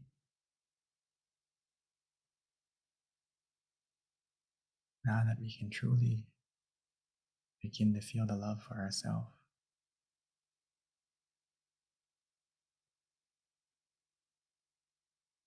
it's a good opportunity for us to now share that love, share our positivity, share that brightness and warmth that we feel from within, like the full moon shining on everyone, everywhere.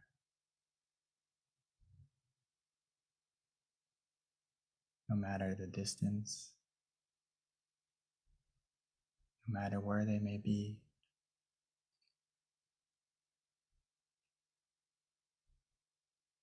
our mind has the power to spread our positivity the same.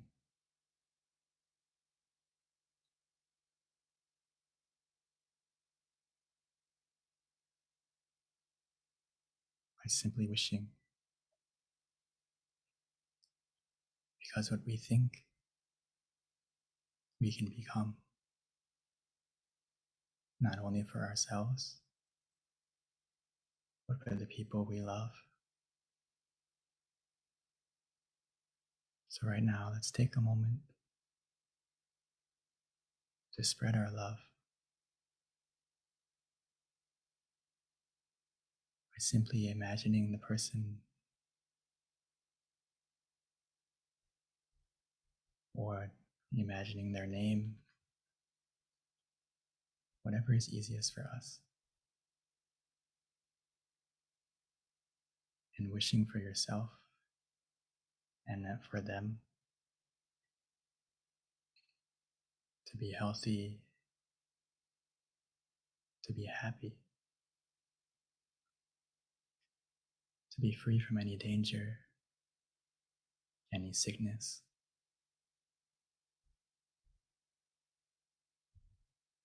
Or if they are suffering or in pain, may they be able to recover quickly.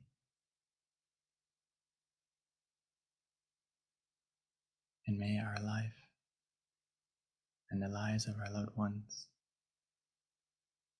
be free from any obstacle,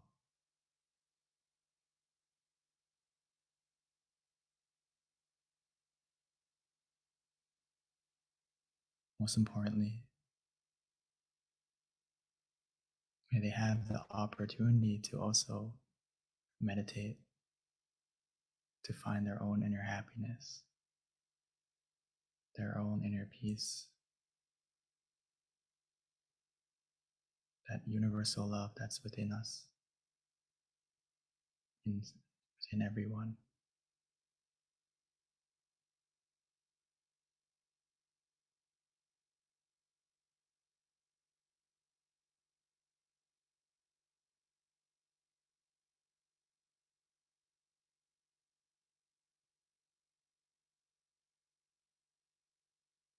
So just continue to wish for yourselves, your loved ones, and for everyone in the world.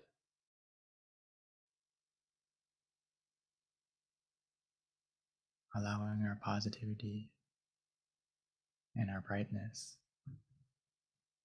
to shine from within.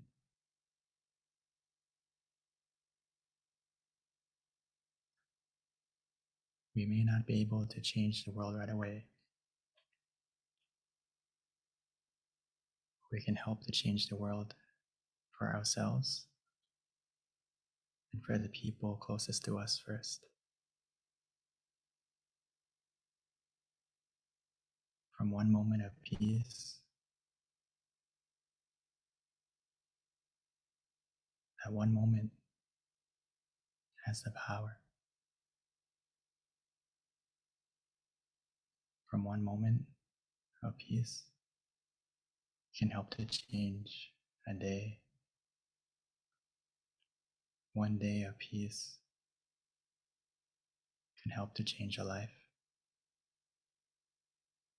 And one life of peace can help to change the world. It starts from within us and spreads out like a universal, pure love.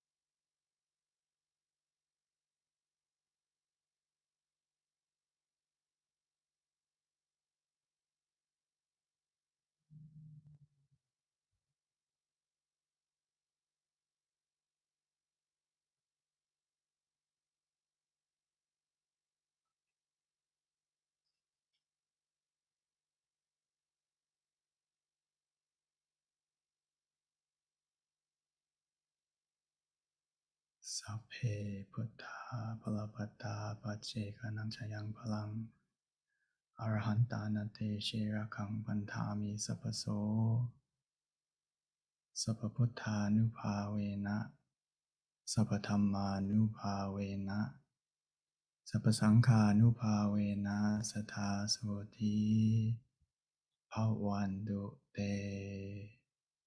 By the power of the positivity generated through this meditation and all the positivity in our life, bless our life with happiness and success. May this positivity and brightness overcome any darkness in our life. And may our life continue to be filled with happiness and positivity forevermore. When we are ready, we may slowly and gently open our eyes.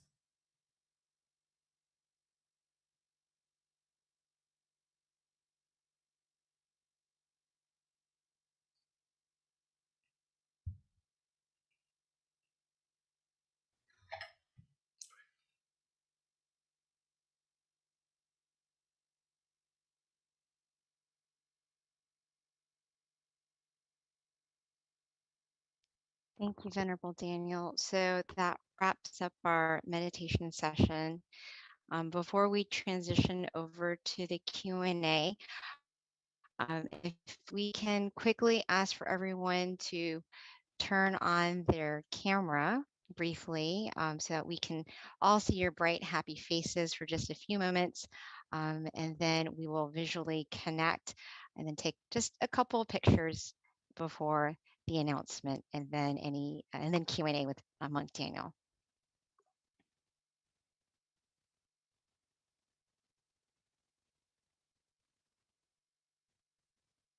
All right, happy faces. Again, if you can turn on your camera, bright, happy faces for just a few moments.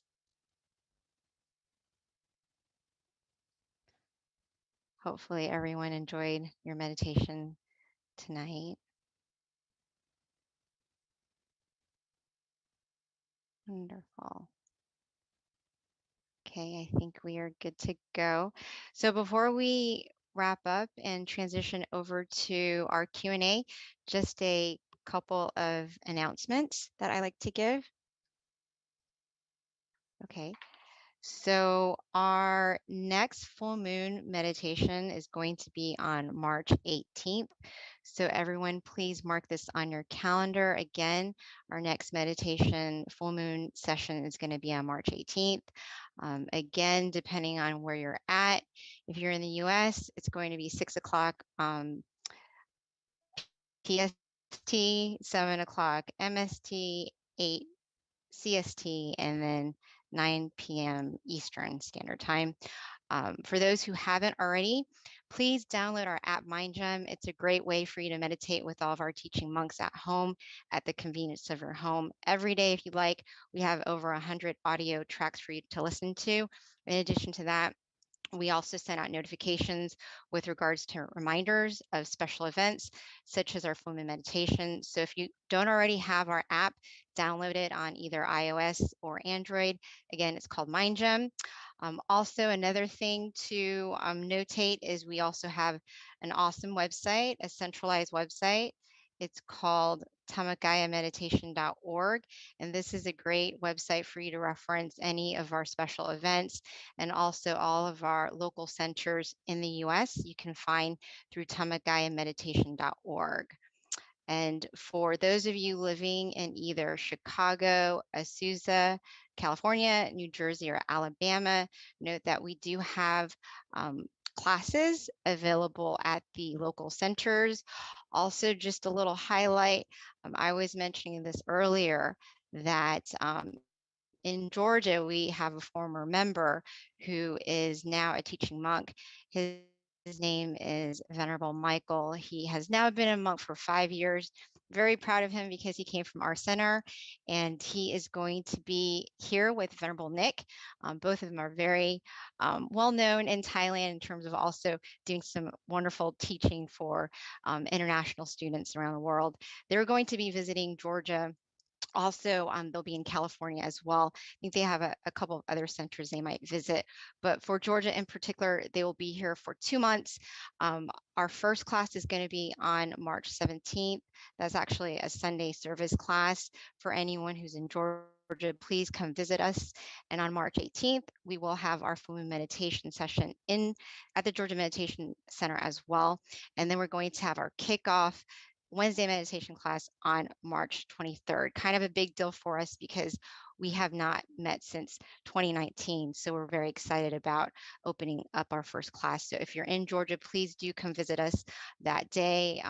Check out our website, meditationcircle.org, for information as well. So at this time, that pretty much sums up our announcements.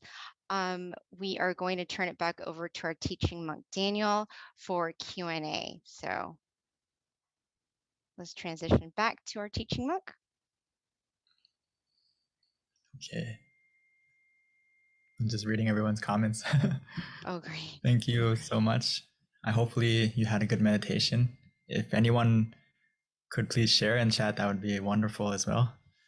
And if you have any questions, or please send in the chat, and I will help to answer any questions you may have about meditation or about your experience or whatever it may be. Yeah, so Venerable, as looks we're like we waiting. do have a question. Okay. Yeah, Venerable, looks like we do have a question. Yeah, we've got a question. A hand is raised. So if you can introduce Okay. yourself when we spotlight you. I don't know where he went. But yes, so you guys, this is a great time to ask any questions you might have to our teaching monk, Daniel. You can either ask via chat or you can raise your hand and we can bring you onto the spotlight so that you can ask your questions to our teaching monk tonight. So Venerable, while we are waiting for questions, can you not summarize, but can you repeat? This is like such a great, I like to collect quotes, obviously, but I really like the end of your guided meditation when you were talking about how a moment of peace and you kind of like progressed it to changing the world. I thought that was so beautiful. Could you repeat that? I'd like to write it down. Okay. So basically, sometimes before I talked about the quote, but I just want to emphasize that some people overlook that one moment of where our mind stops. And some people, especially people who meditated often, we tend to think that one moment where our mind stops or that one moment of peace is maybe not as amazing as it is. But actually, if we think about it, our whole life, we never stopped our mind. So just one moment of where your mind stops is amazing in itself. And that moment when your mind stops, that moment of peace, is a moment when your mind is free from any negativity, whether it's greed, anger, delusion, ignorance, whatever it may be. It stops and it's replaced by positivity and peace. So that's why I said that one moment of peace can help to change a day. One day of peace can help to change a life. One life of peace can help to change the world. And this idea basically comes from Luang Por. Actually, not basically, it comes from Luang Por. Because Luang Por said, world peace through inner peace.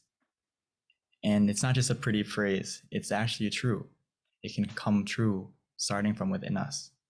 And just like, I remember he once gave us a wonderful mission. Actually, he gave us the mission to spread meditation to the world, right? And some monks asked him, how can we do that? It's such a big project. And he said, you start from one person and create an inner peace family, and the inner peace family will spread to the next family, next family, next family. So it starts from one and slowly expands. So hopefully we can get the idea, but that one moment of where your mind stops is enough for you to unlock many profound things in meditation. So please don't overlook that one moment and be proud of yourself if you got that one moment. So I think, Pete, I did you get that's it? so powerful. Yeah. No, I just feel like it's just so powerful. Like when you really break down that, that advice, essentially, how, that one moment and you are that one seed, and how we can all really help the world. When we're talking about universal love, it's definitely very relevant. Exactly. And And Lisa that said, one world moment, peace through inner peace. yeah, Lisa. that's Luang Por's famous quote, and it's actually very possible. There's so many people who talk about peace, and I think that if more people focus on changing themselves first, that world peace that seems so impossible can happen. But it starts from everyone putting in the effort to change the things that they can change, which is change themselves first, right? We can't change the environment right away. We can't change policies right away, but we can change ourselves first and change the people. Mm-hmm. We can't change people, but we can change ourselves first. We can change people eventually, but it's harder than changing ourselves. Right. So it's a collective effort. Right. So I think someone said, I saw your slide about shrimp and crab. Could you share it with us briefly, please? Okay, I'll go back to that, or just to explain it. Sometimes this is a funny thing that happens a lot in meditation, is that we try to rush to the peace. We want to race to get to the goal. And if we rush, sometimes we run in the wrong direction, just like the crab and the shrimp. So when we start meditation, we need to take our time to make sure we're going in the right direction. And for the crab and the shrimp, it needs to know for itself what position works for them. For the crab, it needs to put itself in the right position that's comfortable for it to go in the right direction, which is side to side. For the shrimp, it goes backwards when it runs. So it needs to face itself in the right direction, in the right position. So what I mean by that is, for every person who meditates, it's different. Every session is different. So we need to take the time to look at ourselves and make sure we're going in the right direction, and we're starting in a position that is comfortable for us. Keyword is for us, not for someone else, not from what you heard before, but for you, what works for you. That's something that we need to pay attention to a lot. It's not a race to the goal. And sometimes when you run in a race, if you're running in the wrong direction, then it's going to be problems. So meditation is not necessarily about how fast you get to the destination, but it depends on, are you running in the right way? Are you walking in the right direction? Running or walking the speed isn't important. The speed will change automatically. I know a lot of people like to ask, like, how can I quickly still my mind? How can I get to that point of peace quicker? You can't rush it. The less you do, the more you're going to get. The more you let go, the more you relax. That's the way you can go quicker. It's not like on the outside world when we want to get somewhere, we need to try more. We need to put more effort in. We need to run. In meditation, it's the opposite, completely opposite. So it's something we have to reflect on often. And I think Luang Pu gave the best example of that is stop is the key to success. Stop your thinking, stop your anticipation, stop your desire, and you're going to have success in your meditation for sure.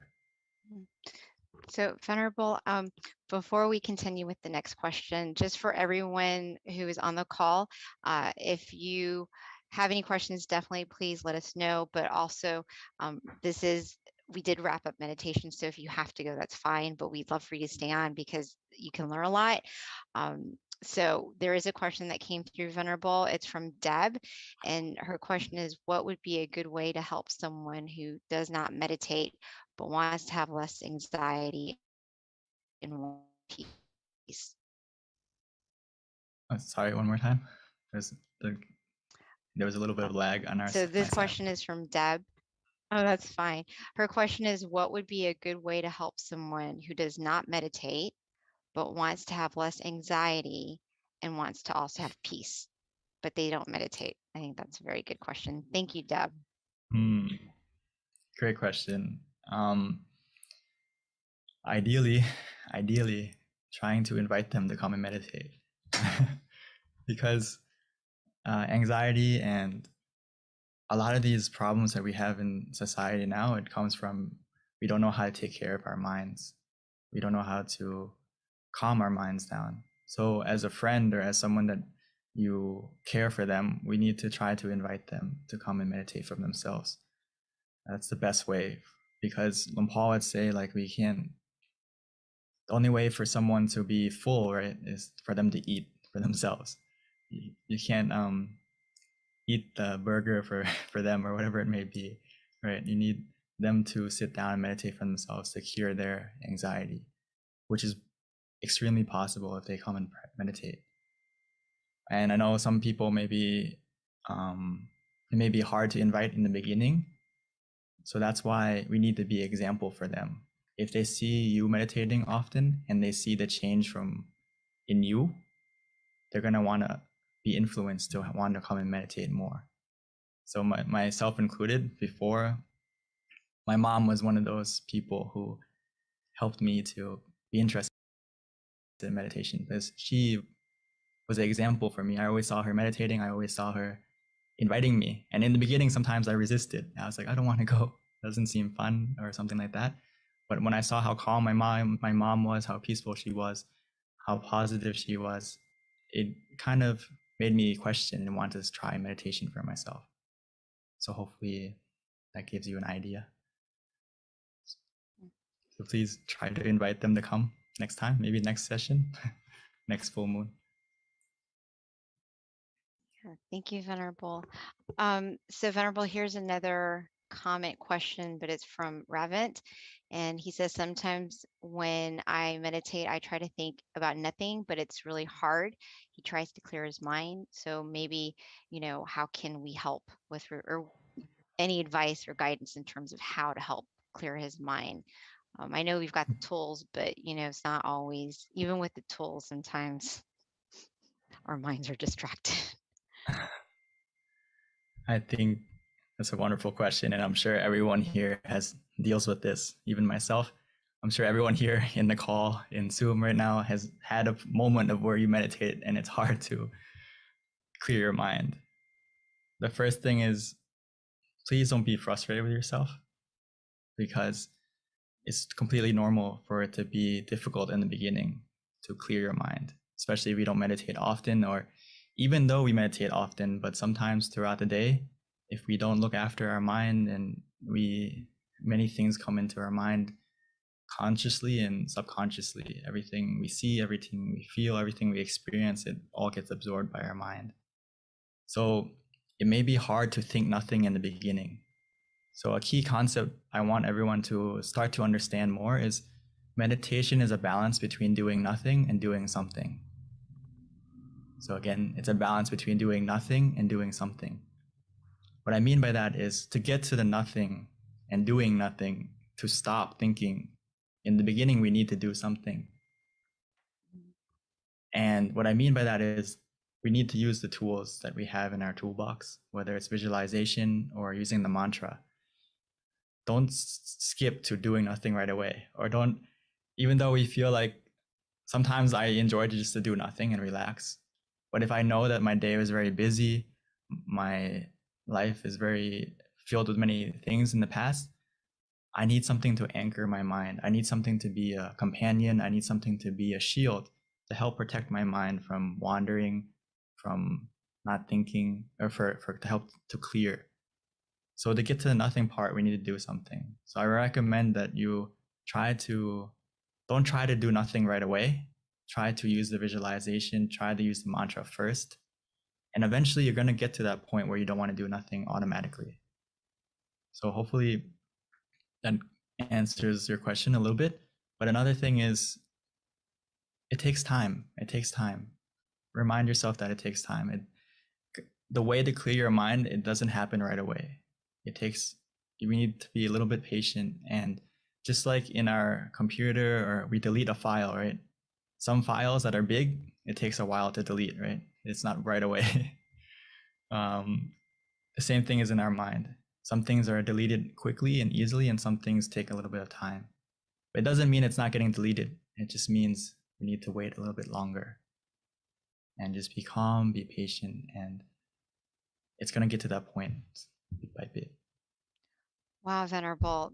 I've never heard anyone put it like that. That is so profound. Like doing nothing and doing something. I actually really, that makes a lot of sense. Thank you for that knowledge. Just to reiterate that everyone throughout your meditation session has to switch between these two things. That's what makes you a good meditator, is knowing when to do nothing and when to do something. Meaning that when you're off balance, when you're in balance, you don't need to do anything. When you have mindfulness and relaxation together, you feel calm, you feel relaxed, you don't need to do anything at that point. But whenever you start to feel that balance is shifting or off, that's when we need to do something, adapt to the situation by using the mantra, by using visualization, whatever it may be, to get you back in balance. Thank you, Venerable. I love that. Another question that we have, and I think this is pretty relevant to universal love as being our wisdom talk today. And this question is, why do we hurt those we love? So I just want to expand that a little bit more, which is true if we're talking about universal love and kind of expanding that out there. But, it's so everyone's hurting everyone, and we've got all these situations, even right now, Ukraine and Russia, things like that. That's a very good question, Venerable. Why do people continue just not, loving each other and trying to find harmony and peace, the world even, on a bigger picture, except for, of course, us on this call?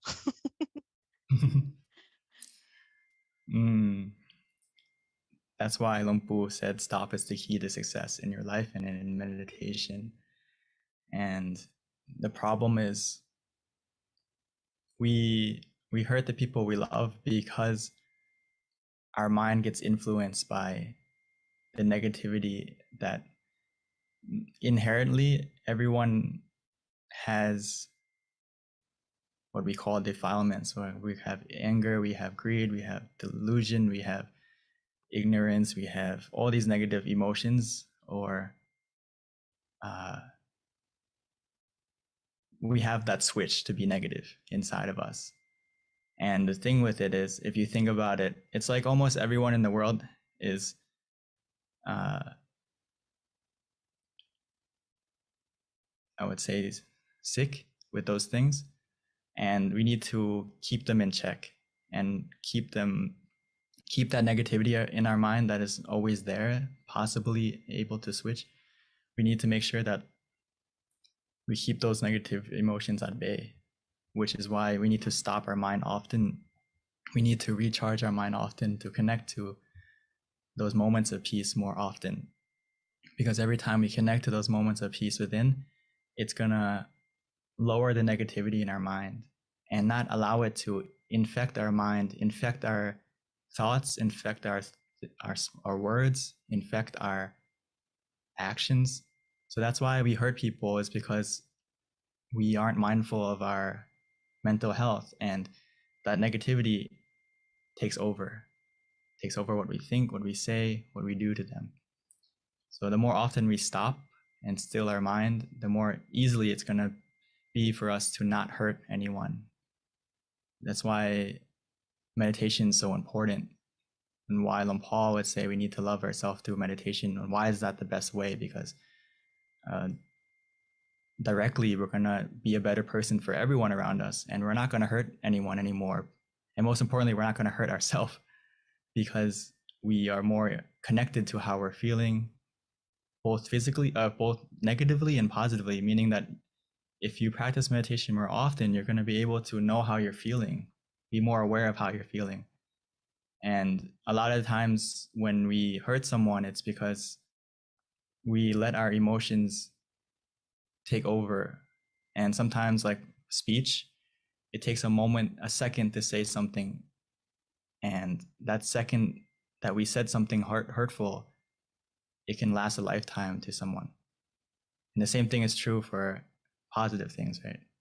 One thing you said, one action you did one time can change someone's life. So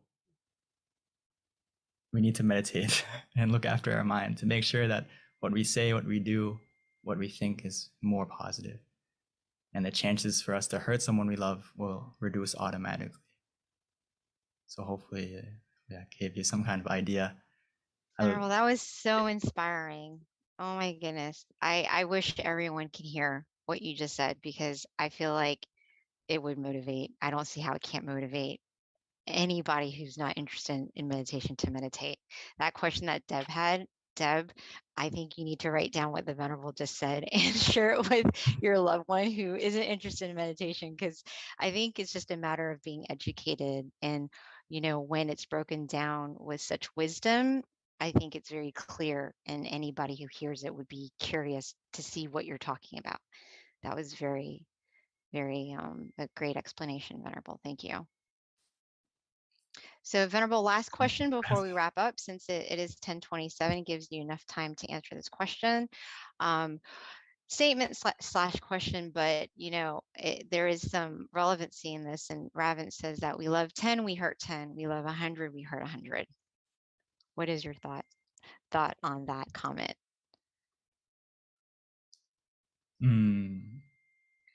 I think it connects to the second part where you say, when we love someone, we expect too much from someone.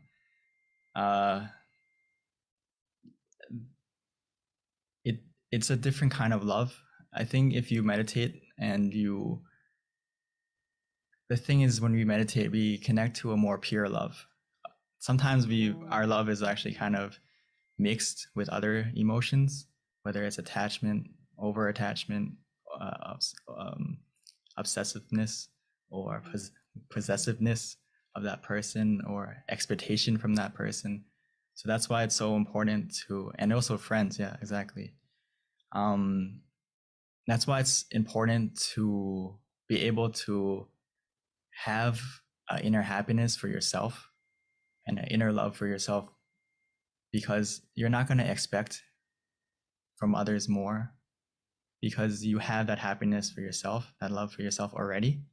And a lot of times why we expect so much, or we expect something in return, because we feel like we're missing something from others, which in reality, if we meditate and we have that happiness for ourselves already, we don't really need anything in return from anyone.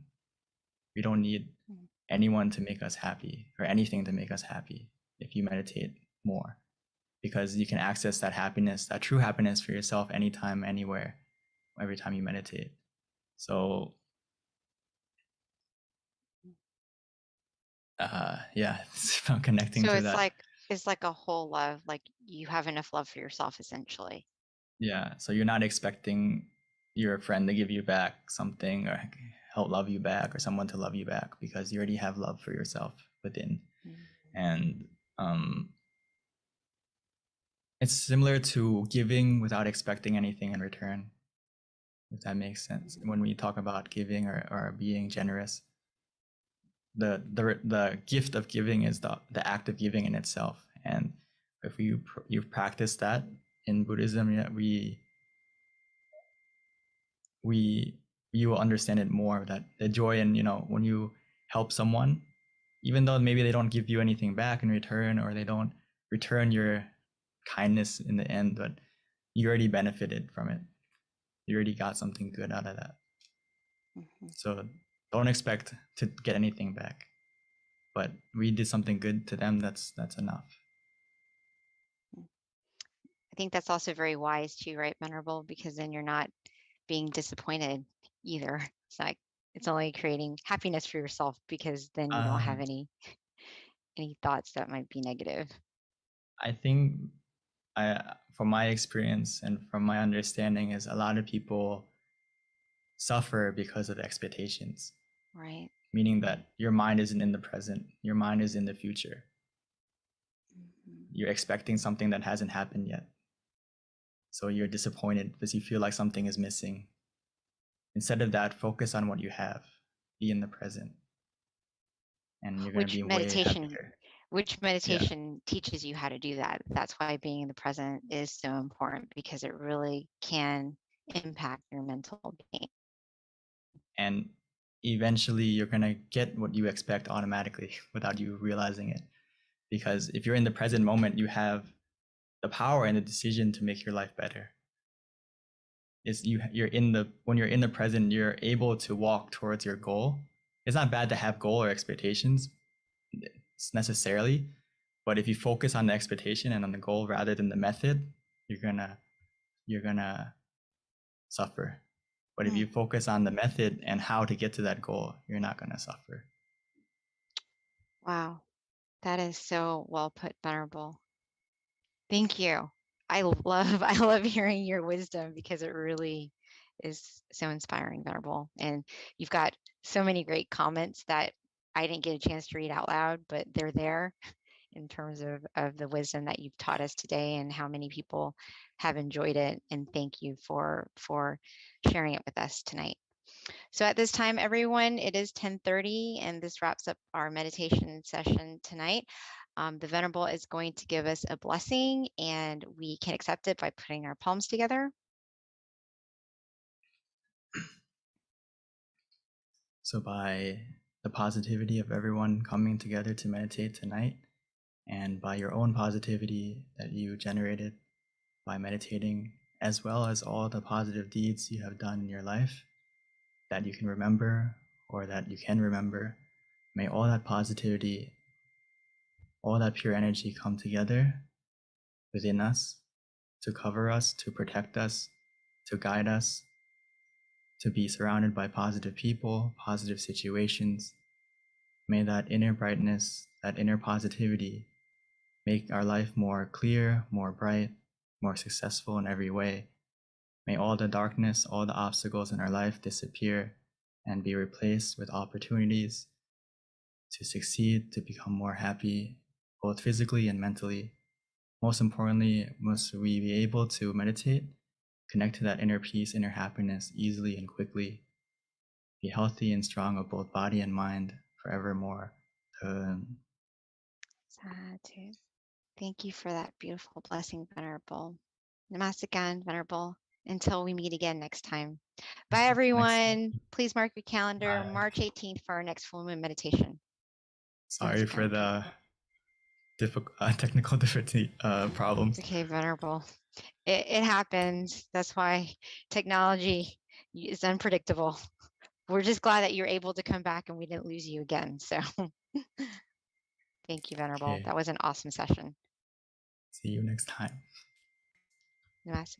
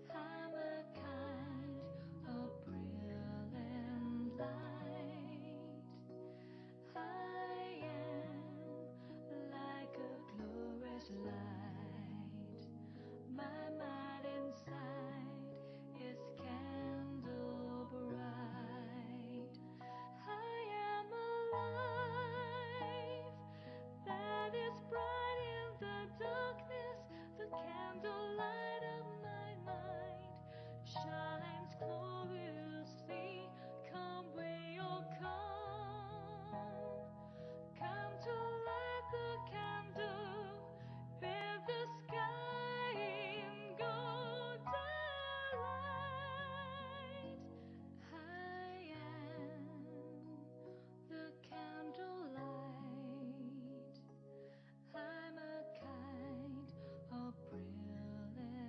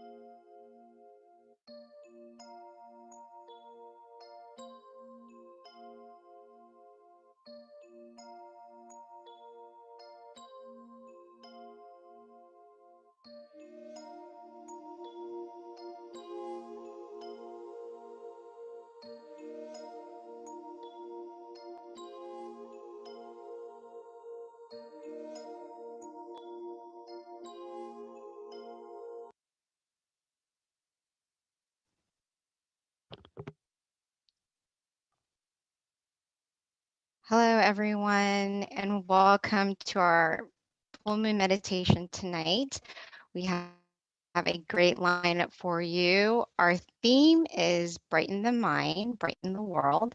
And with that, I wanted to share a quote because that's normally how we start our full moon meditations. So for those of you who don't know, I normally read out of Paipo, and Paipo stands for peace and peace out. And these are quotes from our abbot, Longpa Tamai Chayo. They're very profound, every single meditation practice. So I picked a quote that I felt that would be appropriate for our theme, which is Brighten the Mind, Brighten the World. And it's called Happy Sun. So the internal sun will arise when our mind is at a standstill. It will be like a bright object shining day and night. The ordinary sun shines half a day, then fades away. But when we attain the internal sun, our life will never be in darkness.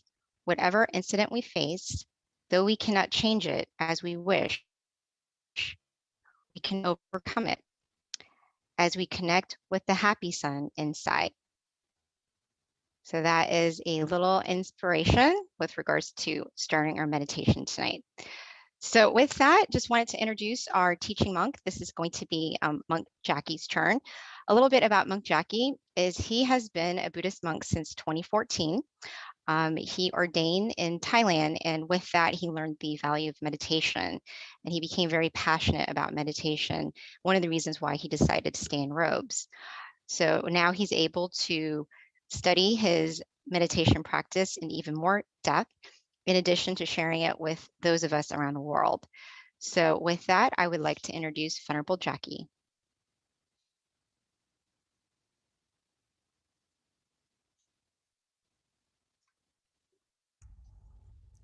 Hello. Hi, Venerable. Good evening, everyone. And good morning to all of us as well. Since we are all here from all over the world, hopefully everyone is healthy, happy in both their body and their mind, right? Staying well amidst what's been going on around the world. Okay? It's very nice for us all to take this chance, take this good opportunity to come together, to meditate, to pure our mind, to find true happiness, right? To find that inner sun that PB just talked about from our Longpa's quote, our Longpa's teaching, or in other words, our master's teaching. Right? This inner sun, this inner brightness that shines all the time, I would really much like for everyone to experience this. It is something phenomenal. Even though they're covered. Because I'm sure it's all covering a smile. As now Venerable Jackie is already here. We'll get more time to talk after. So let's see what is going on. All right. Yes. So, in order to see the sun, what we have to do is simply be happy, be relaxed. Right? As we continue our meditation, our journey, we'll soon find that there are more things inside of ourselves, inside of our mind, than just true happiness. What Longpa Tamashiyo has just talked about just now in his teaching about the inner sun, and more also to come. That's for us to witness for ourselves, right? If I say that there's that sun inside of all of us, some may have already experienced it and know what it is like, and some may have some feelings of that sun inside, feeling good about it, but still has some thoughts of what that sun actually is, right? We'll be able to find out by coming here together, okay? All right, just a little bit of sharing before we start our meditation, if that's all right with everyone. Okay.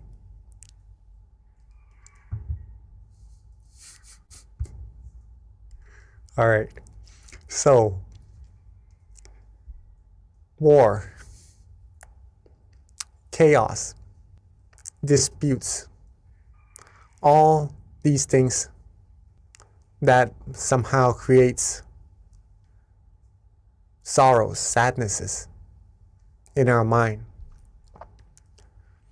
all derives from one same source, right? All derives from one same source. And do we all know what that source is? Weapons? Money? Power? Authority? What is that source that creates conflicts all over the world? Right? Not to be specific or anything, right? Just in general. Well, the source of all these conflicts or these disputes, these commotions is the mind, right? The mind. The mind of human beings that are involved with pretty much the viruses, not on the outside, but on the inside. The viruses that can't really be seen unless we still our mind correctly and go deeper, having that sun and further on. But that's another topic, all right?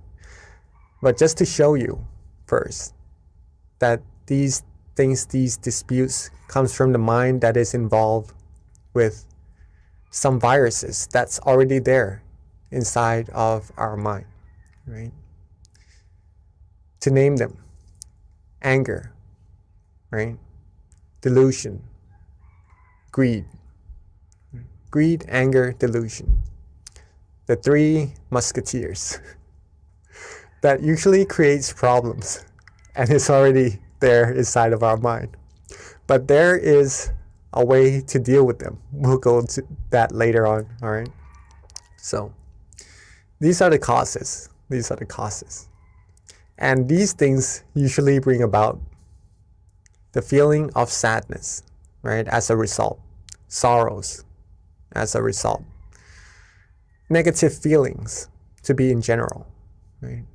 Not what we actually want as humans, or I believe any beings, because all humans seek what all humans seek, what all beings seek is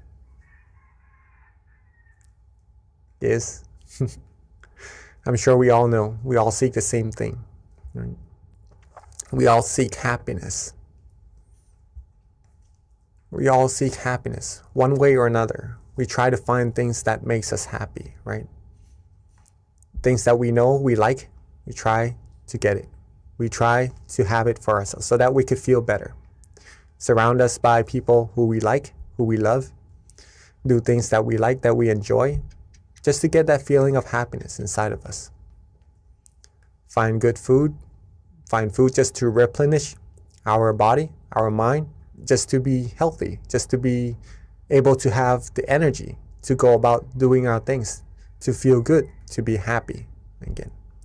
Everything revolves around seeking this happiness, okay? One form or another. Where can happiness actually be sought? Some may find it on the outside, but actually it derives from the exact same place that causes all the conflicts and commotions earlier as well. Happiness comes from our mind, right? Comes from our mind. And that's what we need to take into acknowledgement, into account, that either happiness or sadnesses doesn't really depend on the outside factors. It does play some part, yes, but mainly, it comes from our mind. And whether or not we choose to be happy or we choose to be otherwise, it is completely up to us to choose. Okay, it's completely up to us to choose. A cup half full or half empty. Choose where to look from it. Choose where to be. Okay.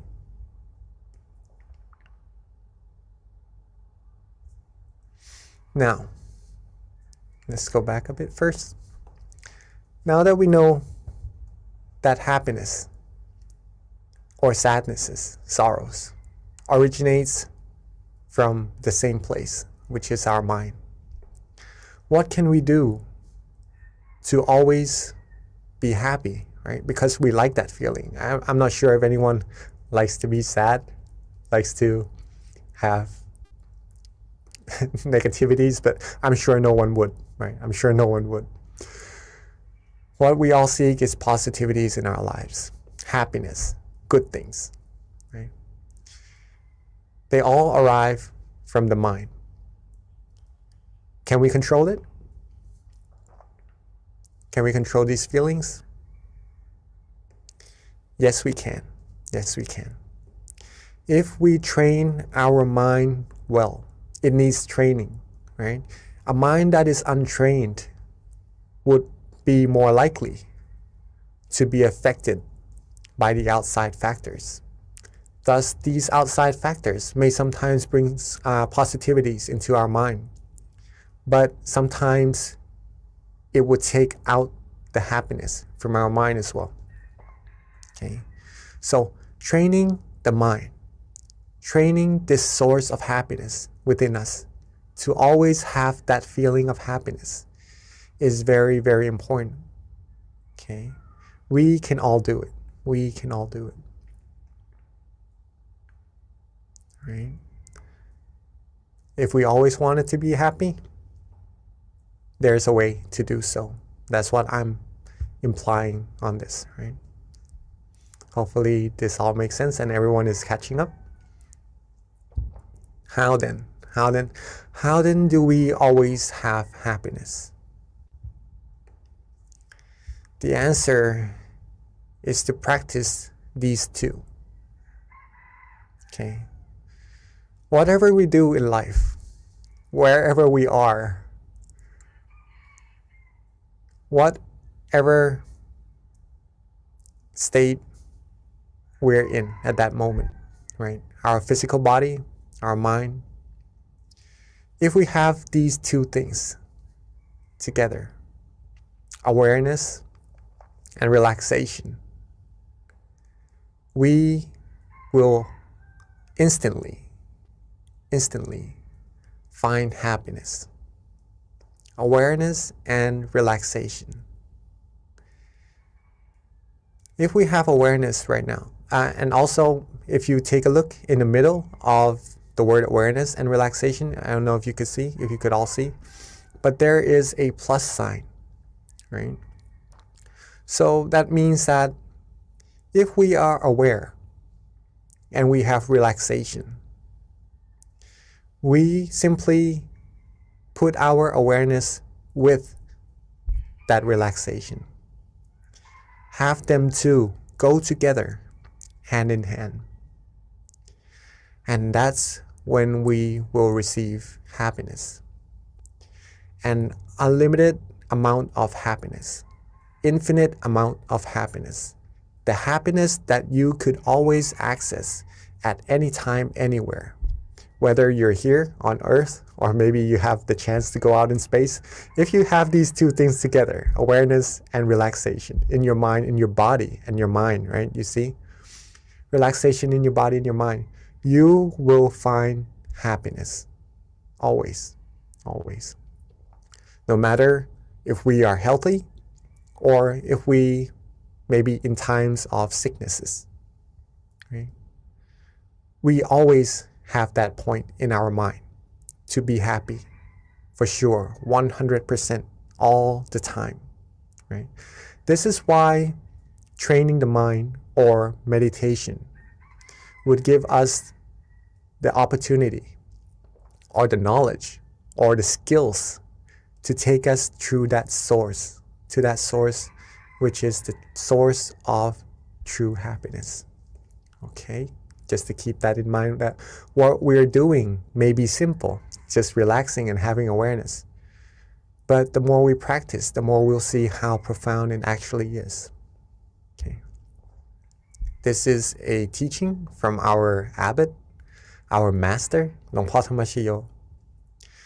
When the body is relaxed and the mind is relaxed, it will be very easy.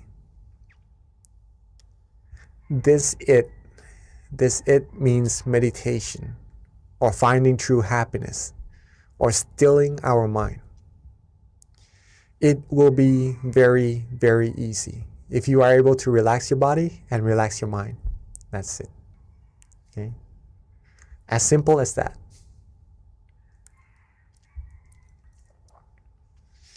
Now, what Miss B had just spoken earlier before our session also is that she mentioned this word in our master's teaching, right? Stop. When the mind stops or becomes still, we'll be able to find that inner sun.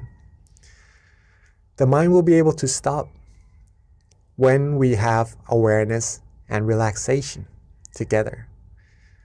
When we have that feeling of comfort inside of us and our awareness is with that feeling, and we just rest and we just relax and just enjoy that feeling, at that point, our mind would have already come to a point of standstill.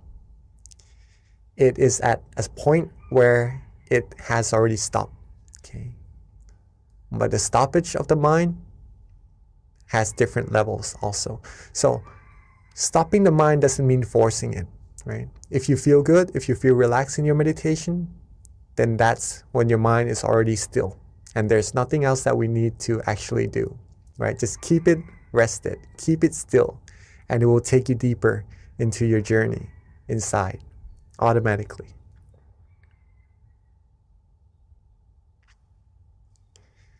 This is a very important sentence from our great master, the one who rediscovered this meditation technique, or rediscovered the middle way, the way to true happiness.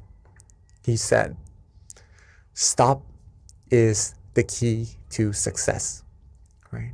Success in our meditation and success in everything, right? If you want to know what that means, if we have more time, I would be more than happy to explain what it is, right? This is a sentence, a teaching from our great master. Stop is the key to success. If we want world peace, if we want true happiness, if we want to be successful in life about anything, stopping the mind, stilling the mind is the key to success. Okay. Awareness and relaxation in body and mind leads the mind to be still, to stop. And then that stop will bring true happiness and is the key to success. Right?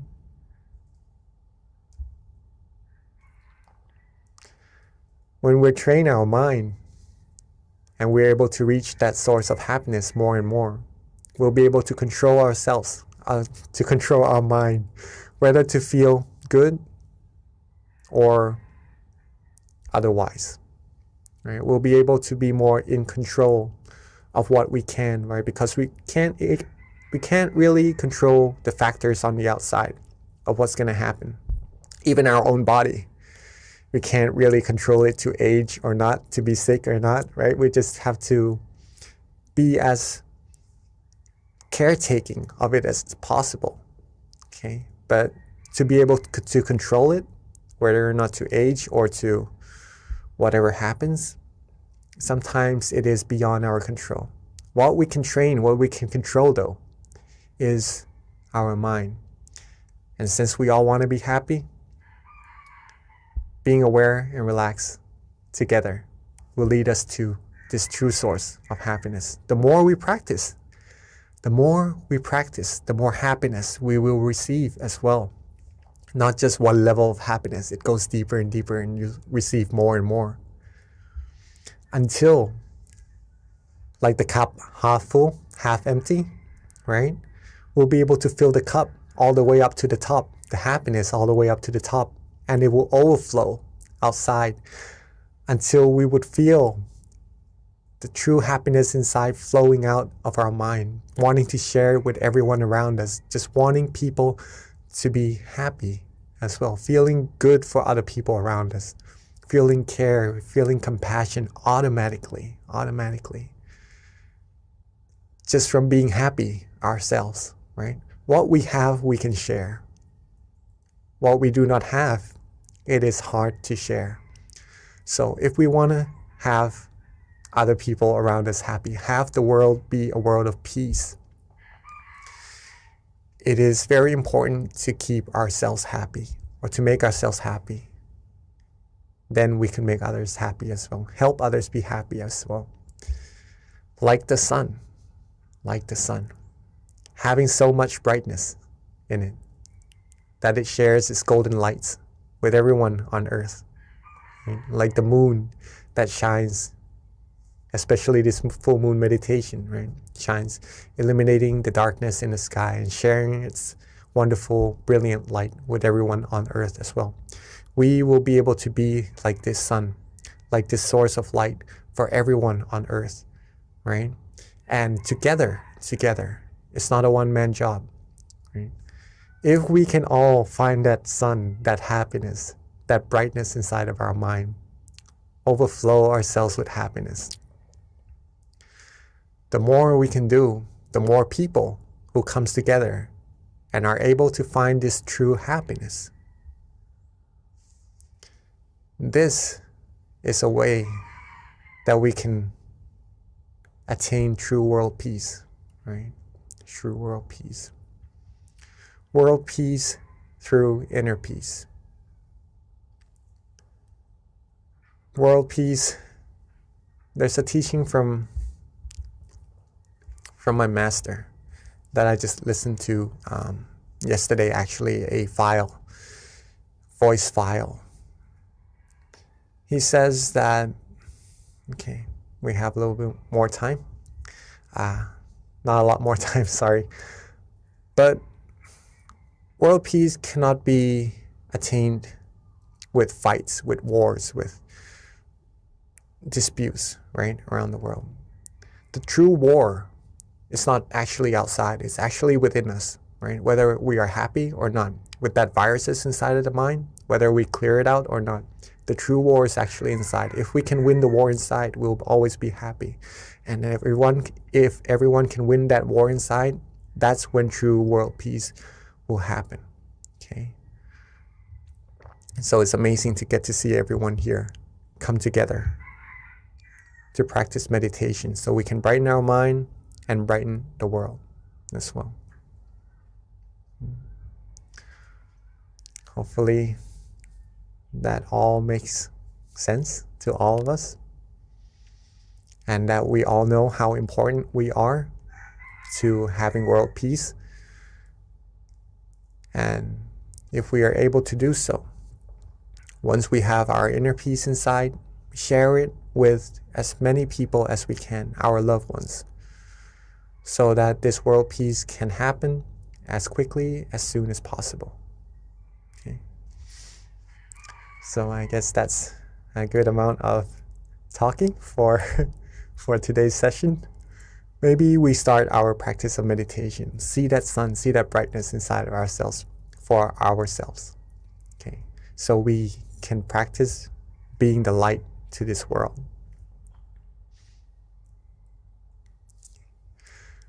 So again, awareness and relaxation, right? Very important. So get yourselves comfortable first. In your chair, on the floor, on a cushion, anywhere you're sitting. Be as comfortable as you like. That's very important in meditation. Maybe drink some water, adjust your body.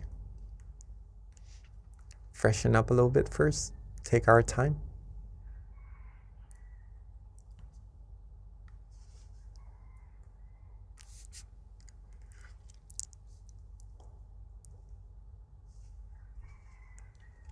All right. It's just amazing to get to meditate with everyone, see everyone come together. So many people. I'd like to actually thank all of us here also.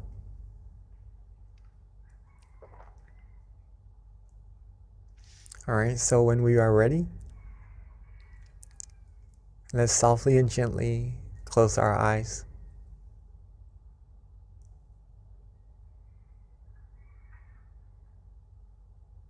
So when we are ready, let's softly and gently close our eyes. Rest our face, rest our forehead, our ears, our cheeks.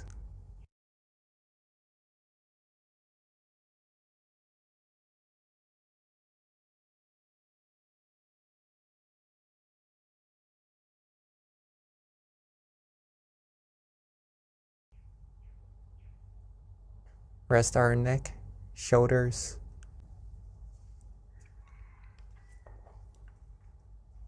Take our time. There's no need to rush at all. It is simply the time for us to rest and relax. And that's all that it is. Just resting and relaxing, along with being aware.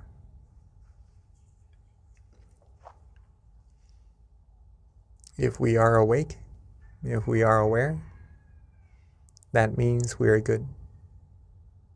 And the rest is just being rested, being relaxed, and being with that feeling, softly and gently. Free ourselves from all worries. Free ourselves from all responsibilities for now. Let everything go. When we are able to let things go, our mind will become light, free from burden, free from weights, and will be free, and we'll be able to rest completely. So let go. Let go of all worries. Let go of all things to think about. For it is our present, our gift, this moment, to give ourselves true happiness, to give ourselves the positive energy that we need to go about our lives with, to be successful in life. So let's rest, relax, and just let go. Be calm, be comfortable.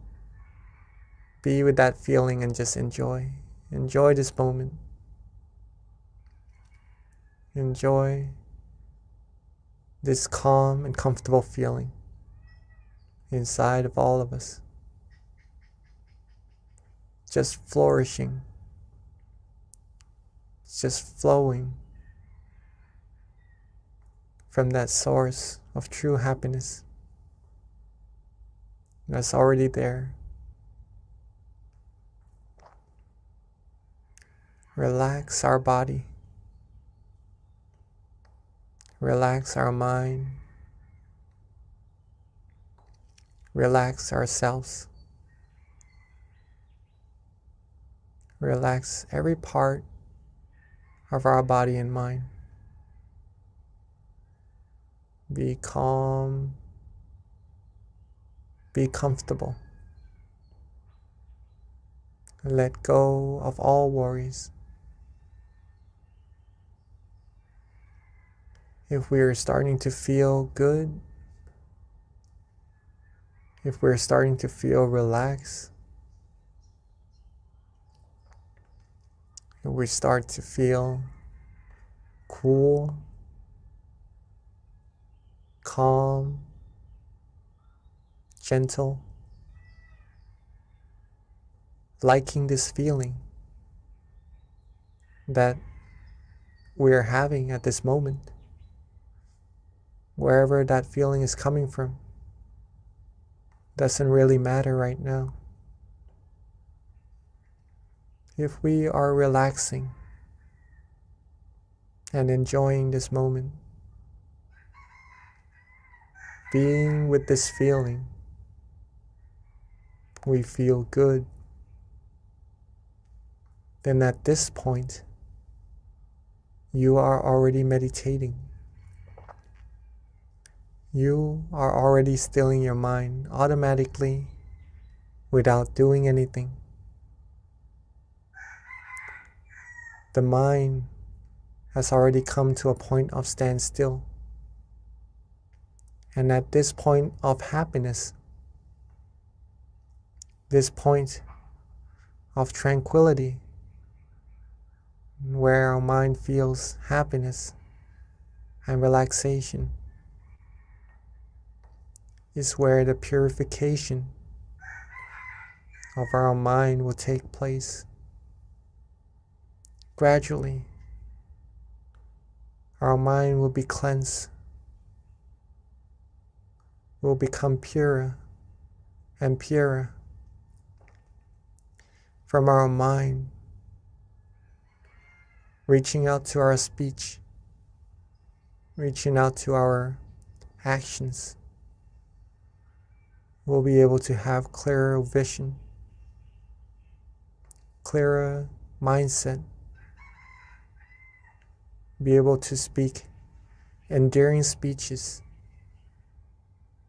do positive actions, create good environment around us, have others around us be happy as well, and just attract positivities to our lives automatically by just being relaxed, being calm, being rested, being with that feeling of relaxation within. Some might even start to feel bright, to feel light, to feel like just really enjoying this moment, not wanting to do anything else at all. And that is really, really good. All that we need to do is the exact same thing, which is to be relaxed, to rest, to let go.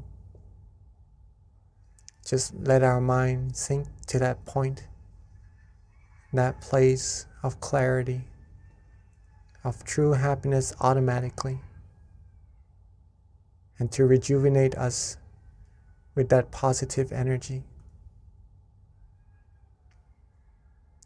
If we would like to use an object of visualization, such as the sun or the moon, then you may feel free to do so. Whatever image that uplifts the mind, that is pure, and you are visualizing it comfortably, then that is also meditating correctly. That will also lead us to the point of true happiness.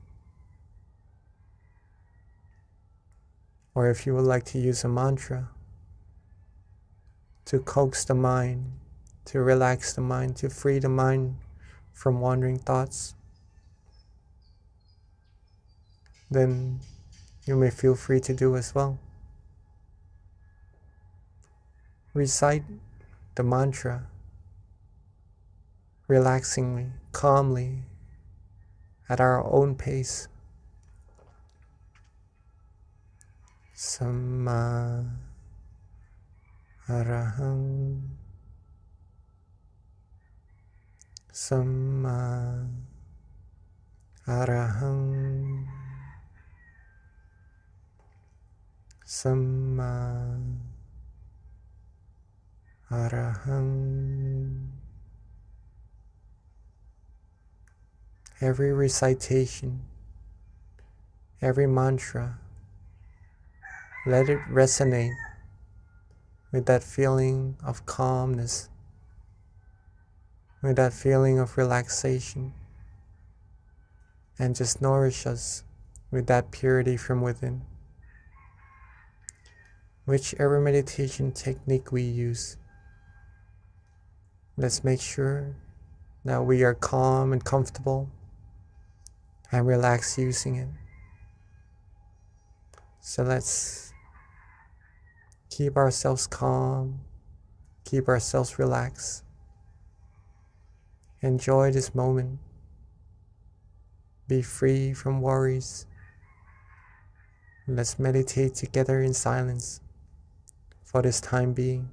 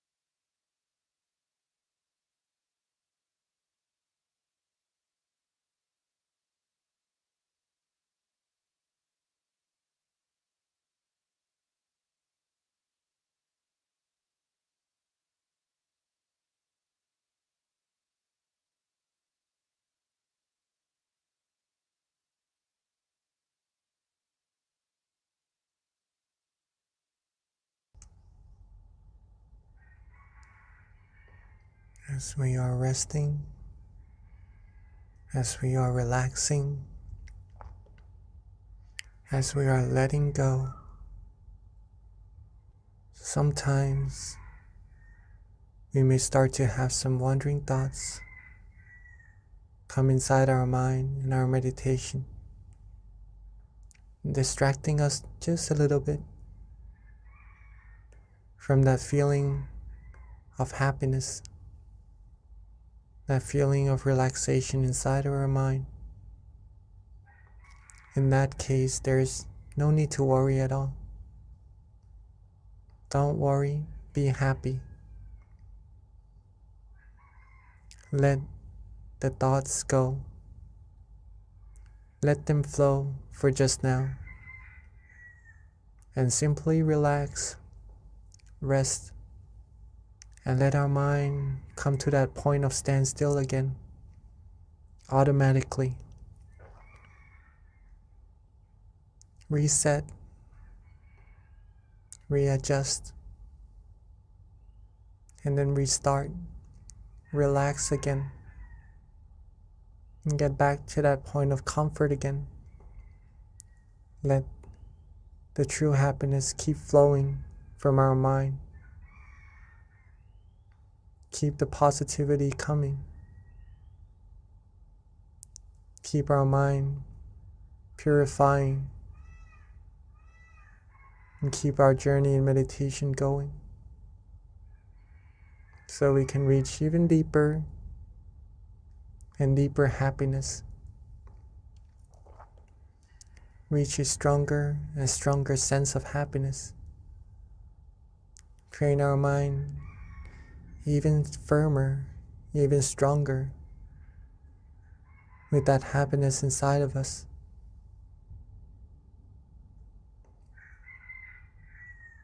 At some point,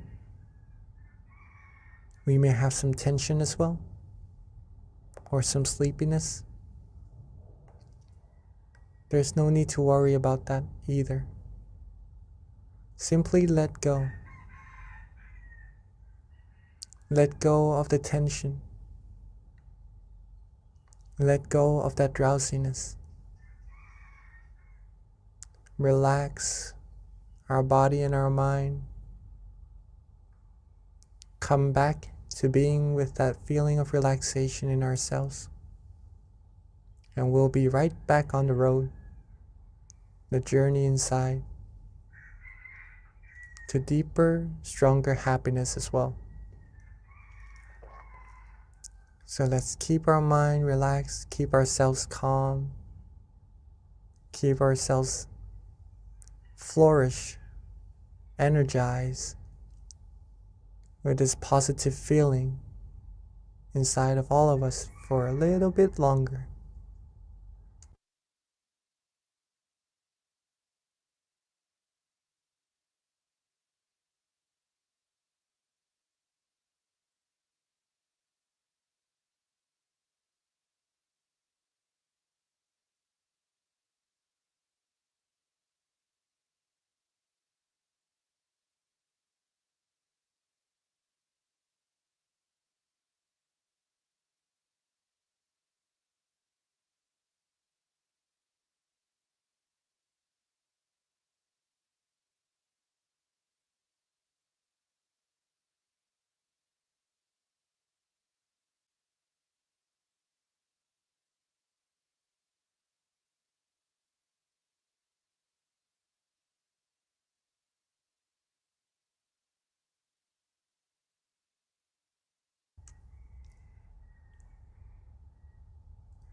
Now that our mind is bright, that our mind is filled with the inner light, the inner happiness, from relaxing, from stilling our mind, let us all come together and light the candle to represent our brightness from the inside, shown to the outside, to brighten this world, shine away all the darkness. So while keeping ourselves relaxed, keeping ourselves calm. Let's softly and gently open our eyes. Let's softly and gently open our eyes. And let's together be the brightness and light the brightness to this world. And at this time, we'd like to invite everyone to please turn on their camera. Let us see your bright, happy faces with your candlelight right before you so that we can all connect visually and energetically under one moon and under one Zoom room.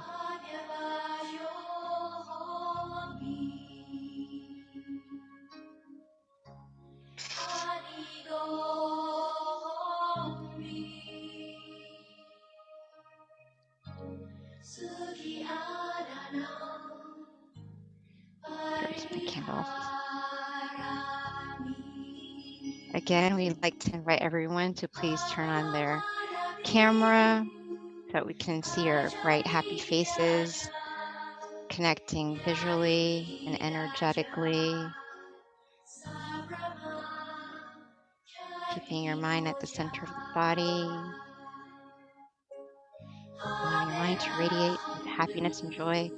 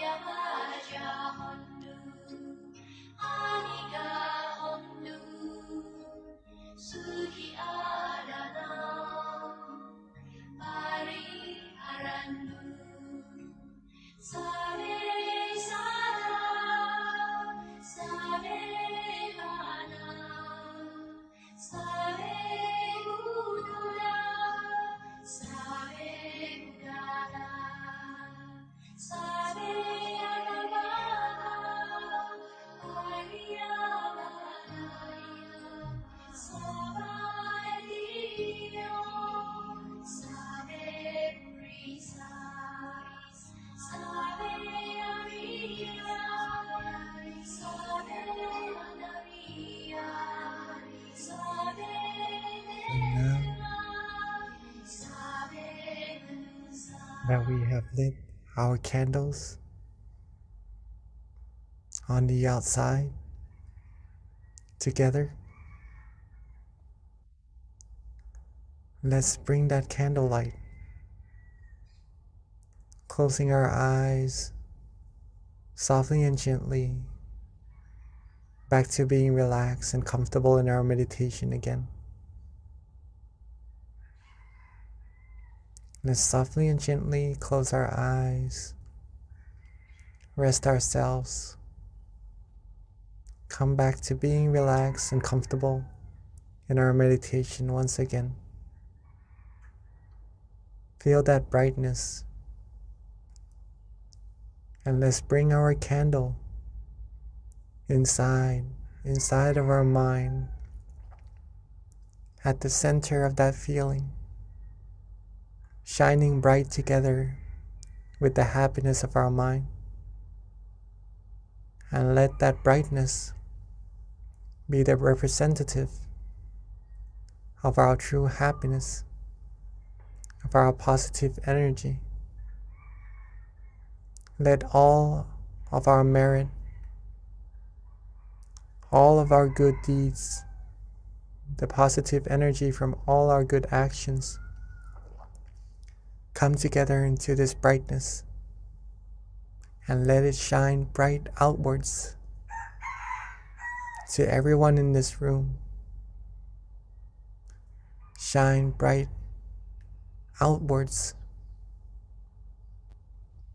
reaching everyone in our community.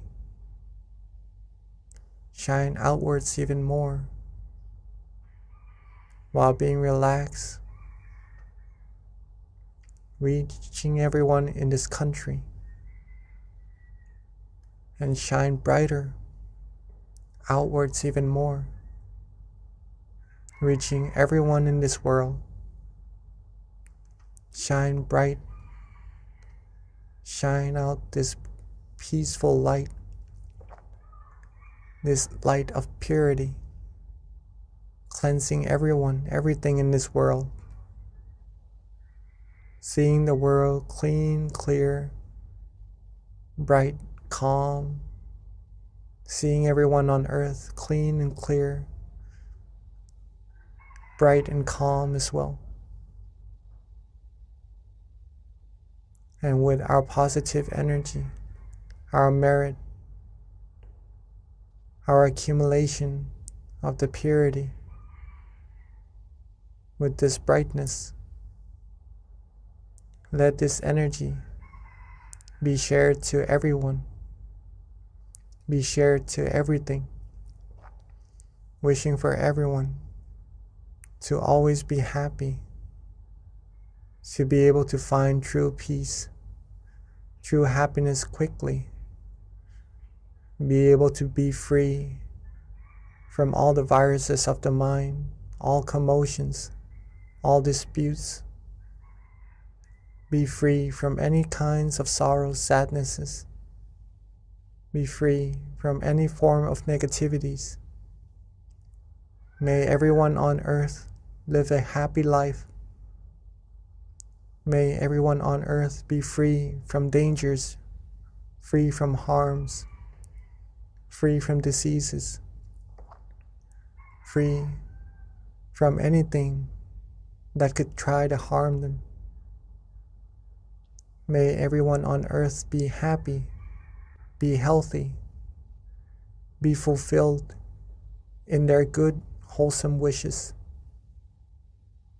be able to find true peace, true happiness easily, still their mind easily, be able to find that inner peace, inner light easily,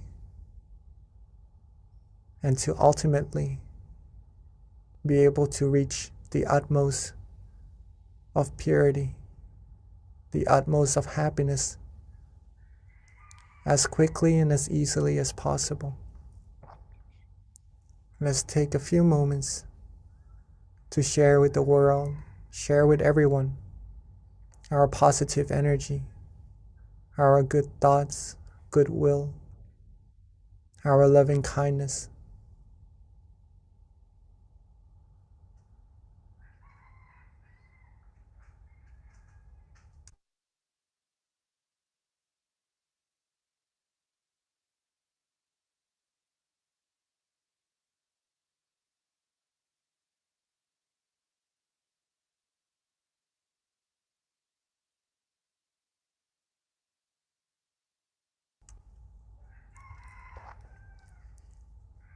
Now that we have shared our loving kindness with all beings together,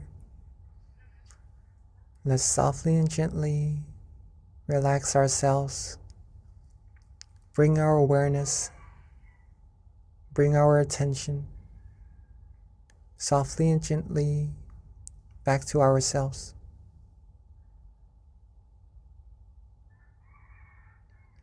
Let's relax, be calm, softly and gently bring our attention, our awareness back to ourselves, where we feel it is easiest, it is most comfortable. And at that point of brightness, that point of restfulness, that point of relaxation, with all our merit, our accumulated purity, our accumulated positive energy, let's wish for ourselves to always be happy, always be healthy, always be wealthy, be fulfilled in all our good wishes, be free from diseases, dangers, harms, be free from all negativities, sorrows, sadnesses, be free from anyone, anything who would try to harm us, be surrounded by good, wise, virtuous people who would take us onto the path of righteousness, take us onto the path of happiness. And at all times, may we be able to still our mind, find true happiness easily, and reach the utmost of happiness as quickly and as easily as possible. And let's take a few moments to wish for ourselves for what we need.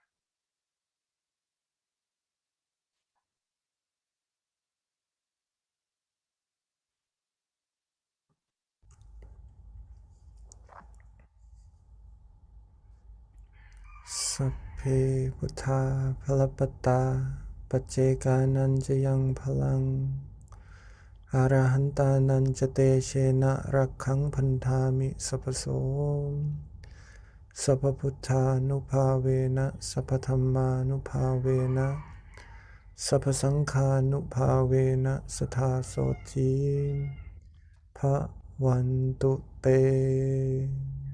Yeah. And then when we are ready, let's maintain our relaxation, our calmness, our feeling of comfort,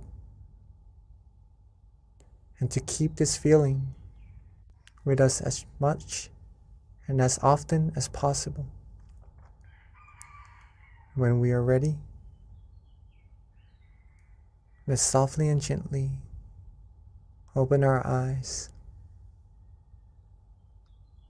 And when we are ready, let's softly and gently open our eyes, for we are now at the end of our session together. Thank you, Venerable Jackie. That was a lovely meditation tonight. So everyone, please note that this does wrap up our meditation session. We do have a Q&A, but before Q&A, which of course we recommend everyone please stay on. You'll learn so much information with the Q&A. We do have a couple of announcements before transitioning over to Q&A. A couple of things to note is please mark your calendar for Saturday, April 16th. It's going to be our next full moon meditation, and the theme is going to be A Better You Means a Better World, and our teaching monk will be Venerable Daniel. A couple of other additional points to make is that for those who are not aware, please do follow us on tamakayameditation.org. This is where you can find out information with regards to your local center if you want to come meditate in person, or you can also follow us on MindGem as well, on our Facebook, on our Instagram, on our website. If you don't already have our app, you can download it on either iOS or Android. Again, that's MindGem, and we send notifications every month with regards to our full moon meditation. So you'll be reminded and get notified on your phone, which is very convenient and easy. And if you RSVP, you'll also get daily, well, not daily, but you'll get reminders with regards to our full moon meditation. A couple of other things to announce is that we do have our in-person meditation centers that you can visit if you're in New Jersey, Azusa, Alabama, Chicago. Our local centers are open to the public. And a big announcement for those of you in Georgia like myself, please mark your calendar. We are so excited after 2 years of being closed since 2019. We are one of the last centers to open, but we will be officially opening this week. We've got our kickoff meditation classes, one being on Sunday for those who attend service, the other being on Wednesday, which is our regular meditation classes weekly, was on Wednesday before. So we're going to start that, resuming that again. And our kickoff is going to be on March 23rd. And super excited that we've got 2 visiting venerables from Thailand. One of them being our former member, Venerable Michael. He is with us. He flew in the other day. And Venerable Nick, if you aren't aware of Venerable Nick, he's got a huge following on YouTube. He gets, at this point, millions of hits. They're both in Georgia. And what's even more exciting is they've got a book that they're going to be launching, and the book is The Building Blocks of Meditation. So if you're in Georgia on the 23rd, please come to our 7 o'clock meditation class. Anyone who attends will receive a book as a gift from the center. We've got a lot right now in inventory, so please come and get yourself a book. If you aren't in Georgia, it's okay. You can go to Amazon and purchase a book, and all the proceeds goes to donations anyways. So at this time, that wraps up all of our announcements. We would like to invite Venerable Jackie to answer any questions.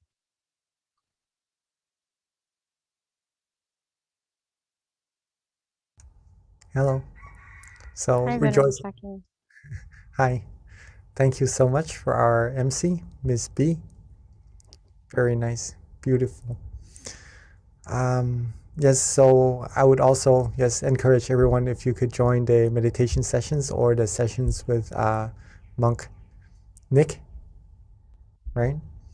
Coming from Thailand, right? Monk Nick and Michael Venerable, And, both of them are here. both of them.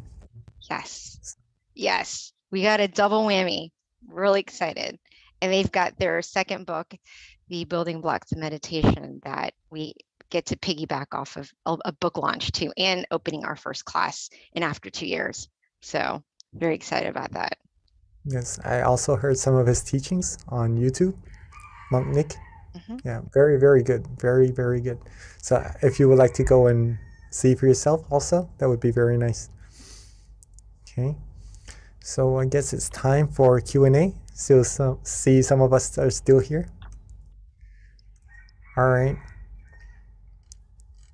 So I do have a question from, not me, but someone gave me a question. All right, so as we know that meditation can improve mental health, are the people who have some mental disorders able to meditate, or is it recommended for them to meditate? Okay, this is a question from Pini, right, or a participant in a center. Okay. So yeah, actually meditation is really good for mental health. It's really good for everyone. Everyone actually. It's just pretty much relaxing, right? So relaxing, being happy is good for everyone. So anyone with any difficulties in health is able to do so. Okay. Completely try meditation. It's free, it's natural, and it's very easy. But there is an exception. There's an exception. Okay. Because we need awareness and relaxation to go together in meditation. In some cases of mental disorders, it is hard for the person to have awareness, to have attention with something for a very long time. Okay, and in meditation, sometimes we do need that attention, that awareness to be prolonged, to be continuous with the feeling of relaxation, right? To get good meditation experiences or to be able to go deeper and deeper. But some mental disorders doesn't really allow that person to have such ability. In this case, it would be difficult for that person to meditate, unfortunately. But little by little, right? Anyone can visualize, I believe, maybe a sun, a moon, right? Because they can still see. If you could help that person, if you would like to help someone with difficulties in their health, be able to do some meditation, maybe just for a fraction of a second, think of the sun, the moon, think of a Buddha image or something that purifies the mind, right? Have them do this frequently, a little bit at a time, not forcing them too much, right? It may be quite hard to do so, but I'm sure they'll be able to do so. Okay, just a little bit at a time. That gives them the sense of familiarity with meditation, which will benefit them later on in the very long run. All right, even though now it is difficult, but if we give them the ability to do good, right? Show them how to practice generosity, show them how to practice moral disciplines, give them a little bit of meditation, just a little bit at a time. This accumulates, right? Then in their future, in the long run, they'll be able to be better in terms of meditation, in terms of mental health, and be better at having awareness and having relaxation together, stilling their mind, reaching deeper meditations. All right. So that's the exception, but all other cases, it's actually very good for everyone. Okay. So that's Thank you, meditation. Venerable. Thank you, Venerable. So you guys, at this time, please feel free to ask any questions you might have with regards to meditation or how to deepen your practice. You can raise your hand or put it in the chat. This is a great time to take advantage of our teaching monk being here with us and for him sharing his wisdom. So Venerable, as we're waiting for questions to trickle in, when you were explaining with regards to people who have mental disorders and if they can meditate, you mentioned moral disciplines. And I've always had this question that I haven't been satisfied yet with the answer. That's why I'm going to ask you to see what you say. But how does moral discipline help with your meditation practice?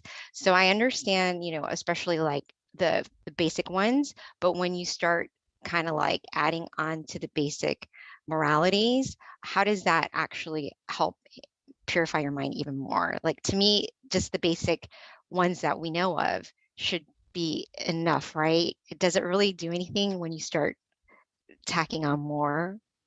In other words, maybe too, you might have to share what they are for people who don't know what they are. All right, so maybe the basic ones are the 5s, right? Mm-hmm. And then the more ones that you mean is the 8? Correct. Yep. Is that correct?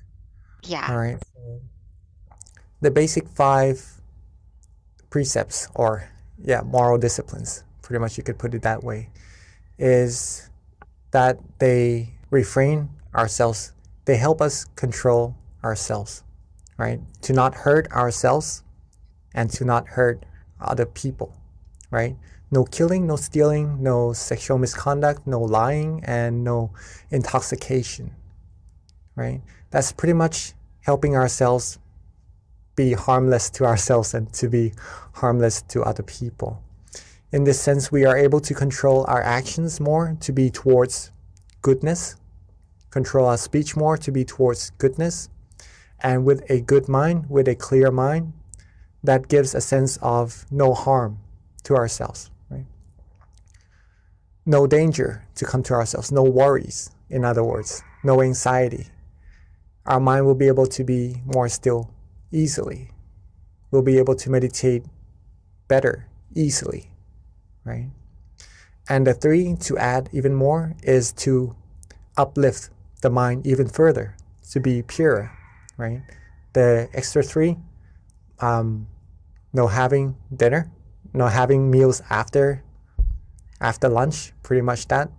No engaging in entertainments, no lying on big beds or very comfortable ones, right? It's just an incentive. It's just disciplines to help us free ourselves from desires. Let's just put it that way, from desires. When the mind is free from desires, it'll be more calm, it'll be more tranquil, thus easier to meditate. Okay. All precepts are good. It keeps our mind clean, gets ourselves the better sense of meditation, better sense of cleanliness of our mind. Like when we shower, we clean our body. We really don't want to get our body dirty after cleaning it, right? When we have our white shirt on, don't really want to get it dirty, all right? It doesn't feel good. Okay, same with the mind. If our mind is clean, we will get the sense of cleanliness and have better meditation. Moral disciplines. If we have the 5 disciplines, it's like wearing a good white shirt, right? We are clean. We're clean. And makes us feel good. The 8 disciplines, maybe a white shirt also, but an even brighter one, right? It uplifts the mind, makes that brightness, makes that cleanliness of our mind even higher. And maybe even more disciplines, if you would like to take on, then that's like wearing an even brighter, whiter clothes, shirt, right? That's pure in a sense of the mind feeling better, feeling more proud of oneself in the sense of wholesomeness in the mind. And that gives better meditation as well. Thank you, Mopi. I like the comparison of the white t-shirt. I never thought of it that way, but that actually is a really good analogy in terms of that question. Yes. Yes. So about just a little bit about, is there any other questions to come? I haven't seen any other questions yet at this time, Venerable. Looks like we kind of have a quiet bunch today. It's kind All right. of the change in time, I think, makes people a little slower. Oh, we have a question from someone in DC who just raised their hand. Can someone spotlight Mr. Rabbit, please? Okay, let me see. All right. If you have any questions or you would like to share your meditation experiences, you may feel free to do so, all right? Or what to do in your meditation when you come to this experience or anything. If you have any questions related to that, please feel free to ask, okay? Yeah, so we do have a question, Venerable, just waiting for our technical lead to unmute the person and spotlight him. But in the meantime, Mr. Raven, if you want, you can also put it in the chat too. They might have individuals within the chat room.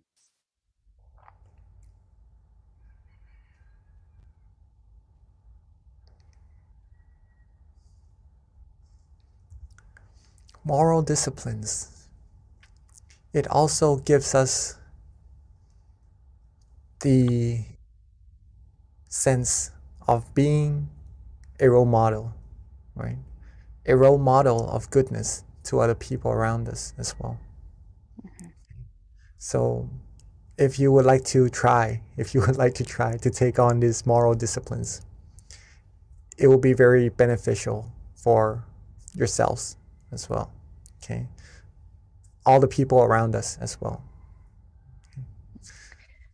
So Venerable Mr. Raven did follow up with his question, which, is more of a comment, but maybe you can expand on this, which is meditation is similar to an oil change in an engine. What do you have to say with that? A clean engine, clean your mind. Yes. Yeah, of course. It's like detoxing, right? In a way. So yeah, sometimes when we go about our days, doing our jobs, doing our activities, we have thoughts in our mind. We have maybe come across some problems that we have to solve, right? All these things do build up inside of our minds. Some situations that we come across in the news, in our everyday lives, right? So when we come to meditate, just like what you said, it's like cleaning out the engine, right? It's like changing out the oil and the engine oil. Right? So it flushes. Whenever you can have awareness and relaxation together, I keep pointing out these two fingers always. It seems in every session I have these two fingers. But awareness and relaxation, very, very, very important. If we have these two together, it flushes away all the negativities, all the commotions, all the fussiness inside of our mind, all the fuss, right, that we maybe accumulate without intention throughout our days. Our mind will become clean. Our mind will become refreshed, re-energized, right? It's like that cup of water that we've mentioned earlier. If we have a full cup, it's like having full energy to go about our days doing other things. Right? Compared to a person maybe feeling a little bit sad, feeling a little bit not energetic, feeling a little bit depleted in their energy, maybe giving them the advice of meditation, recharging them, they would feel better, they would feel more energized, they would feel good, and then they would have the energy to go about doing their days, right? So yes, Mr. Raven, yes. So meditation is pretty much like that. It's cleaning the mind. It's like cleaning the engine of the car, right? Our body is the car and our mind inside. Maybe we need to change the oil, take the bad stuff out, fill it with good stuff, good energy, positive energy, and carry on with our lives better. So Venerable Scott has a question, and his question pretty much is, how do you relax the body? Because sometimes it's hard to relax, which I think that is a very common question. That is actually a very, very good question, right? How do you relax your body? How do you relax your body? Sometimes it doesn't get really relaxed. What do you do? Get your body as comfortable as you can, okay? First of all, if you need to do some stretchings, some exercises on some parts of the body, then do so in order to have a better, more comfortable body, relaxed body in your meditation sessions or in your daily lives, to be general. However, sometimes we do have some pain or maybe some difficulties in relaxing some part of the body, or maybe someone may be sick as well even, and it is really difficult for that situation to be able to relax the body. All right. In this case, be content. Be content. Be happy with what we have, right? Whatever relaxation we have at that moment, it may be different also. Even being healthy, it may be even different in each different session or different days. So whatever we have of a feeling of relaxation at that moment in our body, be content with it. And then once it's relaxed, once it's good, once we accept it, then we go on to relaxing the mind. And then our meditation will progress as well. Okay. Thank you, Venerable. We have another question from Isabella. This is a pretty good question too, which is how can you tell that you have true self-awareness? How to tell that you have true self-awareness, right? Simply, let's put it this way first. Simply being present, knowing that you are here, knowing that your mind is not somewhere else, right? Knowing that you are present, then that's being aware. That's having true self-awareness already. Okay. But it gets even more intense as we go deeper in our meditation, as we become more and more still. Okay. So when your awareness is coupled with being relaxed and you like this feeling, you enjoy this feeling, you know that you are awake and you are aware, then that's when you have true self-awareness, right? But there are probably different levels of true self-awareness in this terminology inside of our meditation. That's where we need to keep going inside, right? That's pretty much that. So Venerable Scott, thanks you for the question about relaxing the body. He says that it definitely is going to help him. And then here's a more difficult question. This is interesting to hear your point on this, and I could understand with what's going on in the world. This is probably, people are going to wonder, but this is from Pat. And her question is, how does karma work when someone orders others to kill or do harm for that person? That's an interesting question, but yeah, it does happen too. So when it comes to karma, what does that do? Not really good for the person, I would have to say. Okay. Usually the person doing the initiation would receive worse karma, right? The top person doing the initiation of whatever is done later on would receive the worst karma. If someone sells alcohol, right, the producer would receive the worst karma rather than the people selling them, or because it does bad to the people who are receiving them, right? So the top person is the worst to receive the karma. Not saying that everyone wants to be a good person, everyone wants to be happy, right? But the karma just means action, right? It's just a general explanation for it, terminology for it. There's no meaning of bad or good. But if a person does something not really wholesome and it's the top person doing it, ordering it downwards, then he receives the worst karma. On the other hand, if the top person initiates good actions, wholesome actions, that person will receive good karma as the most as well, right? So if we are practicing meditation right here together, okay, we have the brightness and we share this brightness with people around us, and they go to share with more people around them. They go to share with more people around them until we have world peace.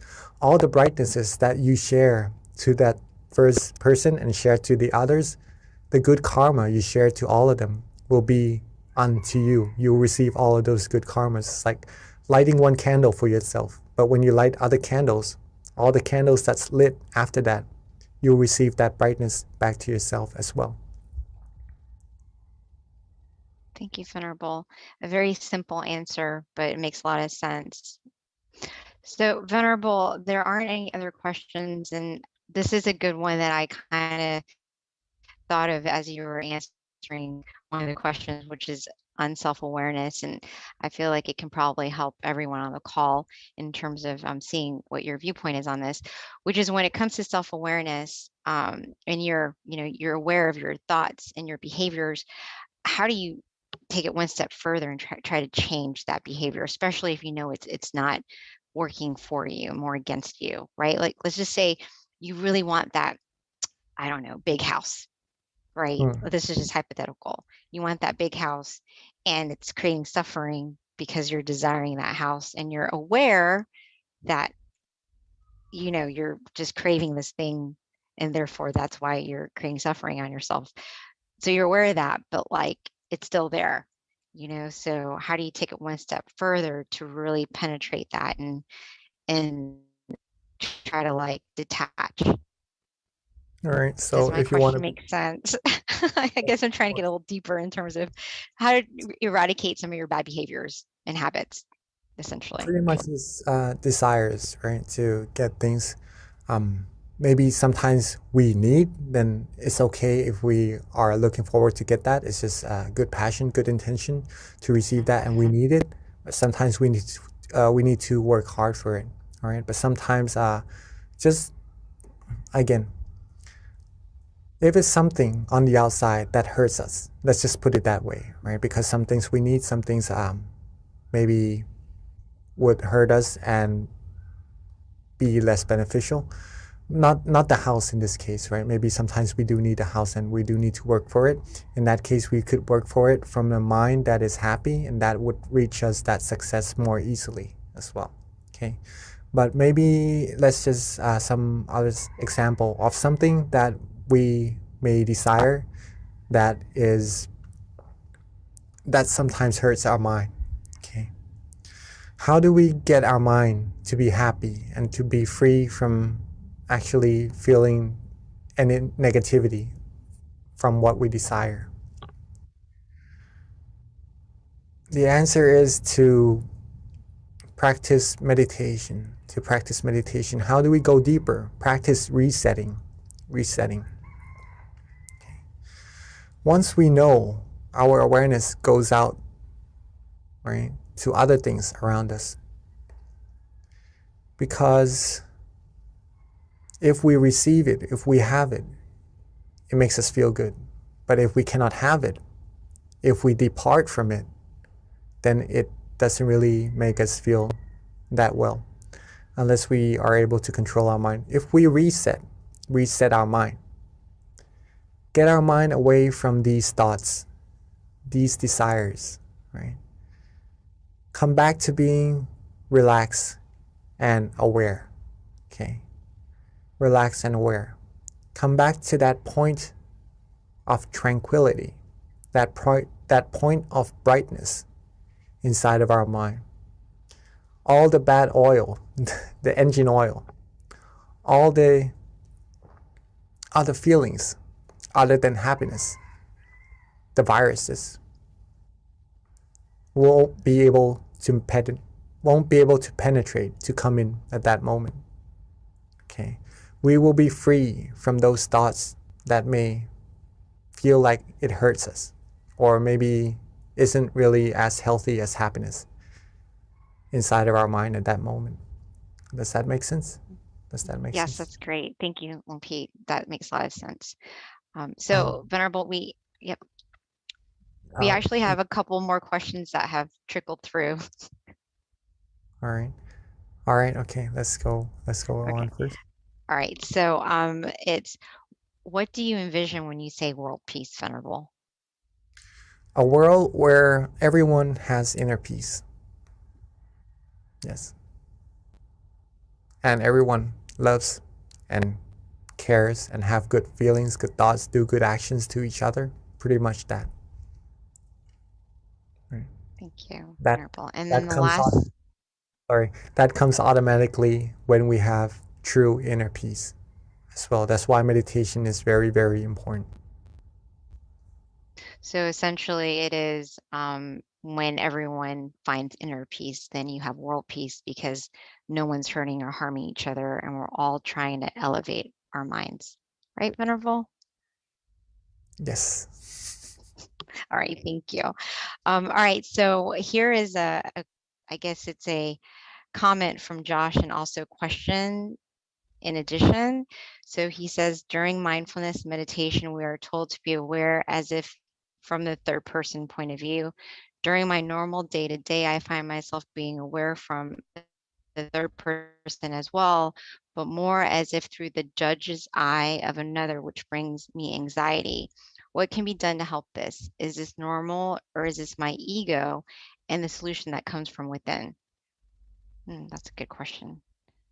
All right, so mindfulness meditation pretty much helps us observe ourselves on what we're doing actually, and just to try to let go of all things that doesn't really still our mind and go deeper into our meditation.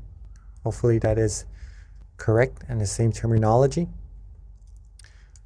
All right, again, what can be done to help with this? Let go, reset.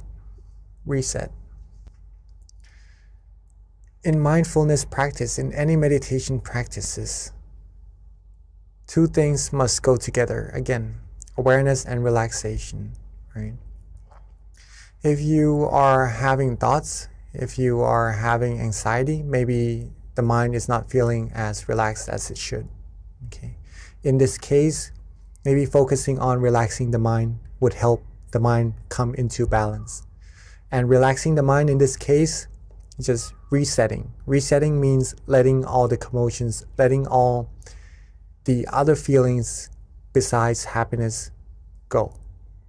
Okay. In this case, it may be anxiety, worries. Let them go. Let go. Let it be. Let it go. Let the mind rest. When we reset like that, the mind gets to rest. We'll be in balance. And at that point, you'll find true happiness again. Oops. All right, Josh, with that. Okay, I think Miss B just got disconnected. All right, so maybe through the judge's eye, we may see ourselves being a little bit anxious, right? If the mind is on the outside, being with other people, being with judgments, being with anxiety, right? Then usually this would happen, right? Feeling a little bit worried. But if the mind is inside of our body, being with that source of happiness, then all the worries would go away. We would have no anxiety. We would have only happiness, and we would be confident of ourselves. We would be calm and go about our days with being confident with this feeling, being able to share this feeling with everyone around us as well. So hopefully that answers your question, Mr. Josh. I'm from Kitty. I think we are in the habit of trying to do so many things when in fact we only need to do nothing. Allow ourselves to just be. Very nice, Miss Kitty. Yes. So in meditation, pretty much, yeah, sometimes we are a little bit worried about what's going to happen, what's going on, and our mind usually goes about on the outside. But in fact, we should just sometimes let the mind rest, let it go, let these things go. Let the mind be calm, be still. When the mind is bright and free from thoughts, free from anxiety, free from worries, it will be able to do things even better, right? Being happy, going about days. All right. I guess it's already 9:30. Yes, thank you, Venerable. Sorry, I lost my connection, but I'm on my phone. So right towards the end, I'm glad I was able to join in. But yeah, it is 10:35. So at this time, let us pay respect to our teaching monk as he gives us a blessing, and we sign off until next month, April 16th. See you then. And at this time, let us bring our palm together and accept the blessing from our teaching Venerable. Right? With all our accumulated merit, our accumulated purity, for all our good deeds, let them all come together and bless us with the utmost of health, wealth, success, happiness. May us all be able to be fulfilled in all our good and wholesome wishes. And when we meditate, may we attain true happiness quickly and easily, and reach the utmost of purity, the utmost of happiness as quickly and as easily as possible.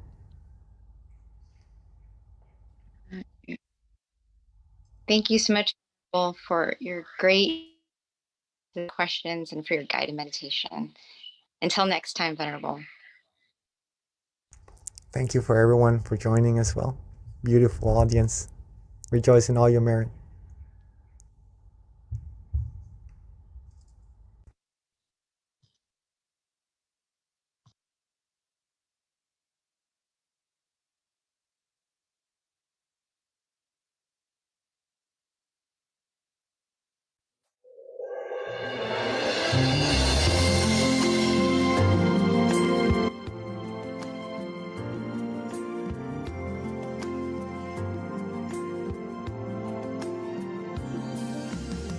Let's come together to open a new whatever to eliminate all conflicts and differences. It's time for everyone to join hand in hand.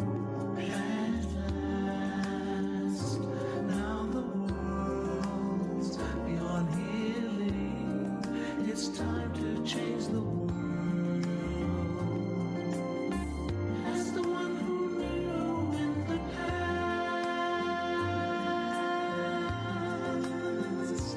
in this period of our time, we will see before we depart this world. Everyone must join hand in hand to change the world from darkness to brightness, from suffering to happiness,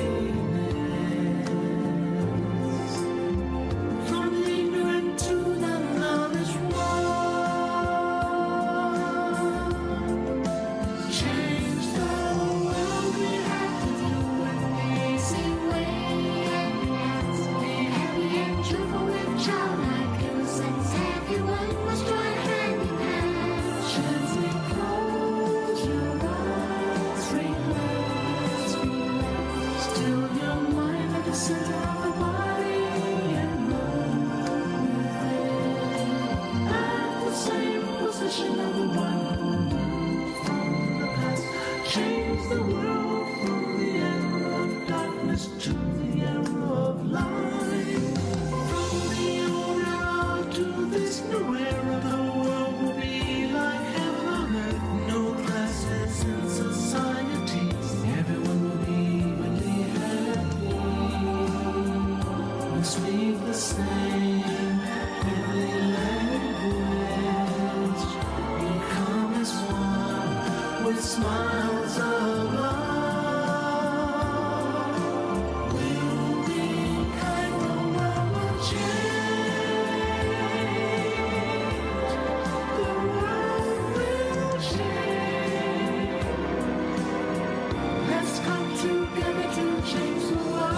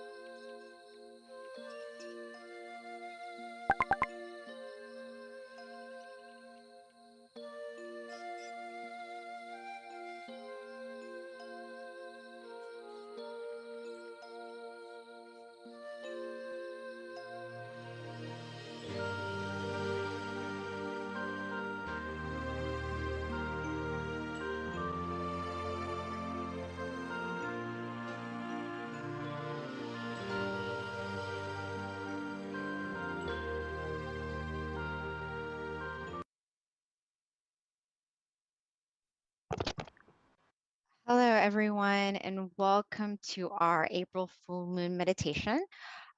We always start off with a quote, but first of all, let me introduce myself. Hi, I'm B, and I've been so fortunate to be able to help MC these monthly meditations since the beginning of the year.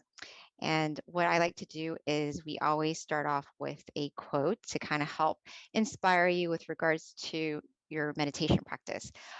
So today's theme is world peace through inner peace. Better you means a better world. So with that, I picked one of my favorite quotes, which is true victory. And this is how it goes. These quotes are actually written by our abbot, Longpa Tamachayo, and they're all very inspiring and profound when it comes to inner wisdom. So this one is true victory. The one who wins the inner battle is the real brave heart, as a true battle is inside, not outside. We have to fight against our own greed, anger, and delusion, as they cause problems to ourselves and the world. If we move through the suffering and darkness that lies within, the world will be in peace and victory will be within us. So I thought that was very relevant for today's theme.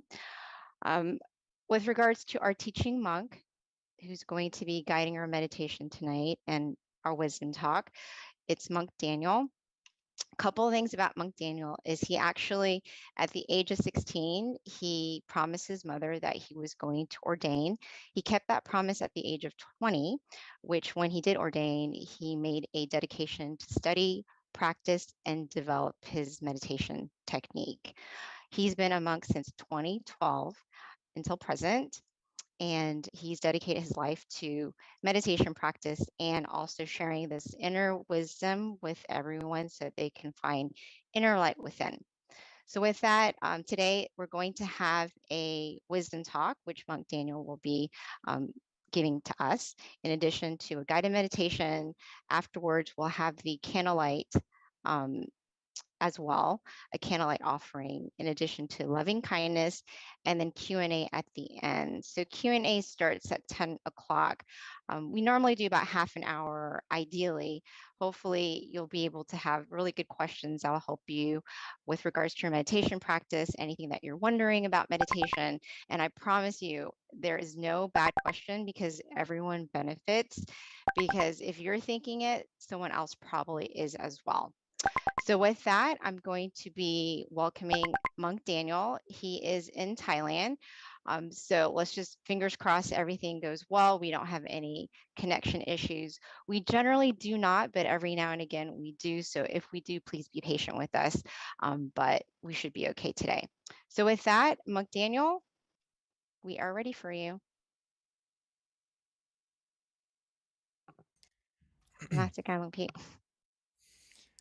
Good morning, good evening to everyone in America, but good morning from Thailand.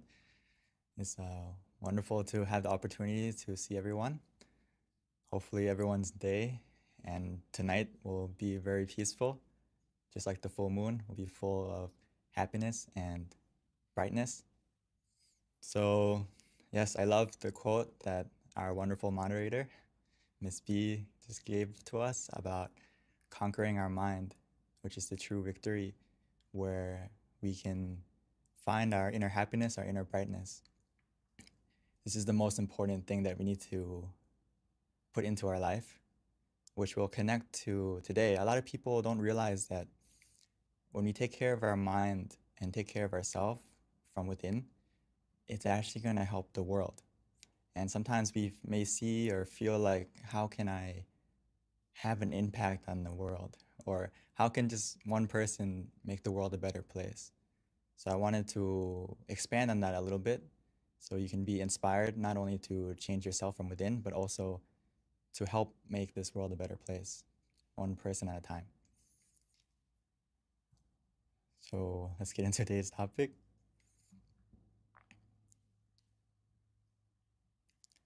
So a better you creates a better world.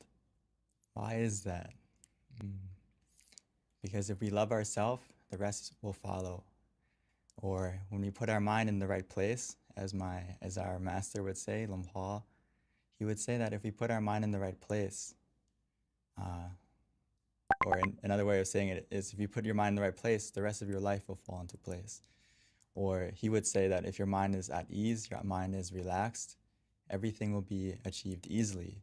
And if your mind is at the center of the body, everything will be successful even easier. So this is something that we need to really put into practice, to take the time to check yourself, to make sure that, how are you feeling? Are you ready? Are you positive? And I think today is a great example, or tonight, with the full moon, because it's the brightest night of the month. Even though it's nighttime and the moon is surrounded by darkness, the moon still shines. The full moon still shines. Maybe we may not see it right now if it's cloudy, but it's shining. And tonight is the brightest night of the month. And the reason for that is because, why? The moon shines because the sun spreads its brightness to it. Right? I read that the moon is only bright because it reflects the sun like at a minimum, like 3%. but it can still shine as bright as it is tonight. So we can use the moon and also the sun as an example that I wanted to talk about today.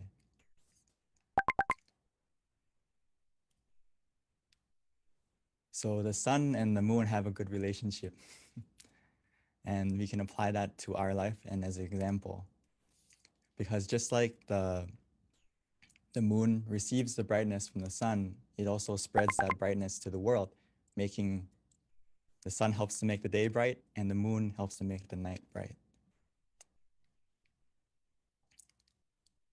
So I want to start it from the sun first before we come back to the moon. The sun is great because it creates its brightness from within, right? It gets its source of brightness from within.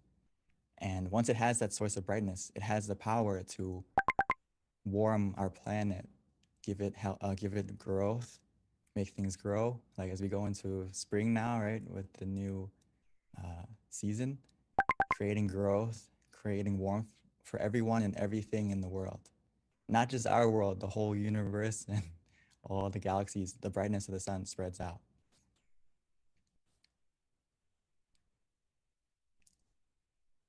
Even in times of darkness, as we can see, when there's a storm, when it's rainy out, it doesn't mean that the sun stops shining. The clouds may be covering it, making us not be able to see its brightness, but it's still shining, no matter the situation, no matter the storm.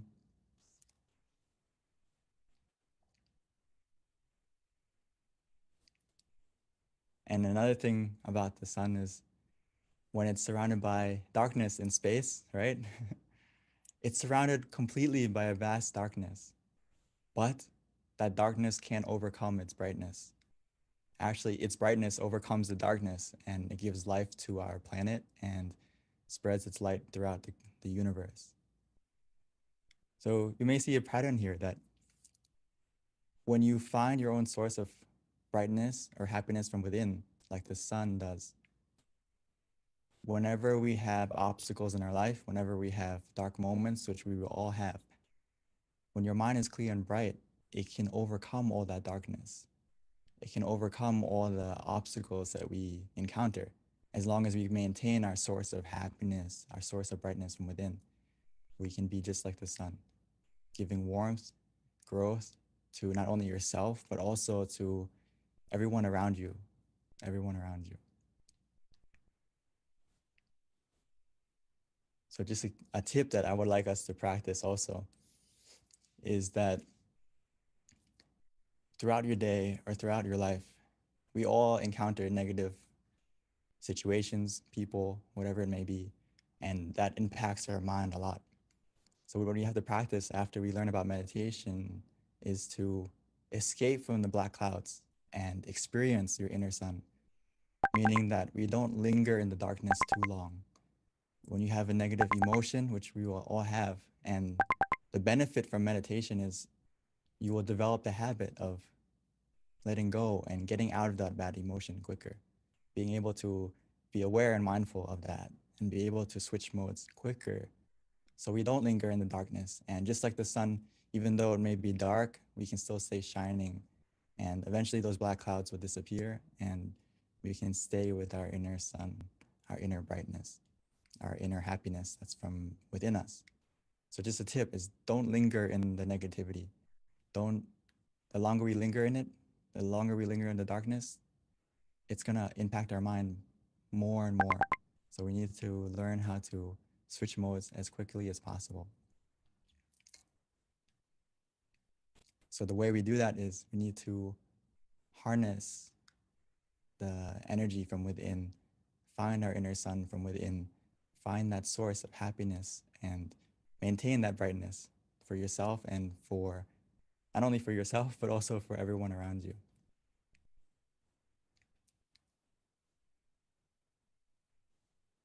So we need to be able to find your inner smile, as I put it as well, and relight that inner sun before you do anything in your life and make it a habit.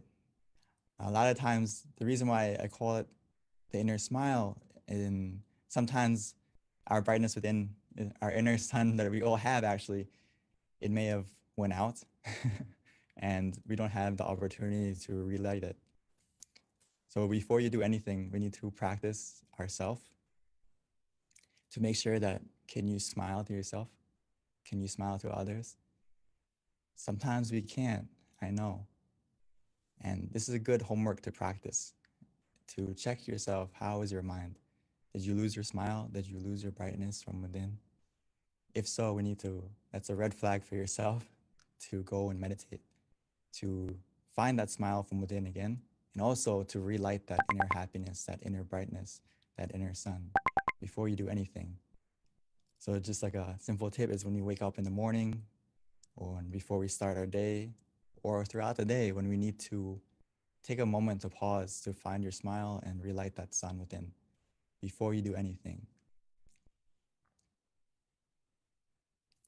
And then you're going to be automatically want to smile not only to yourself, but to the people around you. And also you may even smile to everything. You may smile to your everything surrounding you, whether it's you see the sun shining in the sky and you smile and you are grateful that the sun's there. Or you see maybe there's traffic, you still smile because your mind is at peace from within. So why does this create a better world? Because you become just like the sun. If you have that happiness within yourself, that brightness within yourself, it's going to shine out of you. Whether or not you want to keep it within, it's going to happen automatically. You're going to want to smile automatically, and you're going to be positive to the people around you automatically and naturally. And actually in Buddhism, we talk about there's like 6 directions that we have a sphere of influence around us, whether it's our parents, our friends, our associates. Everyone impacts at least 6 people or more in their life. So it's not just you that's changing, but the people around you that you influence. So when your mind is clear and bright, you become that sun in many people's lives, spreading your warmth, spreading your growth, and helping other people develop around you as well, not just you. So when your brightness disappears, it doesn't only disappear for yourself, but also for the people around you. So I would like to have us keep that in mind, that you actually make a big difference, not just only to you, but also to the world. And the thing that we need to realize is that when we still the mind, every time we still the mind, every session that we practice, when we still the mind, it begins to change. It begins the change within us and also to the world. But for us, once we still the mind, what happens is we create a positive mind. We also have positive speech, positive action, positive habit.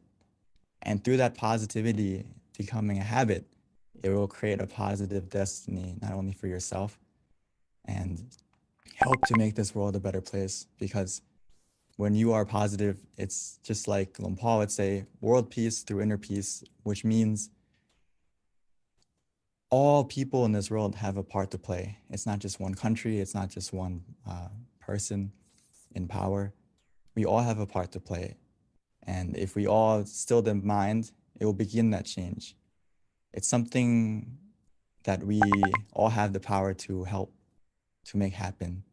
As we can say that if you have if you still the mind from within, it's going to help to change yourself first, and that brightness will go to others. And bit by bit, that brightness will spread from one person, one family, and then to the community. And it'll keep growing as long as we all take responsibility for ourselves to maintain our mind. Maintain our mind to get rid of the greed, delusion, and anger and other negativities in our minds. Only then can we actually make true change to not only ourselves, the people around us, and the environment. So we need to take it easy and treat meditation just like we would do anything else in our life. Take a shower, clean our body, look after ourselves physically. Now we also have to look after ourselves mentally, and take it easy and do it as simply and as a habit, just like we would take a shower, or just like we would exercise and look after our physical self. Now we need to take a step forward and also look after your mental health.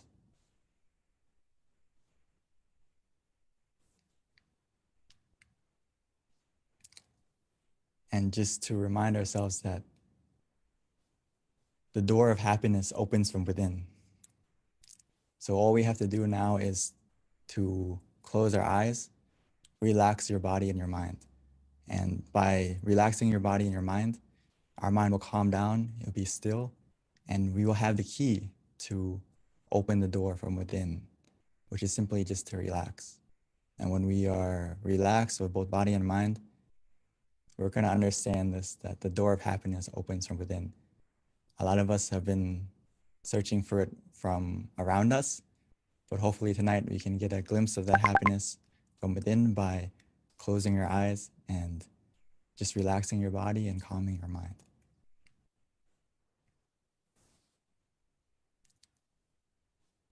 So we can go back and check ourselves right now if we have a low battery or not, or how is our happiness feeling right now? How is our happy meter? If it's not full, that's no problem. We can fill it together in just a moment. And also just to keep in mind for yourself going forward that try to be aware of how you're feeling throughout the day and make sure that you are a full battery. Just like our life, we don't really like to let our phone run out of battery or our technology run out of battery. But why do we allow ourselves, our mental health, our physical health to run out of battery? So right now, more than ever, we need to be more aware of our mental health, our inner brightness, our inner happiness, and keep it charged. And for right now, if we haven't kept it charged, no problem. Let's charge it together.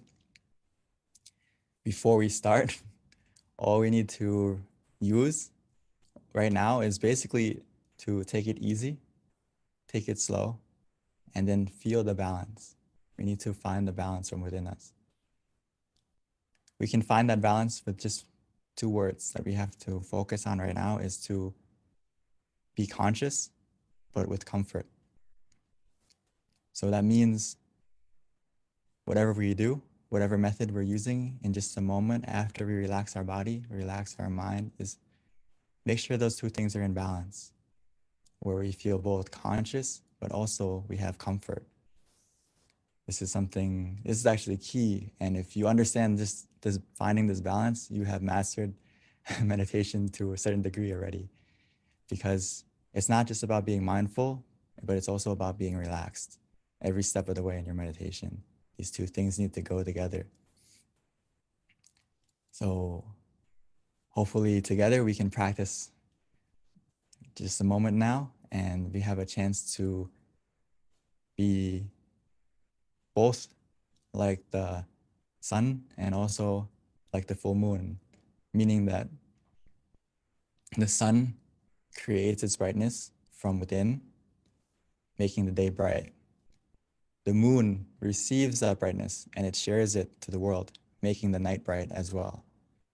So we should be both like the moon and the sun, finding our brightness from within. And once we find that brightness, that happiness from within, we need to spread it not only to ourselves, but also to the people around us. So I'd like to invite all of us to meditate together so we can be both like the moon and the sun and find our source of happiness, our inner brightness from within together. So before we start, I would like to invite everyone to take it easy, take it slow, and no need to rush. Take a moment right now to adjust your body, make sure that you are comfortable before we switch modes into meditation together.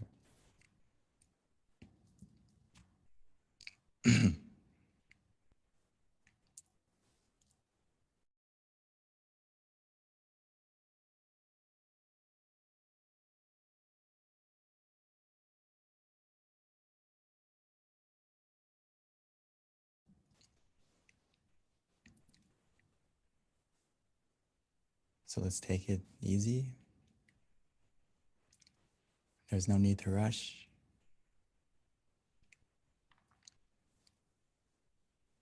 Meditation is about finding the balance between being conscious with comfort.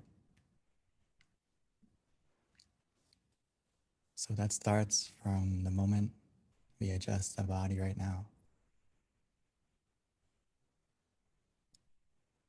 Being nice and gentle,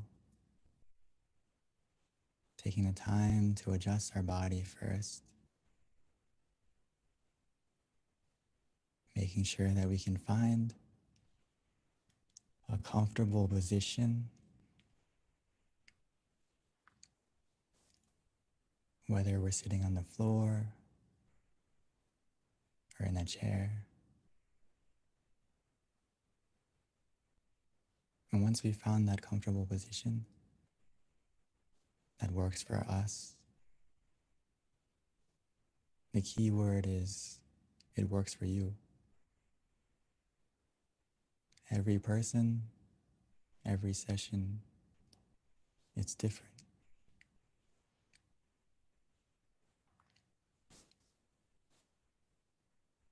Once you feel comfortable, you can slowly and gently close your eyes, naturally, as if you're about to go to sleep.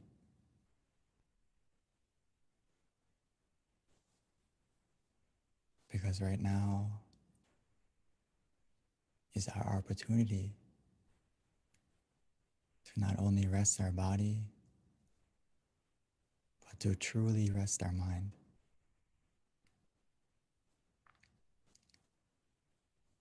And that process has already begun. The moment we take the time to relax our body and calm our mind, the process of meditation has already begun.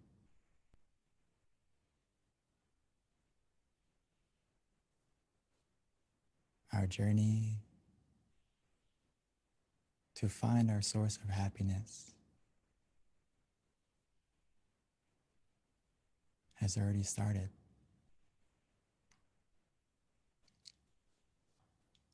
All we need to do now is to relax our body,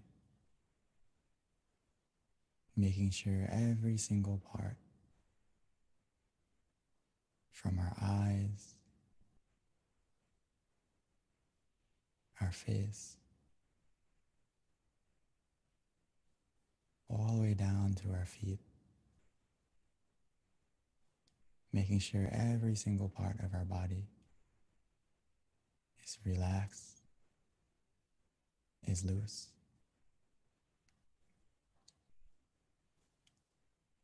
We can simply do that by taking a deep breath, breathing in deeply and exhaling slowly.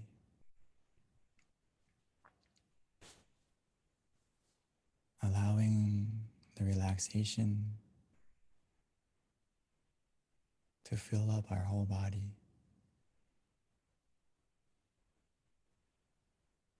Flowing down from our head and throughout.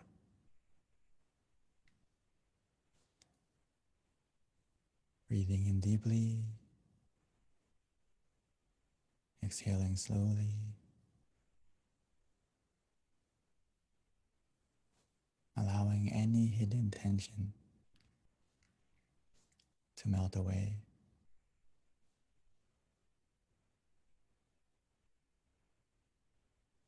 Allowing the relaxation to cover us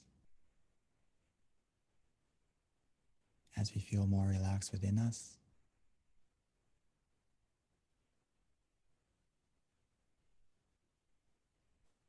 Even as we exhale,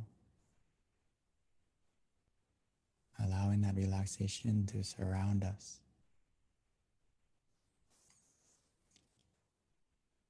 more we relax our body,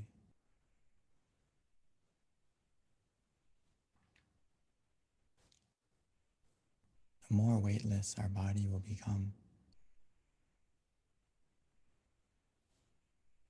As our body begins to melt away gradually,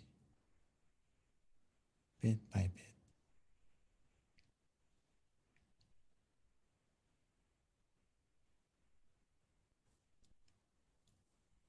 This is the power of simply relaxing. It helps us to let go physically first.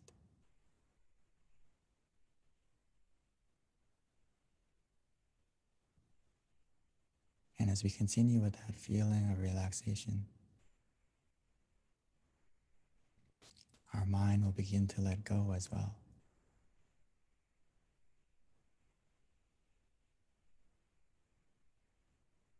All we need to do now is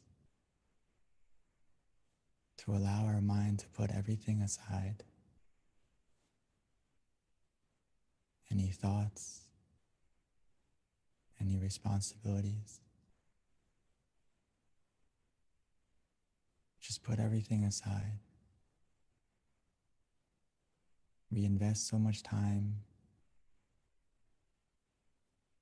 We have so much love to give to everything and everyone. But now allow yourself this time. Give some of that love to yourself.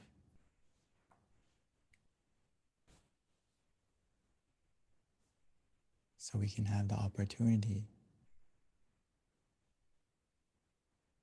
to find our happiness from within first.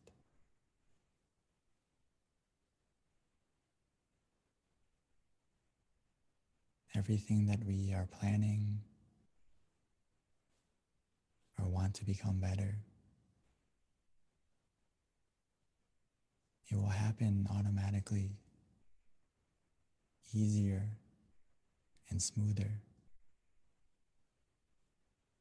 after we make sure that our mind is clear and bright. Just like the full moon tonight, making sure our mind is full of positivity, full of happiness.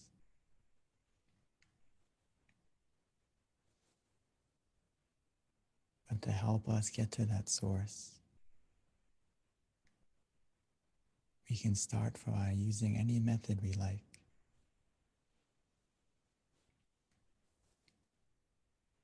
By placing our mind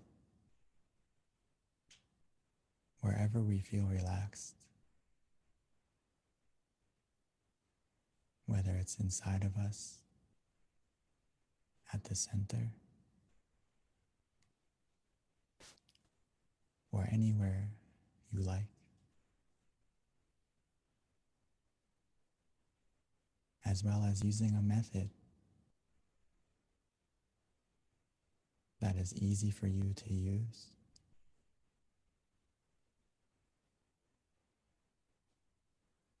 Whether it's to visualize an image softly and gently, whether it's the full moon, the sun, a star.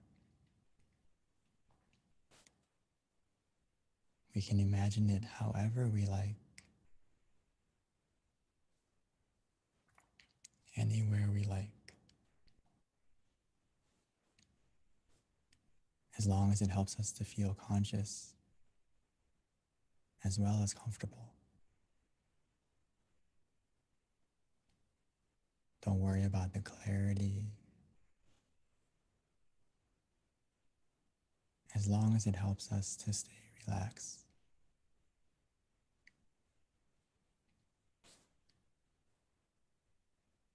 Some of us may find it easy to use the mantra instead. repeating softly and gently in their mind. Samma araham.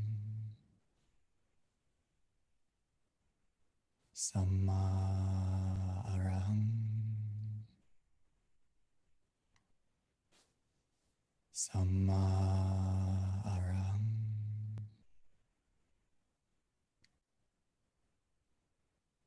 Samma means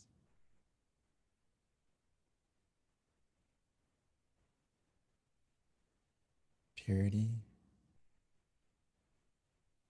Araham means freedom. So almost every time we can imagine, every time we repeat the mantra in our mind, it's helping our mind to become more pure, more clear, and free from any negativity, any darkness that may be lingering in our mind.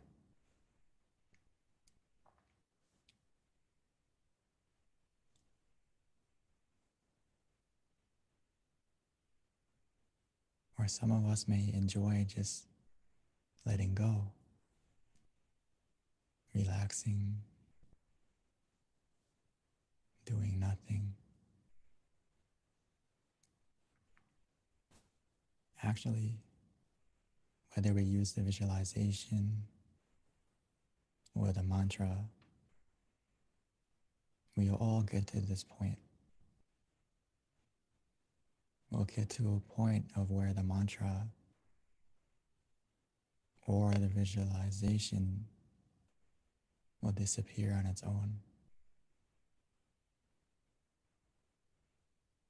And that's because we've got to the point of where we feel for ourselves, where we feel that we just want to let go.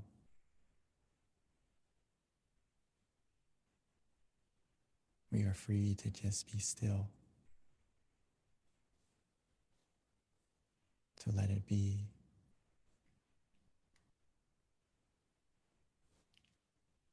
When we get to this point, we will feel it for ourselves. Trust yourself. Trust your feeling. As long as you feel relaxed physically and your mind feels more calm, more relaxed,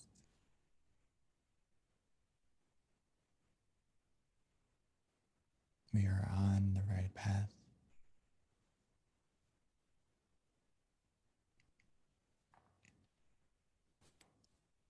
Before we know it, we will get to that source of happiness within us.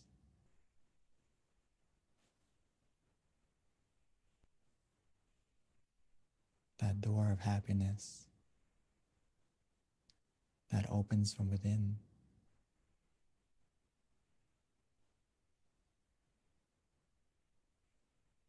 We have the key the moment we close our eyes.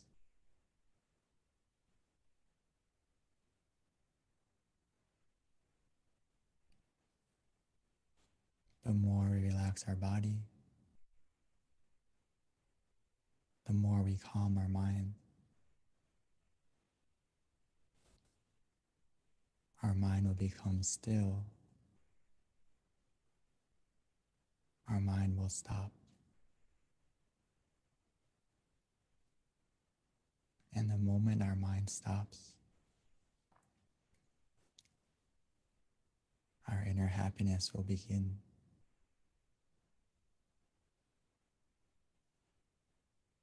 First as a feeling,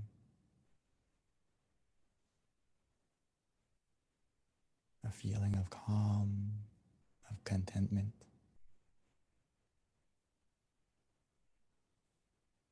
Almost like a spark, like a star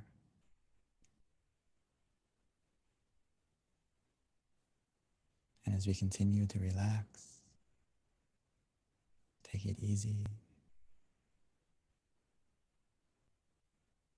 that feeling will grow and expand as the clouds of our mind will begin to disappear, revealing the full moon shining within us.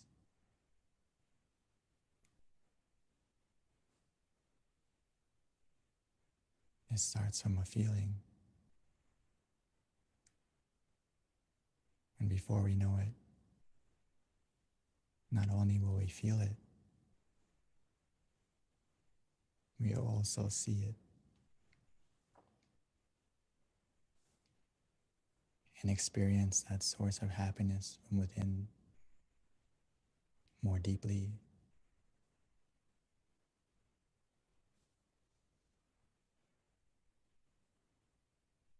But for now, as long as you feel relaxed, we feel conscious and calm together.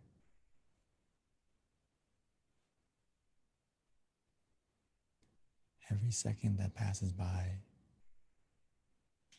every moment matters.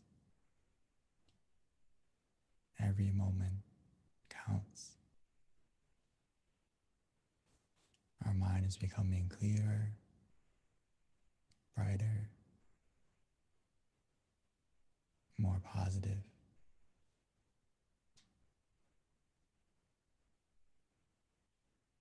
We have everything we need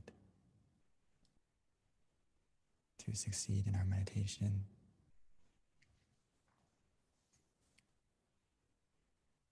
Just continue with this feeling, allowing it to grow.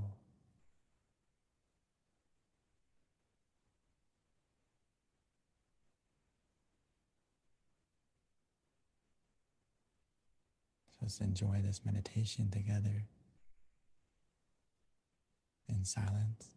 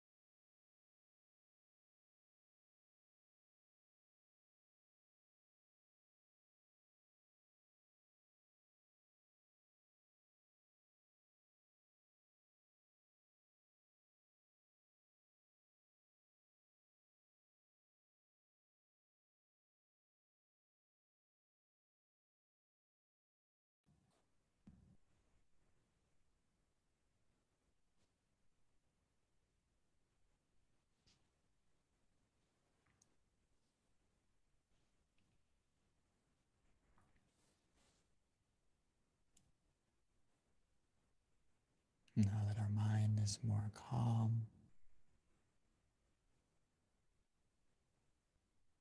now that our mind is more clear and bright, let's take a moment to light the candle. Light the candle in front of us, as now we found our light from within.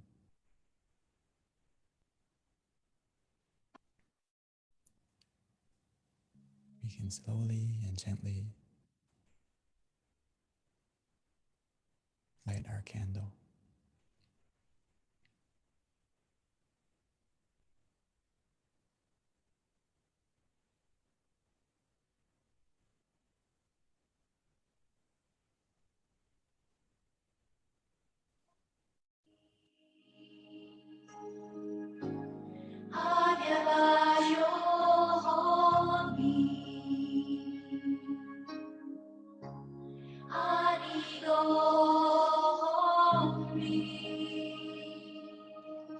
At this time, we invite everyone to turn on their camera, show us your pretty faces so that we can all see each other.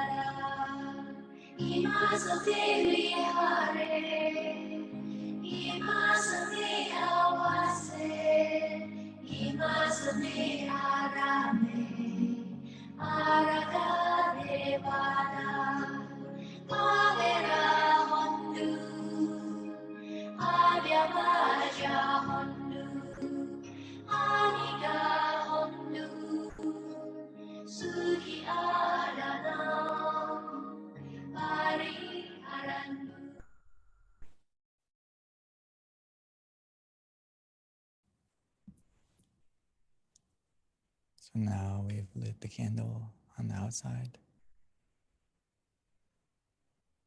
Let's continue to keep our candle, keep our brightness on the inside by continuing to relax our body, to calm our mind.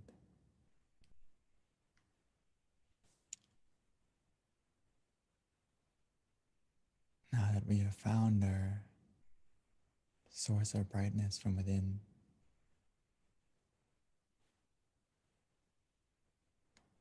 now Now that we have taken the time to become more full of happiness, of positivity, let's take a moment to spread our love and kindness, our forgiveness. Spread it just like the full moon.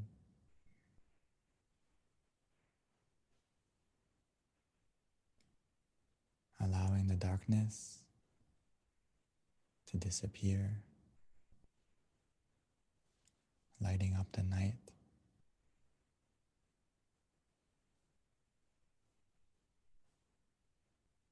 Don't let the ugliness of others or of the world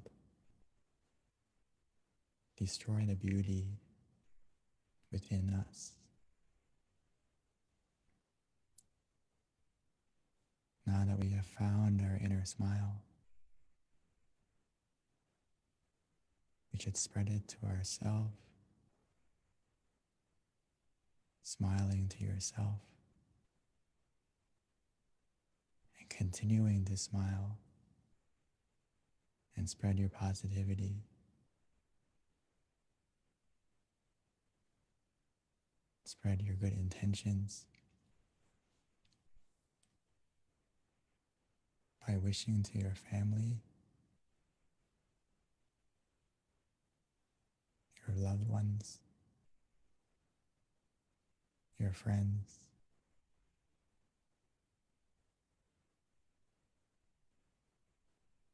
wishing for everyone to be healthy, to be happy,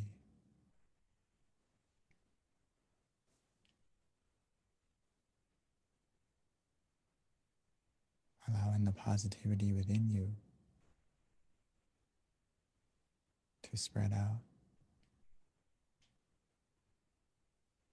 to everyone and to everything.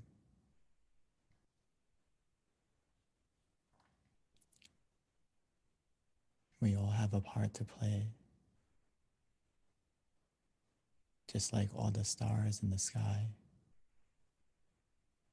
help to make the night more beautiful.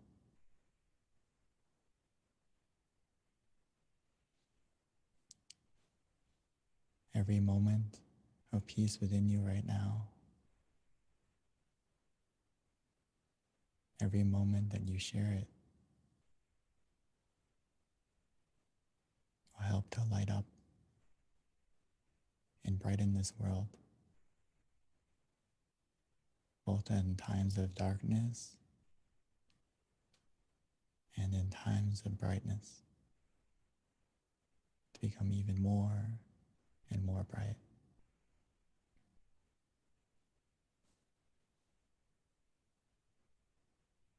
So take a moment to spread your happiness, your love and kindness to everything, to everyone.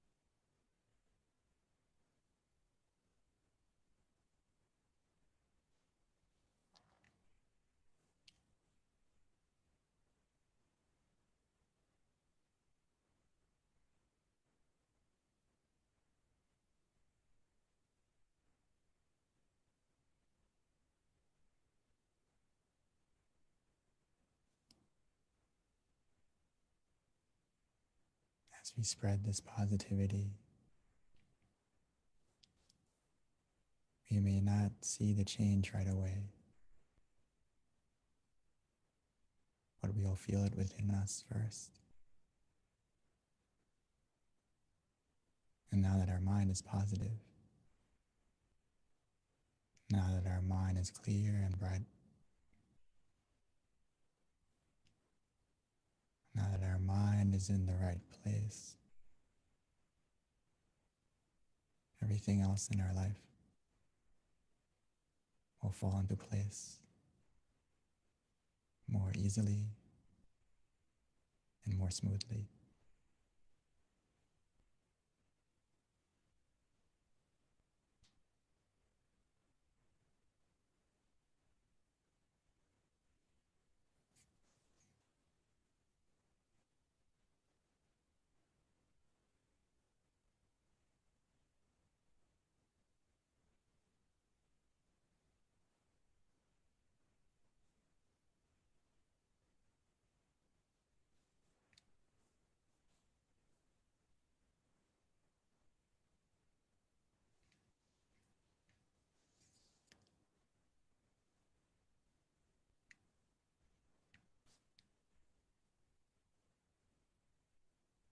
Sapphe patta palapatta pache kannang jayang palang arahantana te sherakang pantami sapaso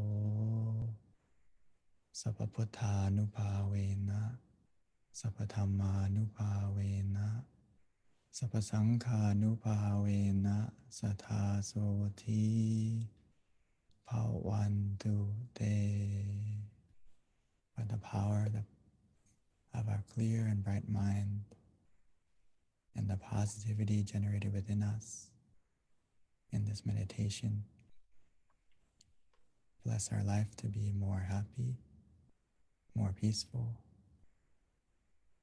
And when we are ready, we may slowly and gently open our eyes,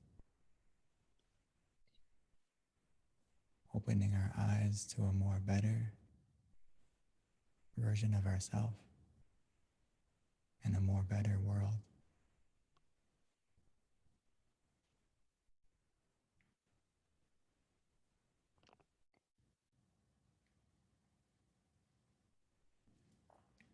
Thank you, Venerable Daniel. That was very, very peaceful and very calming and beautiful meditation, always. So before we transition over to the Q&A, Venerable, did you have something you want to say before I do announcements? Okay. Yeah, just before we continue, as you're also announcing, but as well as I would also like to check everyone, if you are at home or if you're available to, if you can check yourself, how do you feel?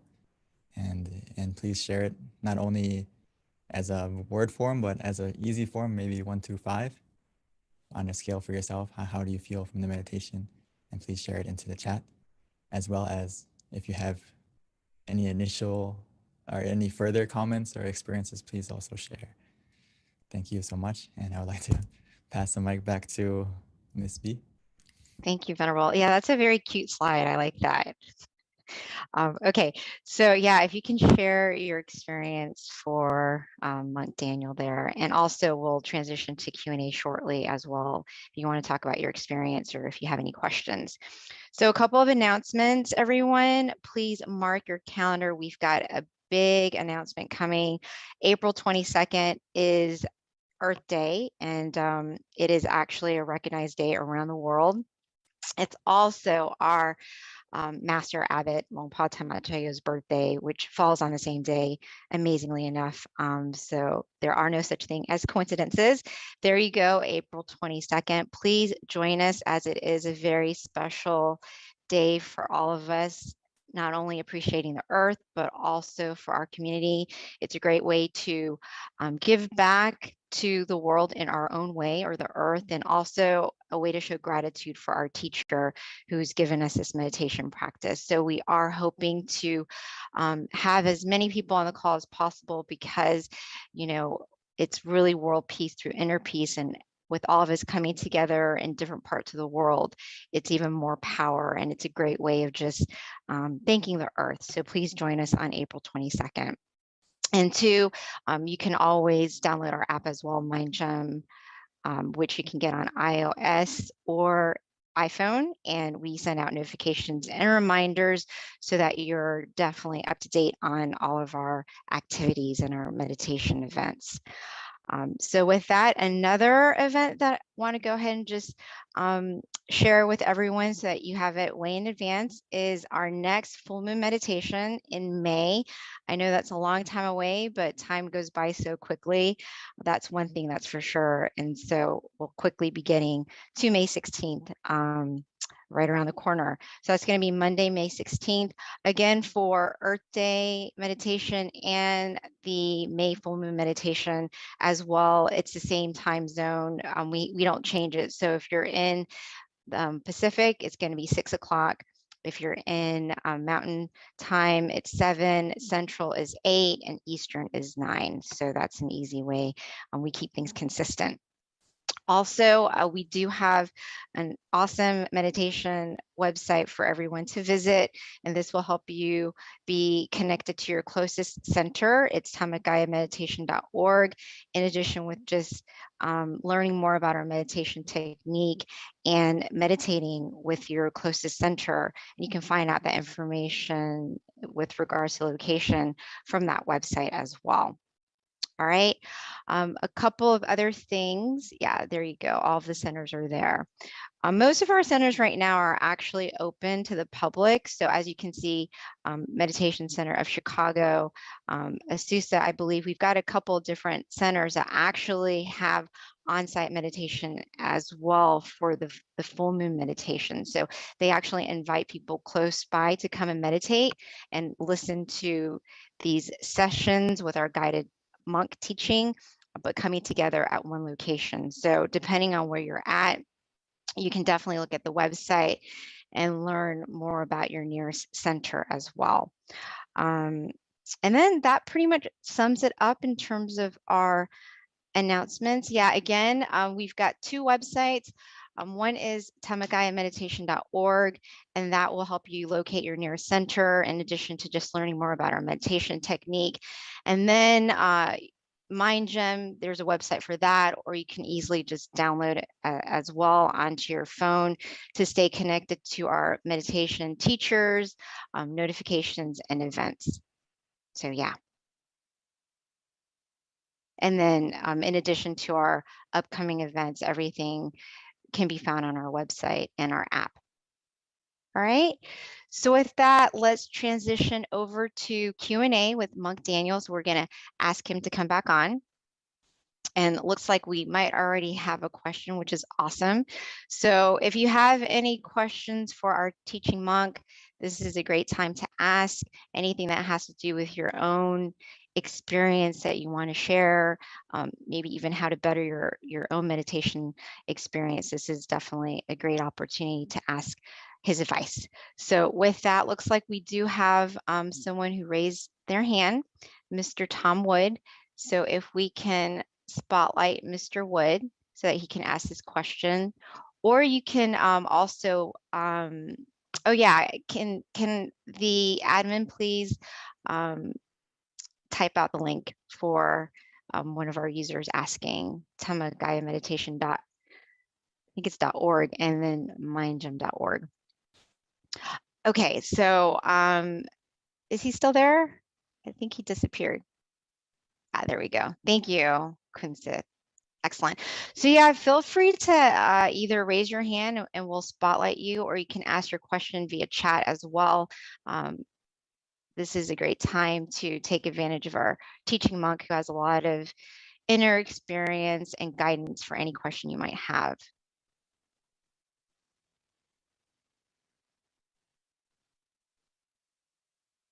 So it looks like we kind of have a little quiet bunch today, Venerable. Normally these questions are kind of flowing through. Do you have a question? Yeah. Or want to share your meditation experience? Or if anyone would like to share their experience other than the initial 5 or 4, please feel free. So we can check each other and I can help you. Just make sure your meditation's on the right path, or any tips I could give you as well. But anyway, on the scale, if you have a 3 and an up, you're very good. Even if you felt neutral, that's a very good starting point for anyone who just meditated a moment ago. So don't be discouraged if you didn't feel like super happy or super blissful, but just a moment of where you feel neutral is actually a very good starting point. And from that neutrality, it means that your mind is in balance, and just stay relaxed, and before you know it, it's going to increase. So, okay, we have a question from, Yeah, so Venerable, actually there was one earlier that they're starting to come through, so I was paying attention. The first question, which is if we scroll up, but I have it right here. The question is, when we are in pain, how can we meditate? when we have pain, actually, myself included, sometimes when I first ordained, I was 20 and I grew up in America. So sitting on the floor or sitting in meditation position, like the standard one, it could be painful for me. And also like physically more pain than that. I had some knee surgery. So I also had problems physically when I first started. So there's a couple ways to deal with it. So great question. The first way is a lot of times we can't completely get rid of the pain because physically we have some limitations. But the best thing we can do initially is to adjust yourself to be as comfortable as you can. And when we meditate and close our eyes, it's like a race between the pain and the calmness. So if we can get to the calmness first by using the mantra and using the visualization to kind of take our focus off, it can help us to win over that pain that we may feel like. It depends on the level of pain too, okay? And another thing is, if you feel pain throughout the meditation, like where it's distracting to us to a big degree, I would recommend you just to adjust your position. And sometimes if I felt like a really overwhelming pain when I'm sitting, sometimes I just get up and walk around and still meditate, but in a walking position or in a different position until you feel that pain kind of dissipate, and then you can continue again when that pain goes away. So actually, it depends a lot on the level of pain. I don't know if I could ask you how severe it is, and it can also give you some more tips. But if it's not super painful, we can adjust the way I just mentioned. Hopefully that gives you an idea. It doesn't, if you have, everyone has, it doesn't mean that if you feel pain, you can't meditate well. It can be a little bit difficult, but we can overcome it in different ways. So Venerable, there is a comment that I feel like is definitely something I wanted to share with you. It's from Jesse. Jesse states that beginning session was awesome for a short time. This person saw brightness within, and yeah, so it was very lovely. That's what came from Jesse. Are you ready for the next question, Venerable? Oh, thank you, Jesse, for sharing. And yes, you can. Okay. When your mind is more calm, more peaceful, like I mentioned during the meditation, we may experience it first by a feeling, but if we continue with that feeling, we may encounter something more profound, as Jesse mentioned, where we can not only feel the purity of our mind, that we will also be able to see and experience it more. But yeah, sorry. Oh, the next question, Venerable, is, and I think this is a good one. Actually, every question is always a good one, but this one is, what can you do when you find that it's hard to motivate yourself to meditate, and you find that it's actually like boring? What can you do to motivate yourself? The thing that I find that if we practice when we practice in the right method, the word bored will disappear. So we have to be a little bit observant of ourselves, that are we practicing correctly, and just truly relaxing our body and relaxing our mind, and treat it like don't treat it as meditation, treat it as a time to rest your body and your mind. and you're gonna find that the boredom will disappear because we need to rest our body, rest our mind often. And if you don't feel motivated to meditate, I like to think of the benefits a lot to myself. To motivate me to meditate is to think of that, okay, if my mind is clear and bright, I can achieve and do everything more efficiently. So I use that to motivate myself sometimes when maybe I don't have the drive in the beginning, and I try to think of the benefits and how can that impact not only myself, but how can it also impact the people I care about and love. For example, one way I motivate myself is like, we've all made mistakes in the past. We've all hurt the people that we care about, right? And maybe we don't want to repeat those mistakes. And the best way we can do that is to look after our mind. So to motivate yourself to see the impact it doesn't have, not only does it have for yourself, but also the people around you. So that's one way for me to motivate myself as well. Thank you, Long P. I really like that because, I think that's probably a common thing, especially if you meditate daily, that, sometimes you have to really think about the reason why you're doing it to kind of inspire you to do it consistently. And if you kind of see the bigger picture of why meditation is so profound and important, and the more you study it, the more you're going to be committed because, it does start to make sense.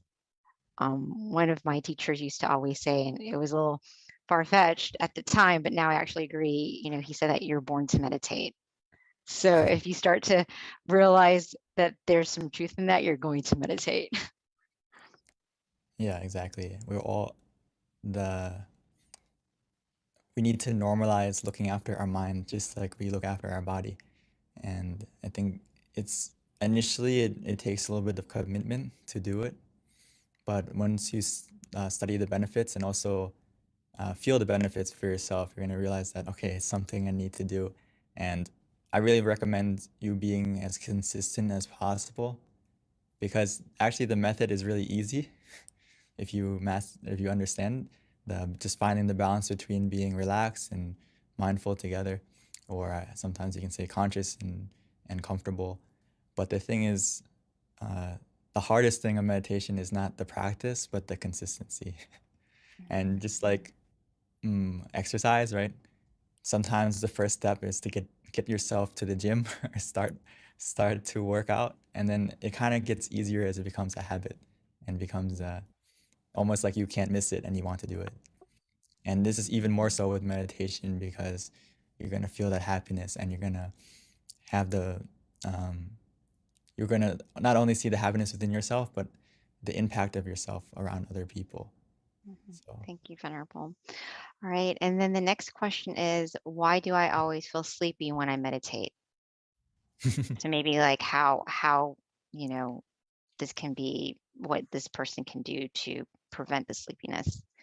Great question. I'm sure everyone here has felt sleepy sometimes during meditation, myself included. So it's not something to be annoyed about.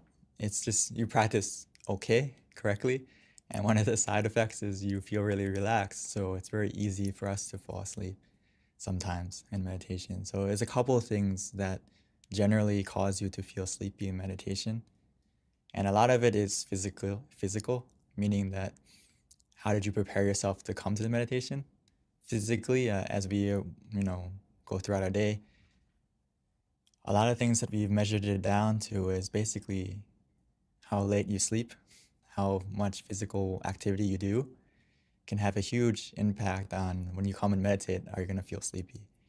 Also, as maybe not tonight, or maybe some of us, if you had a heavy dinner and you come to meditate, it's very easy to fall asleep as well. So these are physically has a huge impact on if you're going to fall asleep, if you feel sleepy. So there's a couple of things I would like you to go and check. Is physically, how is your sleep? Are you sleeping later than 10 o'clock, maybe 11 midnight every day, maybe even later than that?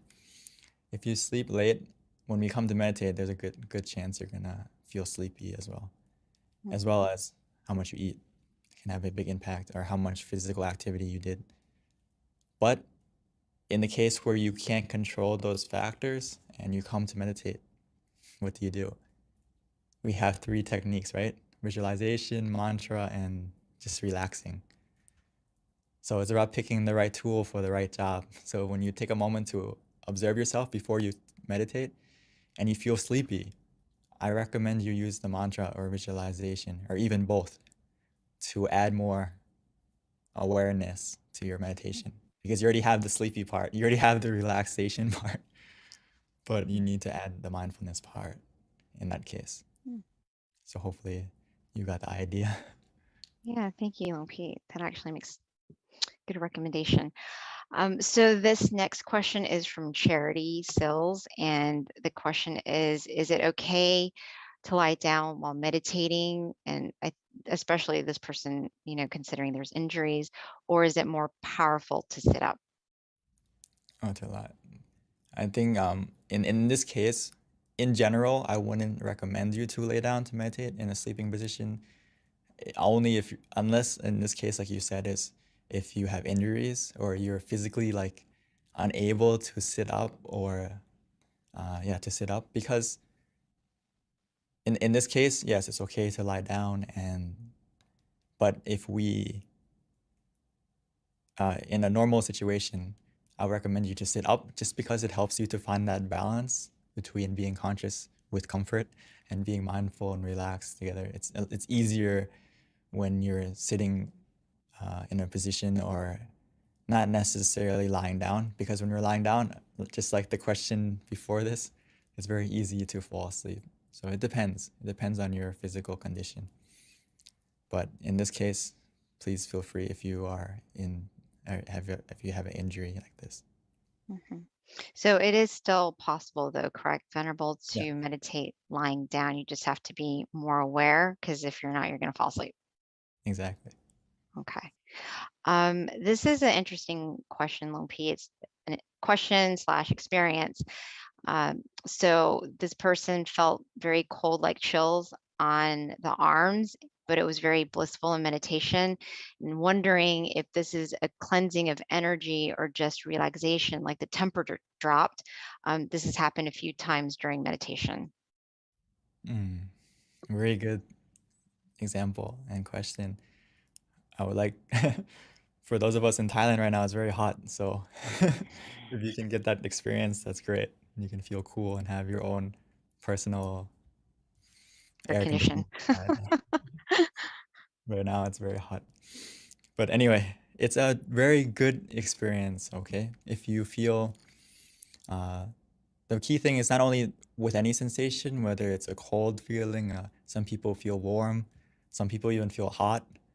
But the key thing I would like to ask you back is, other than that sensation, is how did you feel? Which in this case, if you felt, in this case where you said that you feel blissful, you feel, and you have relaxation, that is the key, that to check yourself, that is it a good experience or is it a positive experience? So you can say it's similar to what's actually cleansing you is not necessarily just the sensation, but also the feeling of relaxation, and that you have the blissfulness too. So I would say that it's a result that you're practicing in the right method, and just keep going with that sensation and see where it's going to take you. It's definitely the feeling of relaxation, the feeling of blissfulness, as well as the product of being cool and feeling more cool. It's all in the right direction. So please keep going and spread your coolness and your your coolness to not only yourself but the people around you. Maybe the people next to you can get closer to feel some of that coolness too. So Venerable, here is a more of a comment, I think. So maybe you can give more insight if this is kind of what happens when you meditate, but it's from Scott. And he says that he finds that when he meditates and he's at work, he's more in tune with himself and his surroundings. He also feels like things click easier when he meditates daily. Yes. It's actually, I'm glad that you mentioned it, so it's not just me saying it, but as we meditate more, we develop mindfulness. Not only that, but not mindfulness just of what you're doing, but it's a focus where you feel also relaxed. So it's not like another focus where we're dialed in on what we're doing and we feel stressed. So when we meditate, we get that we develop the skill to observe things relaxingly, but also be in, you can call it like neutral observation, where you observe something, but you can be in the right position to observe it correctly with a good perspective, with a clear perspective. So that's why I recommend actually in the slide where I said that to find your inner smile and to relight your inner sun before you do anything, meaning that you center yourself, and by practicing meditation daily, you're going to become just like Scott and be able to be in tune with yourself and also what you're doing more. To put it simply, you become more present. A lot of us, we live our life in the future and in the past, and we aren't present of what we're doing. We're not fully present. So when we meditate, we are able to stay more present and, like you said, be in tune with how you're feeling and realize and how to adjust correctly. So yes, that's why I recommend everyone to please practice daily, and you're going to see many more profound benefits just like this. Thank you, Venerable. Looks like that was our last question, unless anyone else has anything they want to share before we wrap up today's session. Someone said, should you face east with meditation? Ah, From Evangela.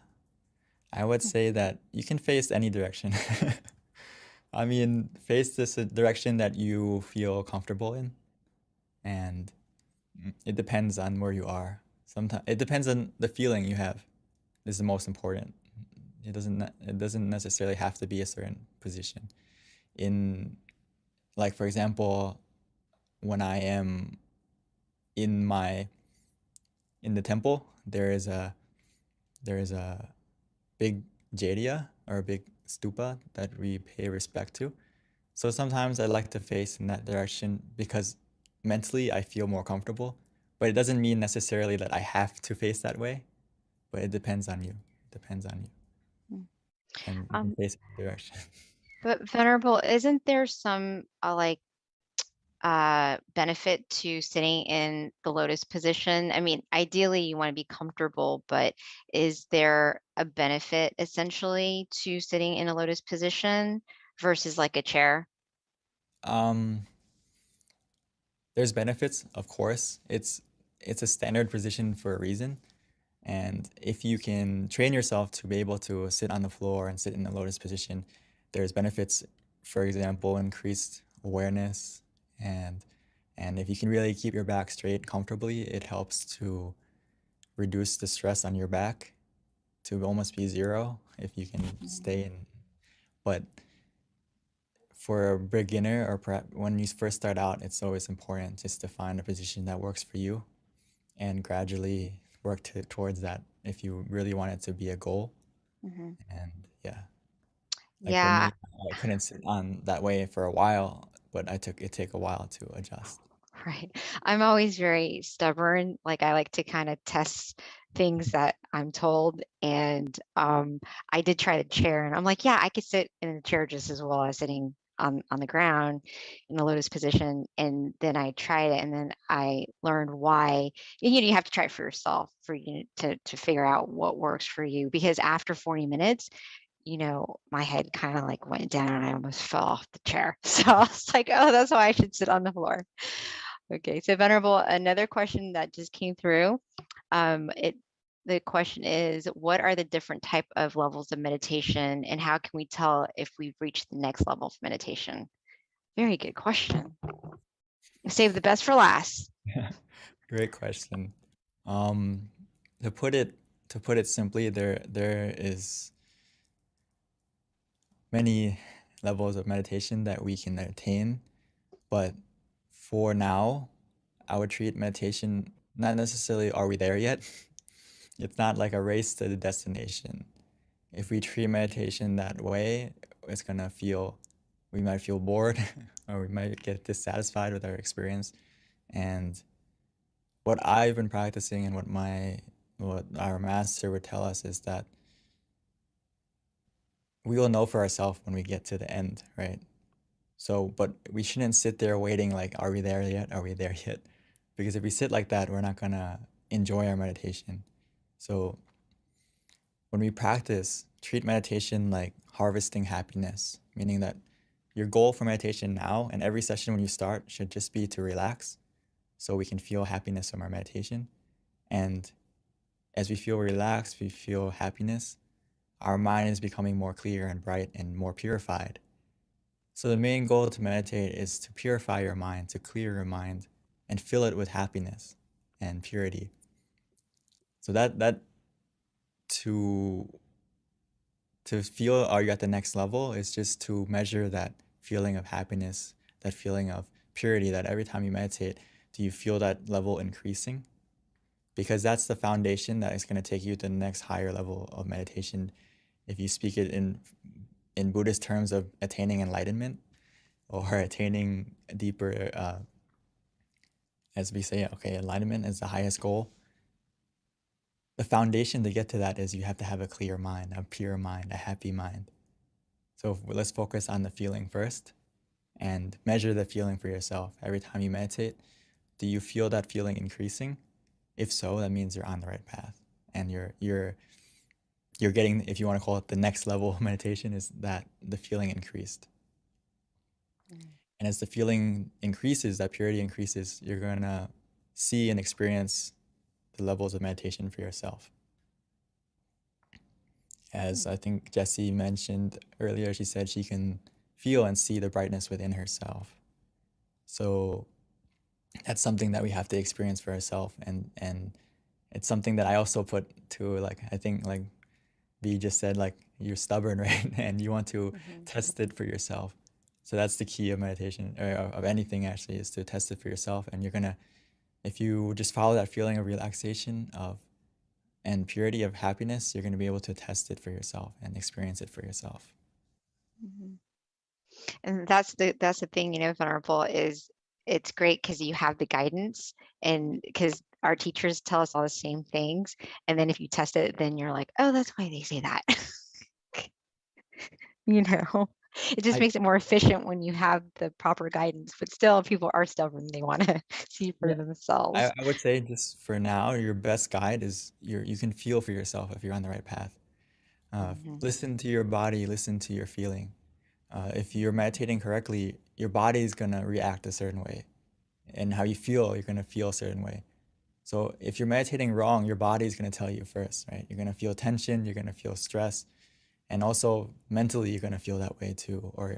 So just pay more attention to yourself, and that can also be a guide, actually one of the best guides, Right. Definitely. To be aware of how you're feeling. And if you feel that balance between being mindful and relaxed or being conscious with comfort, that means you're okay. Everything's okay. But again, one of the obstacles is doubt. Yeah. So that's why it's always good to come and meditate together. And if you have any questions, don't be scared to ask, because sometimes we have that doubt. Are we practicing correctly? And my job is to reassure you, and also the monks that practice, to reassure you that, okay, you're on the right path. Right. And I always learn so much just listening to your answers from the questions, because you always add some sort of insight that I didn't really ever think of. So thank you, Venerable. I hope other people feel the same, but your answers are always very profound and simple, but yet inspiring at the same time. So thank you. So Venerable, that wraps it up. It is 10:32. So everyone, thank you so much. As my teachers like to say, sleep in a sea of merit. We'll see you next Friday for Earth Day meditation. Please join us. It's going to be super special. And then, of course, the following full moon next month on May 16th. Thank you, everyone. Namaste, Venerable Daniel. Thank you, everyone, and hope to see everyone in the next full moon, and also on the 22nd. Yes. Namaste, Pete. Atu.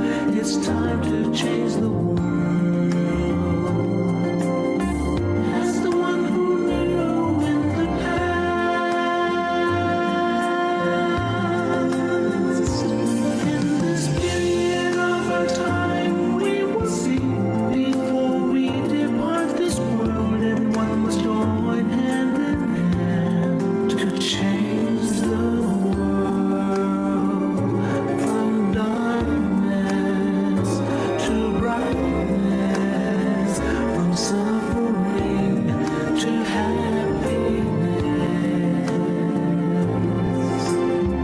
from the ignorant to the knowledge one.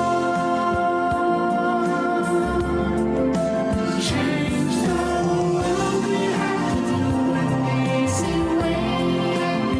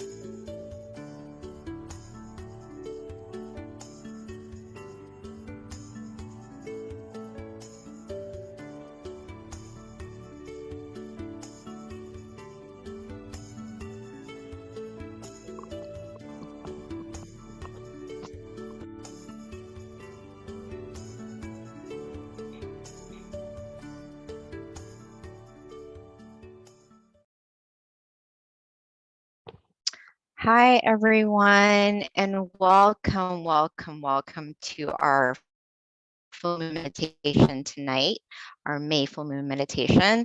The theme today is Wesak Day, which is a day of inner peace. So I found a quote that I felt was very appropriate, not only to honor the Buddha being our ultimate teacher, but all of our teachers, because this definitely is a representation of all good teachers. And the quote is, "A good teacher is like a candle.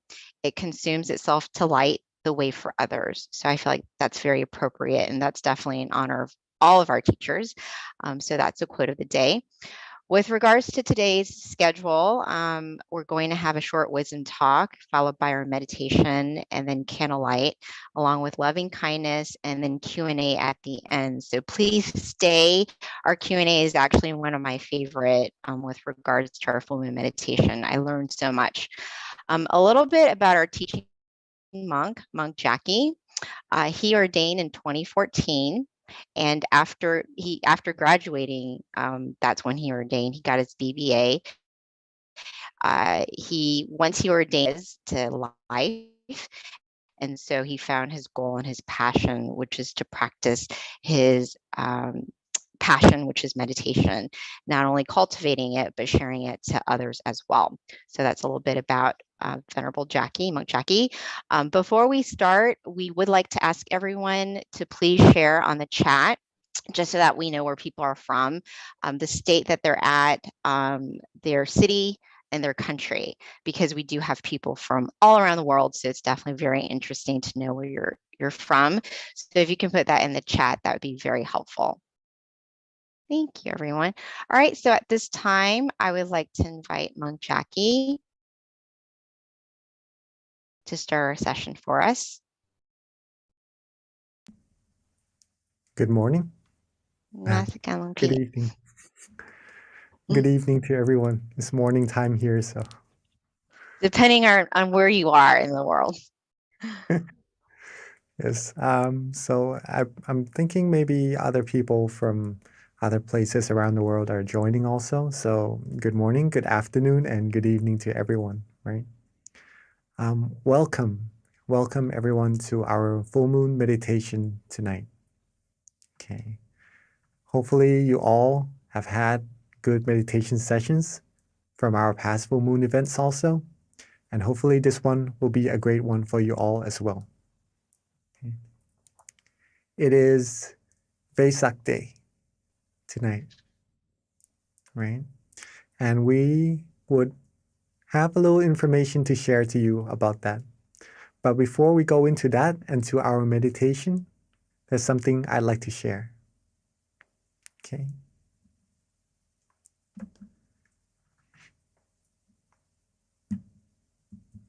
Relaxation is universal. Would you all agree with me on that? Everyone in the world can relax, right? Okay, so that's that. If relaxation is universal, and meditation is actually the same thing as relaxation, okay? They are the same thing. That means meditation is universal as well, okay? Hope you all agree with me on that. All right? Okay. Now let's keep this in mind for a second, that meditation is universal, just like relaxation. It's just a feeling, it's just a practice. Okay? Everyone on earth can do it, right? We can do it. We have been doing it for many, many times already as well, I believe. And for those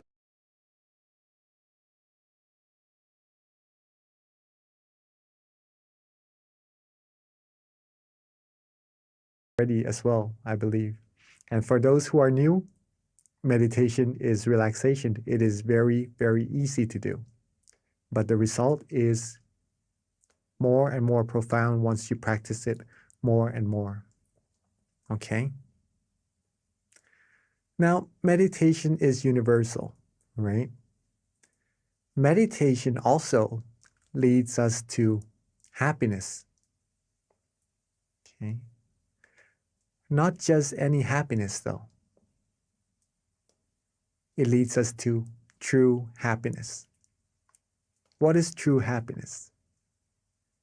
True happiness is a type of happiness where you could always have. It doesn't go away. It doesn't depart from you. You don't depart from it, unlike the other happinesses we find on the outside. Okay?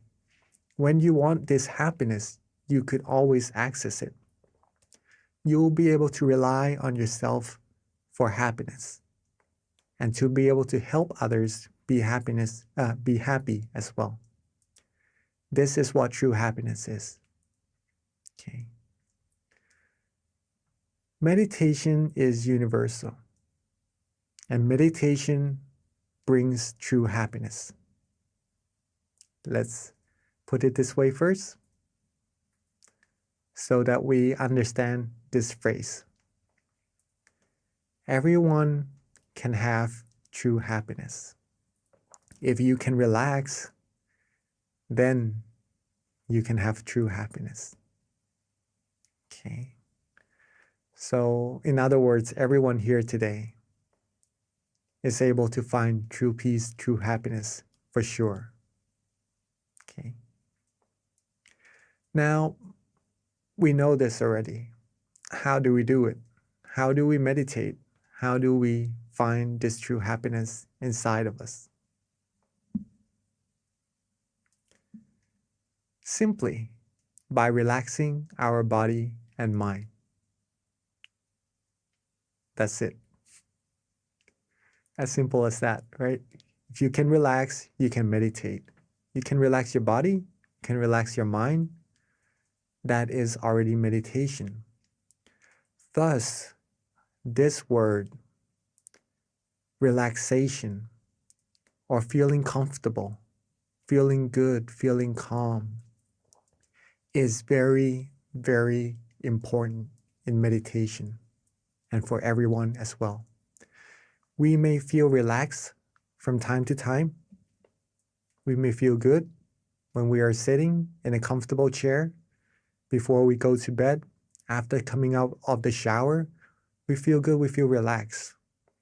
But sometimes we are used to it, that we overlook it, of how important it actually is, this feeling of relaxation. This is the feeling that will bring you deeper and deeper into more and more happiness inside of yourself.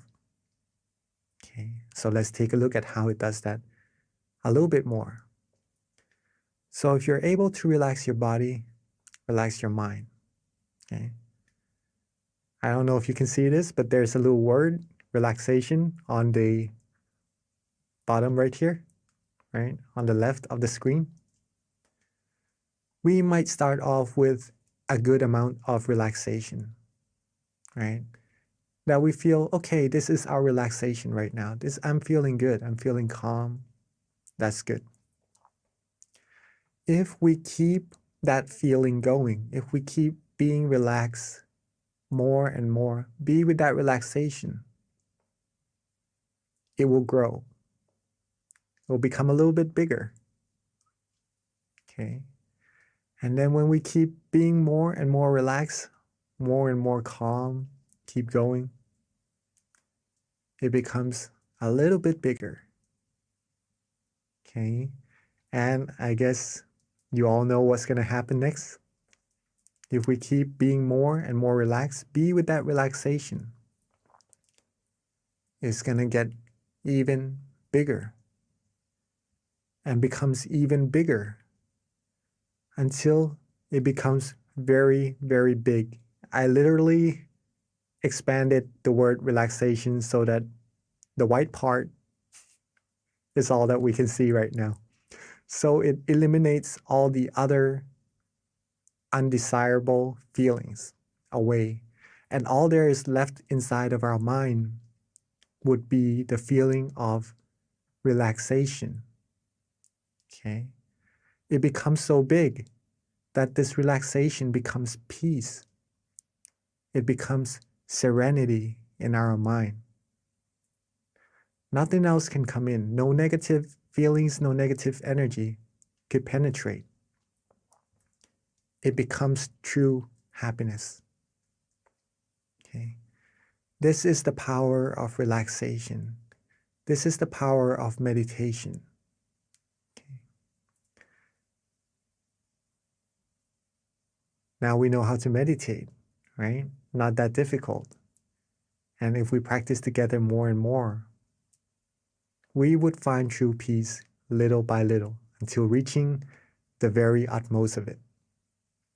Nothing can penetrate, and that's the ultimate goal of meditation. Okay. Now this was discovered. This technique was discovered a long, long time ago. It doesn't just happen. It didn't just happen recently. Okay. It was discovered actually on a full moon day. The same type of day, the same type of night that we are meditating together right now. Interesting enough, it is on the 6th lunar month also, which is tonight, right? The 6th lunar month. This full moon day, over 2,600 years ago, actually, was when it was discovered, this knowledge. It is a day called Vesak Day. Vesak Day. Okay. On this day, just for information for all of us also, when true happiness was discovered, when a person like us, right? A person was able to discover true happiness inside. It is actually on the same day that this person was born, discovered this true peace, true happiness inside, and passed away, right? It's on the same day, but on a different year, just so you know. Okay. And this person, we all know who this person is already, actually, from seeing the picture, right? Is the Lord Buddha. On this Vesak Day, over 2,600 years ago, he sat down and vowed that if he doesn't attain true happiness or the knowledge to eliminate all negativities from the mind, right? If his flesh or blood were to vanish, if his flesh and blood were to vanish and all there's left is his skin, his tendons, and his bones, he would not quit until he reaches true happiness, until he was able to eliminate all negativities from the mind. And so he did. And he passed the knowledge down to many, many people, and so they did also. Okay. Until generations after generations, reaching us here in the present day, we too can find this true happiness by just relaxing, by just meditating. Now, along his years of teaching, there is this one phrase that he said, Nati Santi Parang Sukham. It is in Bali, right? An old language. It means there is no happiness greater than the peace of mind. So for everyone here, if you are seeking happiness, are you all looking for happiness? Do you all want to be happy?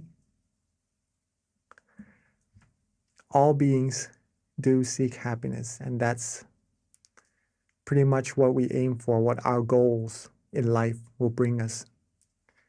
It brings us success, and that success, it's what will fulfill us, give us happiness, right? So all of us seek happiness. I'm sure no one would want to be sad or to feel bad or anything, right? We all want happiness. And if we want the greatest of happiness, it is where the peace of mind is. Okay.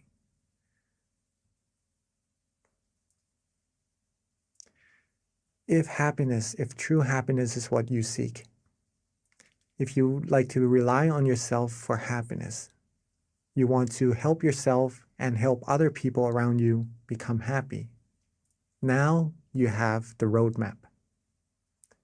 Now you have the roadmap. You know where your destination is, right? You know where your destination is. You have the compass. You have the tools, which is meditation. And how to get there is just to be relaxed. Keep being relaxed more and more until we reach our destination. We have all the necessities we need to go further and further through this path of happiness. Now, there is still one factor that has to be taken into account for us all to reach our destination. That factor, can anyone guess?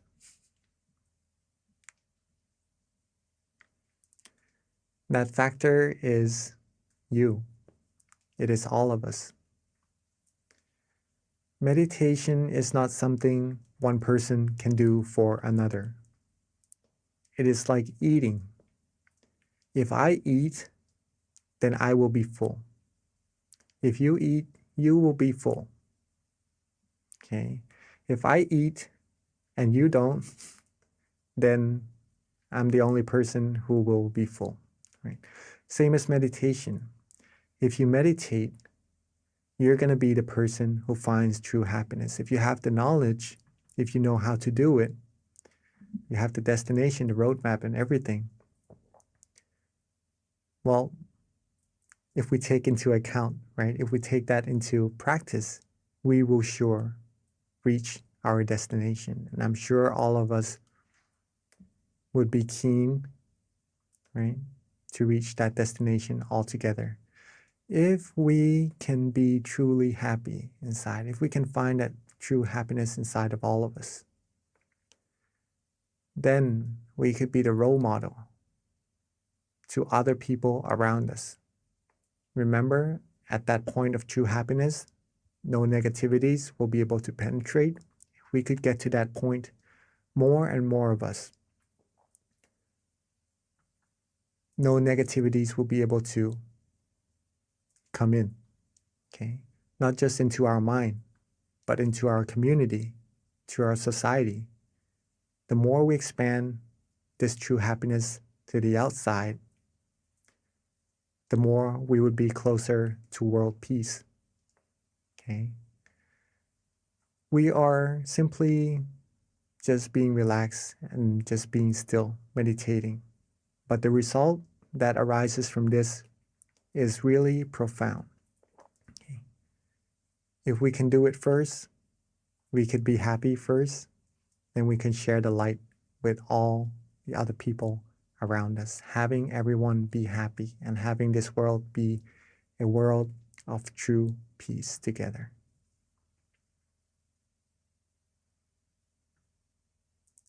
All right. Hopefully that was interesting enough of how meditation just being something that is maybe a little bit overlooked, right? Just being relaxed. But by being relaxed more and more, it becomes something very big and profound. So I think it is a good time for us to actually take this into practice together. Okay. So when we are all ready, before we meditate, make sure you're comfortable. Make sure your body is relaxed as well, right? Because that's what we need for our meditation. So let's get ourselves adjusted, our body adjusted, so that we feel good in our meditation together for a few moments.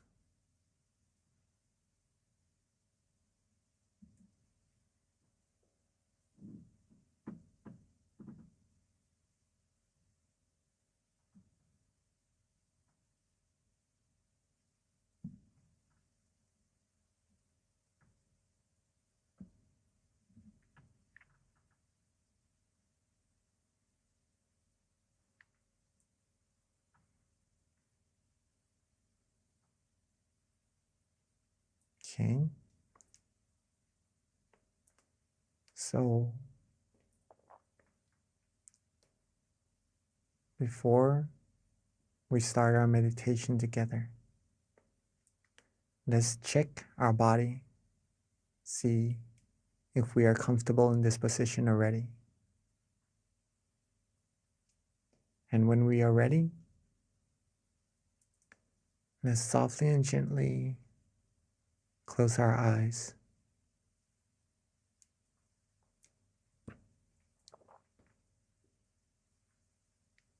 When we are ready, let's softly and gently close our eyes.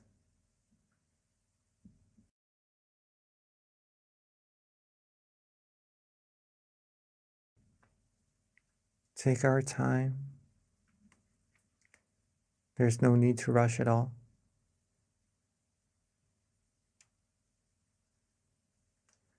Relax our foreface. Relax our eyebrows,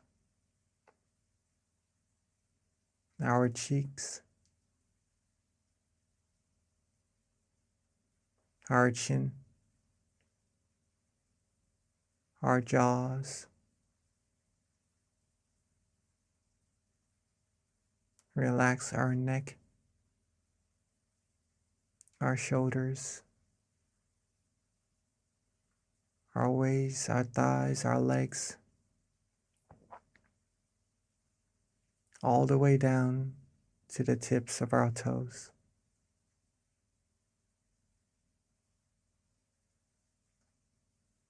Let's take this moment together to relax every part of our body. Take our time so that we feel good for ourselves. Rest every part of our body. Make sure that there is no tension at all in our meditation.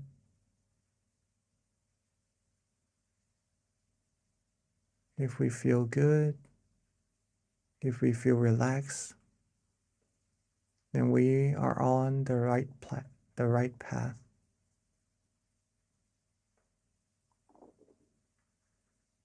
Let's keep this feeling going.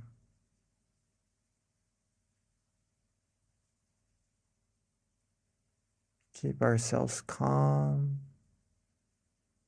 Keep ourselves relaxed.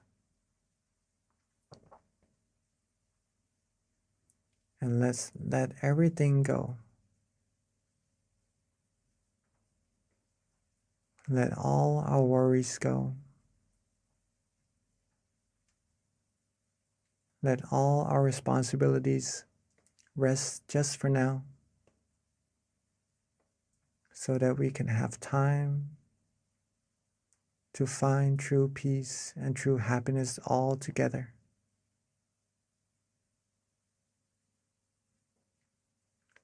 If we are relaxed in both our body and mind right now,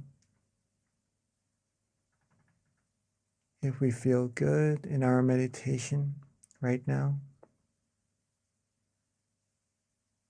keep that feeling. Keep that feeling flowing.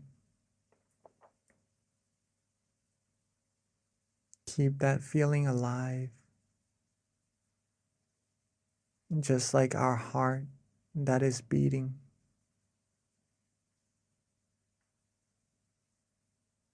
This feeling of relaxation is the heart of meditation.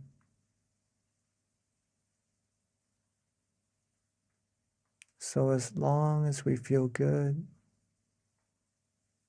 as long as we feel calm, as long as we feel relaxed in our meditation, then the heart of our meditation is beating. And we are being alive on the outside and on the inside. We are walking are traveling down the path, the righteous path, the path of purity,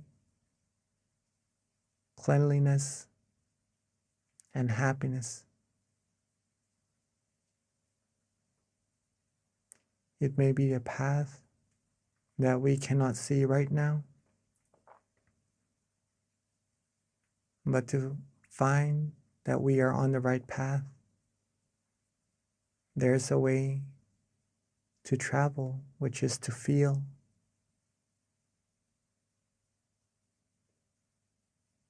To feel calm, to feel relaxed, to feel restful. And that's how we know we are traveling on the right path, in the right direction, getting closer, closer to the utmost of happiness, the greatest of happiness. But it is like a tree as well, where we cannot rush for it to grow, where we cannot rush for it to bear fruit.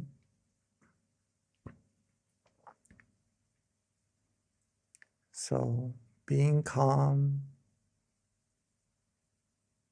being patient, being relaxed along this road, enjoy every second of this journey is what will take us to our destination.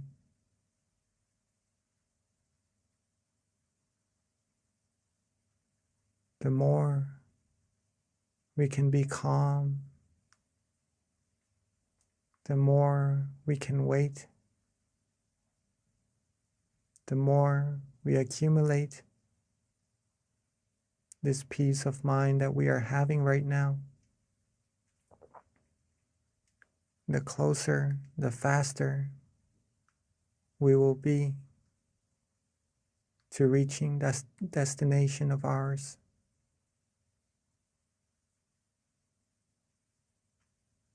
So let's keep ourselves calm.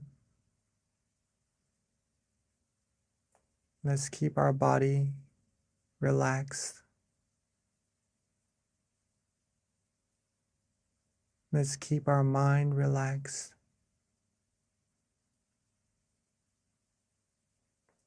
Let's be worry-free. Enjoy this very moment, almost as if this is the most precious feeling we have right now, that will take us to reaching life's most valuable treasure.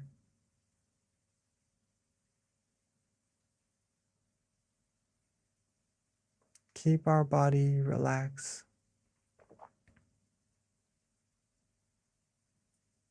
Keep our mind relaxed.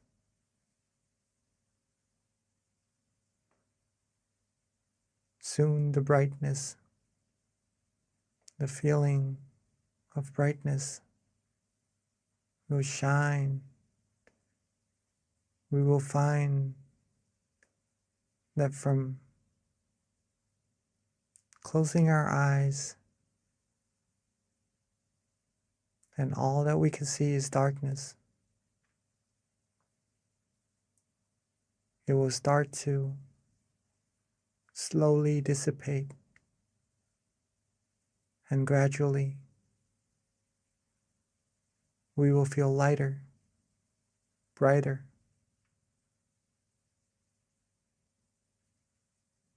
Whatever experiences happen inside of our mind, let's just let it be. Let's not pay too much attention to them, so that we lose our relaxation, the more we're able to relax, the deeper our meditation becomes automatically.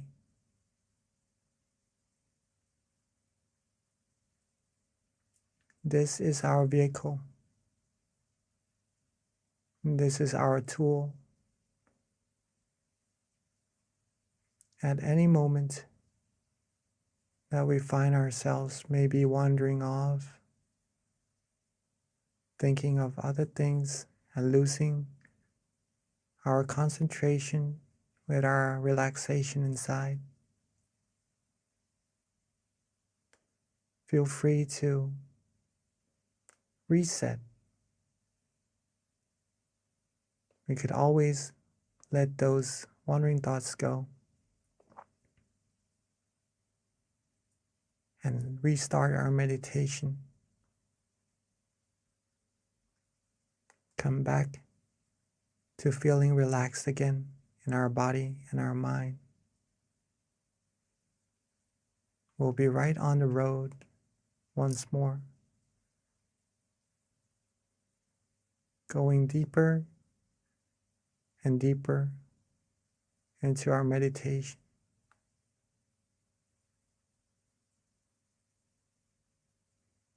And if we start to feel some tension in our meditation, we could also reset by softly and gently letting those tension go.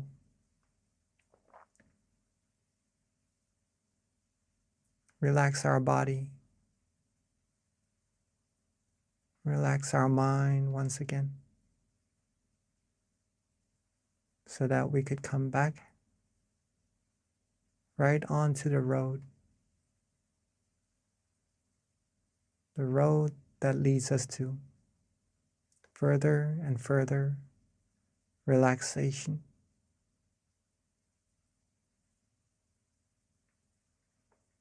At this point, if you're feeling calm, you're feeling relaxed, then you are already accumulating a good amount of positive energy inside of your minds.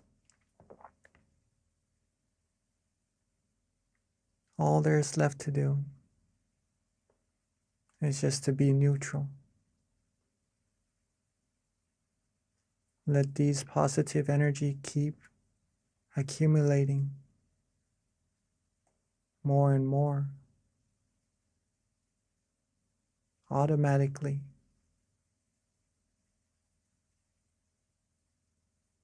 All the wondrous things, all the good things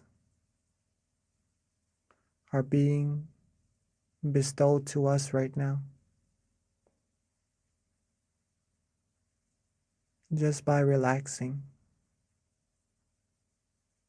releasing, letting go, whether if we know it or not. You're a being, you are receiving a great amount of positivities. So let's keep ourselves calm, keep ourselves relaxed. Keep receiving these positivities to our lives, to our mind, and to later share with everyone else in the world. Let's keep these things going. And let's relax, enjoy our meditation together in silence for this time being.